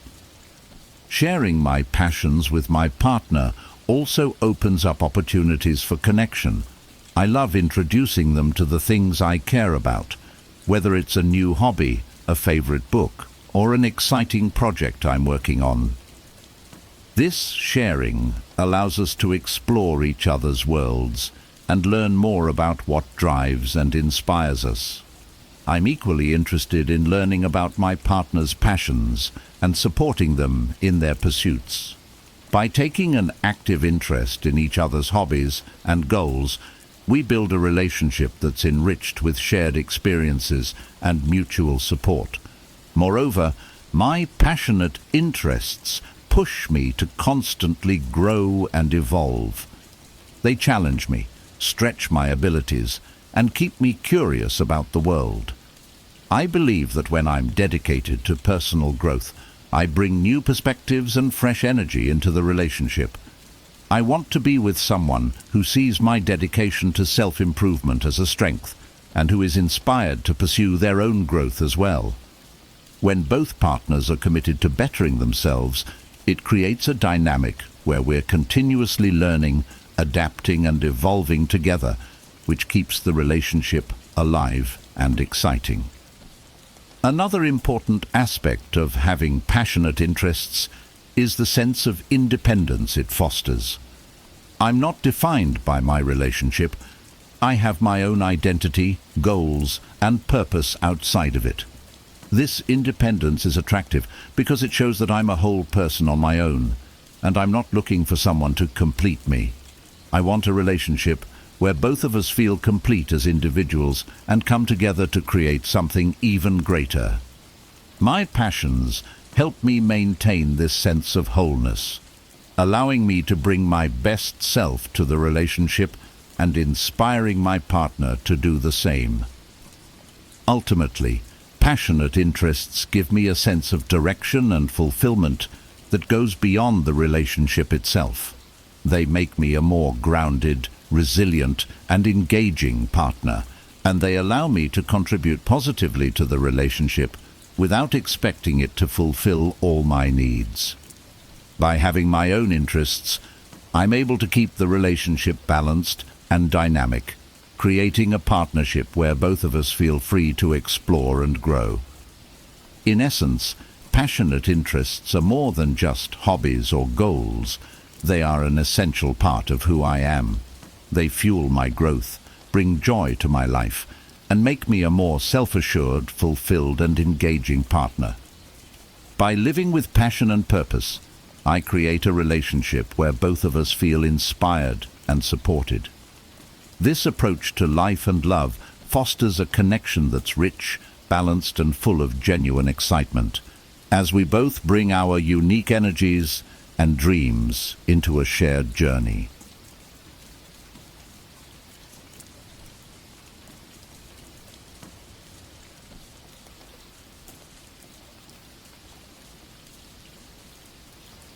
Are you tired of family drama? It is something we all experience at some point in life.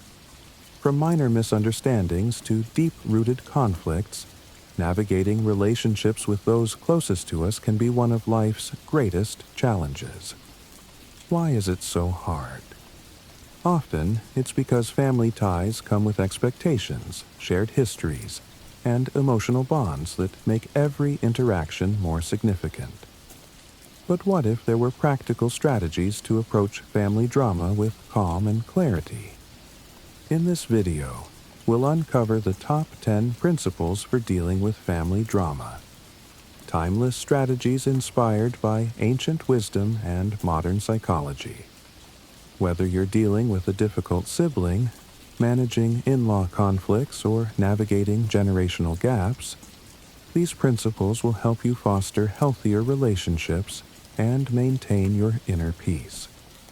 By the end of this video, you'll have the tools to manage challenging situations, reduce stress, and focus on what truly matters.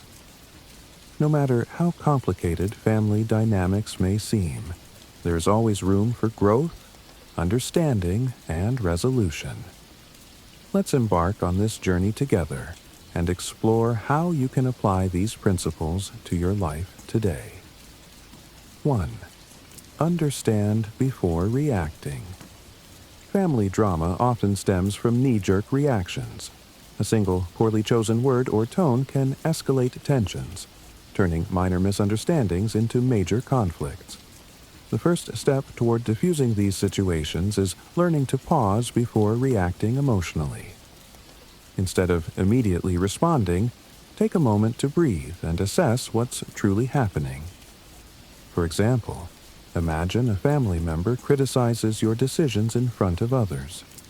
It's natural to feel defensive or embarrassed, but reacting impulsively, snapping back or walking away, might worsen the situation. Instead, try to see beyond the words. What's motivating their comment?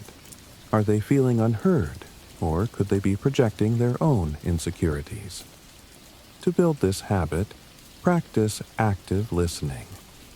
Pay attention not just to what's being said, but to the emotions behind the words. For instance, if a relative says, "You never call anymore," they might not just be complaining. They could be expressing loneliness. Responding with empathy, like, "I didn't realize you were feeling that way. How can I make it better?" shows care and diffuses tension. This principle is about shifting from reaction to reflection. Over time, this approach reduces conflict, fosters understanding, and helps you navigate emotionally charged situations with grace. 2. Set healthy boundaries. Families often operate with unwritten rules, and without clear communication, boundaries can easily be crossed. Setting boundaries is not only an act of self-respect, but also a way to teach others how you expect to be treated.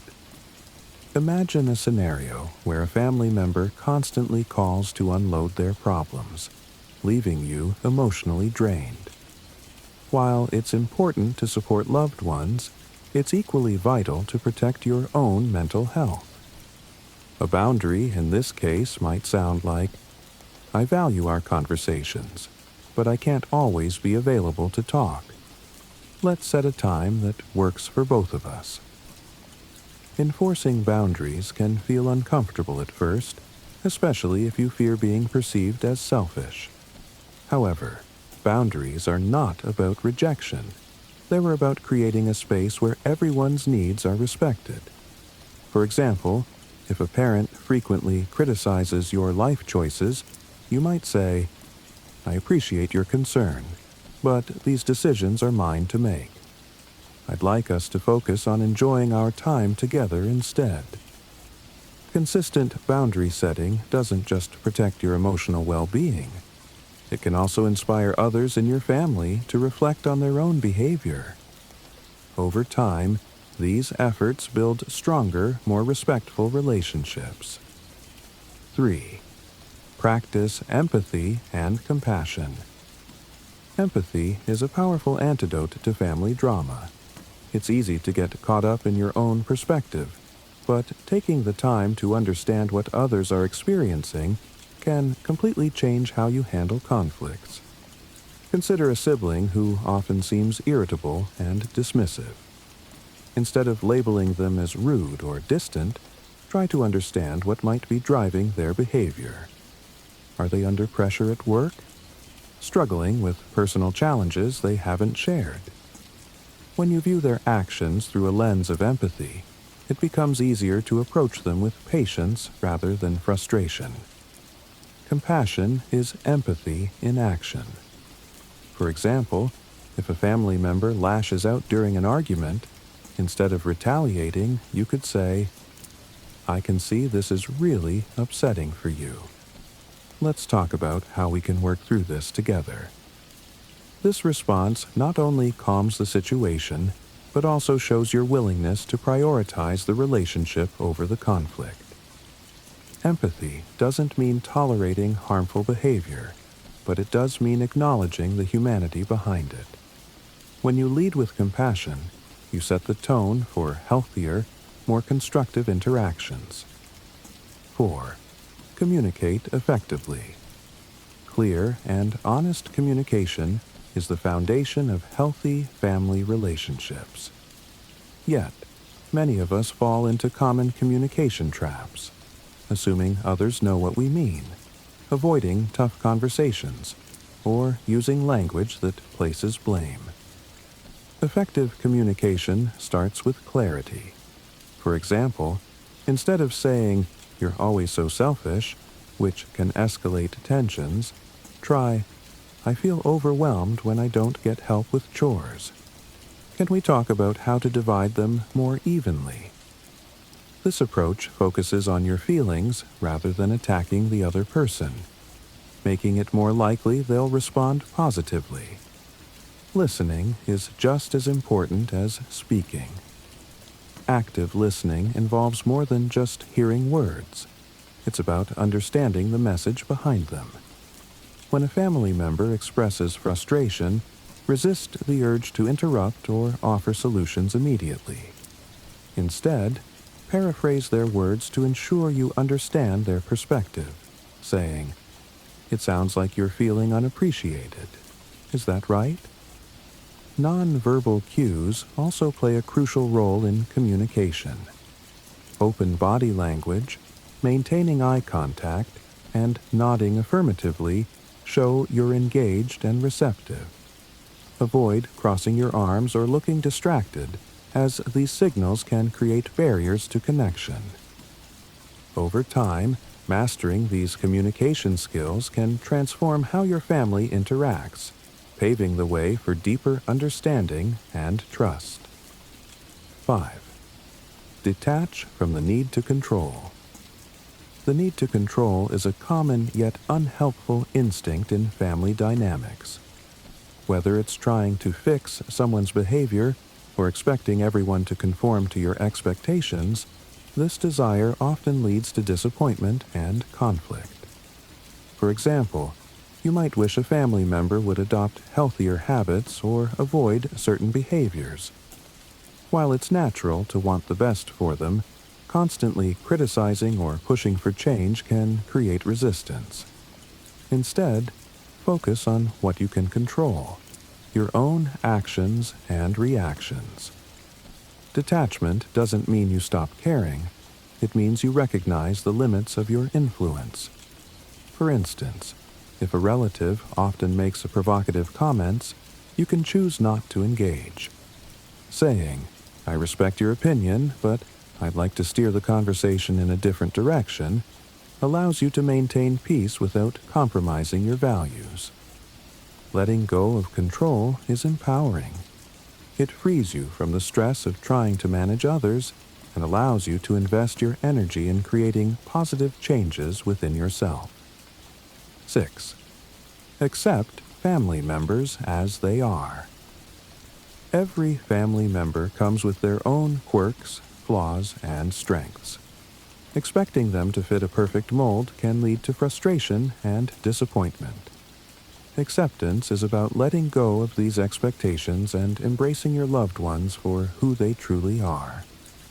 For instance, if your parent is overly involved in your life, instead of trying to change their behavior entirely, you might say, "I know you care deeply about me, and I appreciate your concern.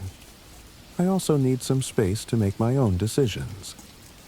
This approach acknowledges their intentions while asserting your needs. When you focus on the positives, such as their support or love, It becomes easier to accept their less desirable traits without letting them overshadow the relationship. 7. Focus on solutions, not problems. It's easy to get trapped in a loop of rehashing past conflicts, revisiting old wounds, and assigning blame. While venting frustrations can feel cathartic in the moment, this approach rarely leads to resolution. Instead, focusing on actionable solutions shifts the narrative from conflict to collaboration. For example, if a family gathering always ends in arguments over household responsibilities, try reframing the situation. Instead of saying, "You never help out," consider proposing, "How about we divide tasks so that everyone contributes?" This subtle shift focuses on moving forward rather than dwelling on grievances. Solution-focused thinking also involves taking proactive steps to prevent recurring issues. If misunderstandings often arise from unclear communication, suggest regular family check-ins, where everyone can voice concerns in a calm and neutral setting. This not only addresses issues before they escalate, but also fosters a sense of teamwork. Focusing on solutions doesn't mean ignoring past hurts. It means using them as a foundation for growth. By redirecting energy toward what can be improved, you create an environment where progress feels achievable and relationships are strengthened. 8. Know when to step back. Sometimes, the healthiest thing you can do in the midst of family drama is to step back. This doesn't mean giving up on the relationship. It means creating space to process emotions and allow tensions to cool. For instance, if an argument becomes heated, recognize the signs that it's heading in a negative direction. Instead of engaging further, calmly say, "I think we both need some time to reflect. Let's revisit this later." Stepping back in this way not only prevents escalation, but also demonstrates emotional maturity. In more persistent situations, such as dealing with a toxic family member, stepping back might mean limiting contact or setting firm boundaries. It's okay to prioritize your mental health by reducing interactions that consistently drain you. This doesn't have to be permanent, but it can provide the clarity and emotional stability needed to approach the relationship more constructively in the future. Remember, stepping back isn't about avoiding problems. It's about choosing when and how to engage in a way that serves your well-being and the health of the relationship. 9. Forgiveness as a tool for freedom. Forgiveness is often misunderstood. It's not about excusing harmful behavior or forgetting the past. It's about releasing the emotional burden of resentment and reclaiming your peace. When you hold on to grudges, the anger and pain weigh you down far more than they affect the other person. Take, for example, a situation where a family member has wronged you deeply. The hurt might linger for years, shaping how you view them and even how you see yourself. Forgiveness doesn't mean pretending the harm didn't happen. Instead, it's a conscious choice to let go of the anger that keeps you tethered to the pain. One way to begin the process of forgiveness is through reflection. Write down what happened, how it made you feel, and why holding on to the grudge has impacted your life. Then, consider what letting go might look like, not for their benefit, but for your own. Forgiveness is ultimately an act of self-liberation. By choosing to forgive, you free yourself from the emotional shackles of the past and create space for healing and growth. 10. Prioritize your well-being. In the midst of family drama, it's easy to lose sight of your own needs. However, prioritizing your well-being is essential, not only for your own health, but also for your ability to navigate relationships effectively. You can't pour from an empty cup. and neglecting self-care only adds to the stress and tension in family dynamics. Start by identifying what nourishes your mental and emotional health. This could include practices like meditation, journaling, exercise, or simply spending time with supportive friends outside of your family circle. Engaging in these activities regularly helps you maintain a sense of balance and perspective, even during challenging times. Another crucial aspect of prioritizing your well-being is seeking support when needed. This might mean talking to a therapist to process complex emotions or joining a support group for people dealing with similar family issues. Remember, there's strength in acknowledging when you need help and taking steps to find it. Finally, recognize that it's okay to say no. If a family event or request feels overwhelming, give yourself permission to decline. Protecting your peace doesn't mean you love your family any less. It means you're creating the emotional space needed to show up as your best self. Solutions, suggestions.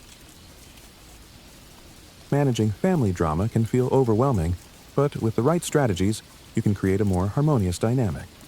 Here are actionable solutions to help you implement the top 10 principles effectively. Pause before responding. When tensions rise, your first instinct might be to respond emotionally.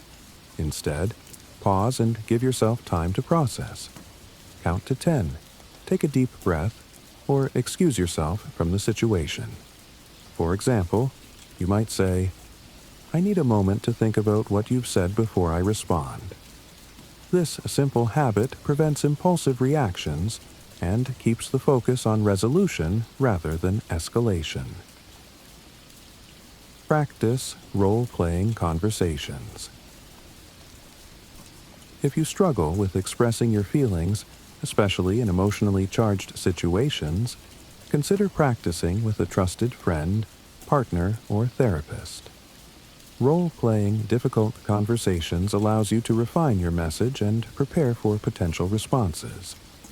For instance, if you anticipate pushback from a family member when setting a boundary, you can practice staying calm and assertive during the discussion. Journaling for emotional clarity. Writing down your thoughts and feelings is a powerful way to process emotions and gain insight into recurring patterns in family dynamics.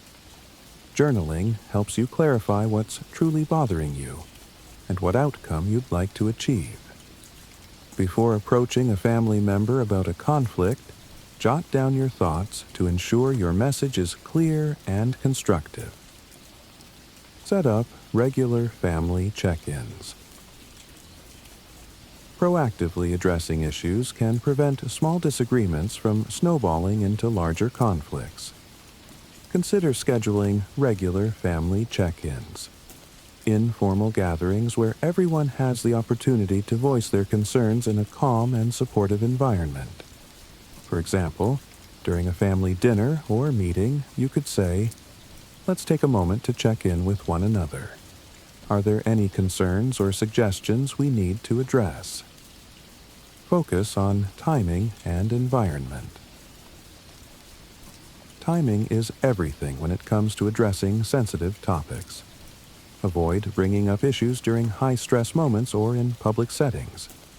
Instead, choose a time when everyone is calm and available to talk. A quiet, neutral location can also help create a more open and relaxed atmosphere for discussions. Develop a family agreement. For recurring conflicts, such as disagreements about shared responsibilities, consider creating a family agreement. This document outlines expectations and solutions agreed upon by all parties. For example, in a household where chores often cause tension, a written agreement could specify who is responsible for each task and when they should be completed. Leverage external support. If family drama becomes overwhelming or persists despite your best efforts, don't hesitate to seek outside help. Family therapy can provide a neutral space for resolving deep-seated conflicts, while individual counseling can equip you with the tools to manage stress and maintain healthy boundaries. Create an emotional toolkit. Equip yourself with strategies to stay calm and composed during conflicts. Techniques such as deep breathing, grounding exercises, or repeating affirmations like, "I can handle this calmly," can help you manage your emotions in the heat of the moment. Having these tools readily available makes it easier to respond thoughtfully rather than react impulsively. Find common ground. When addressing conflicts, focus on areas of agreement rather than dwelling on differences. For example, if you and a sibling disagree about how to handle a family matter, emphasize shared goals like wanting the best for your parents or maintaining family harmony. Starting from a place of agreement fosters collaboration and reduces defensiveness. Celebrate small wins. Progress in family relationships often happens incrementally. Celebrate small victories, such as successfully setting a boundary or resolving a minor disagreement without escalation. Acknowledging these moments reinforces positive change and motivates you to keep applying the principles. Family relationships are some of the most rewarding yet challenging connections we navigate in life. They're woven with love, history, and deep emotional ties, which can sometimes make conflicts feel overwhelming. But by applying these principles, you can approach family drama with a sense of clarity, compassion, and confidence. The key takeaway is this: you cannot control the actions of others, but you can control how you respond. By pausing before reacting, setting healthy boundaries, and communicating effectively, you create the conditions for understanding and resolution. When you practice empathy and compassion, you not only strengthen your relationships, but also foster a sense of peace within yourself. Remember, progress takes time. Small, consistent efforts lead to meaningful change. Whether it's forgiving past wrongs, stepping back when necessary, or focusing on solutions instead of problems, every step you take toward healthier family dynamics brings you closer to the harmony you deserve. We hope this video has inspired you to reflect on how you approach family challenges and provided practical tools for managing them. If you found these insights valuable, please subscribe to our channel for more wisdom on personal growth and navigating life's complexities. Don't forget to like this video, share it with someone who might need it, and share your own tips for dealing with family drama in the comments below. Together, we can create a community of support and understanding.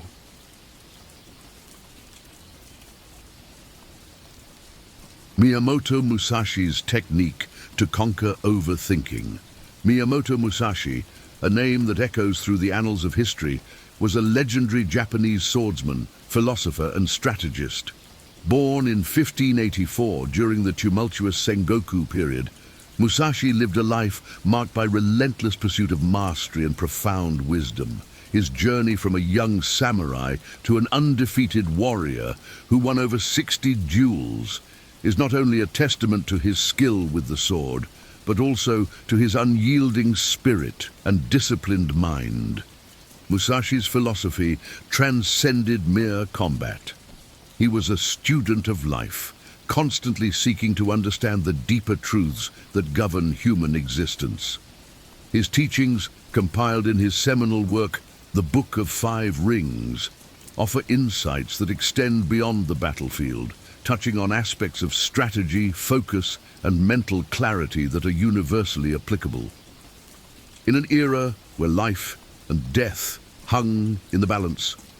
Musashi's ability to maintain a clear and focused mind under extreme pressure sets him apart. His strategies for overcoming overthinking and achieving mental clarity are as relevant today as they were centuries ago. By studying Musashi's life and teachings, we can learn valuable lessons on how to navigate our own mental struggles and achieve a state of inner peace and resilience. Number 1, the power of practice of Miyamoto. Musashi, the legendary swordsman, understood the transformative power of practice. He knew that mastery wasn't achieved overnight, but through relentless and disciplined effort. In today's fast-paced world, we often seek quick fixes and instant gratification, leading to overthinking and frustration when results don't come quickly. Musashi's wisdom teaches us that consistent practice is the key to overcoming mental clutter. By dedicating ourselves to regular practice, whether it's in our careers, personal development, or hobbies, we build resilience and focus.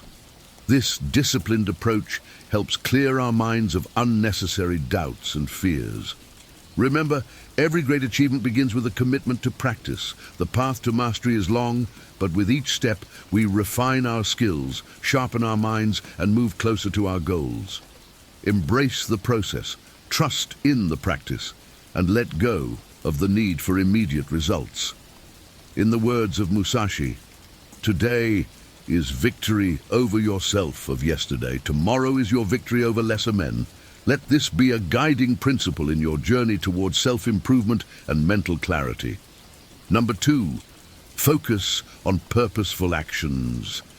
In a world filled with distractions, Musashi's advice to do nothing that is of no use is more relevant than ever. Overthinking often stems from engaging in activities that add no value to our lives.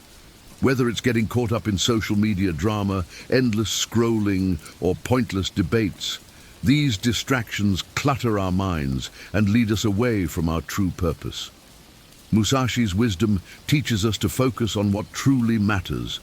Identify what is essential in your life and eliminate the rest.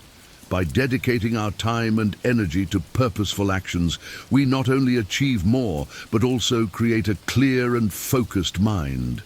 This Stoic approach encourages us to prioritize our goals and ignore the noise around us.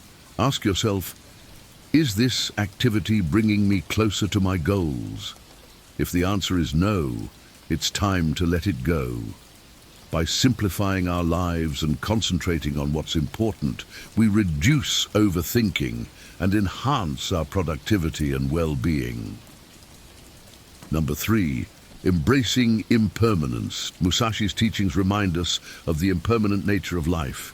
He understood that change is the only constant, and by embracing this truth, we can reduce the mental burden of overthinking.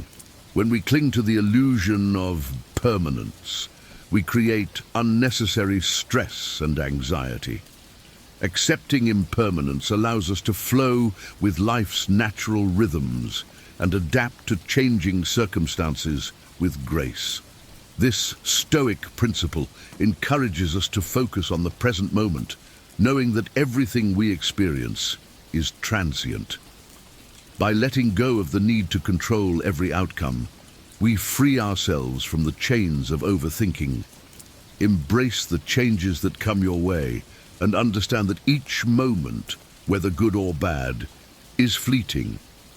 This perspective not only brings peace of mind but also empowers us to live fully in the present, appreciating each experience as it comes.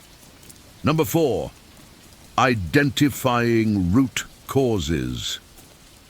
Musashi's wisdom teaches us to perceive that which cannot be seen with the eye. This profound insight emphasizes the importance of looking inward to identify the root causes of our overthinking. Often, our mental struggles are fueled by deep-seated fears and insecurities that lie beneath the surface.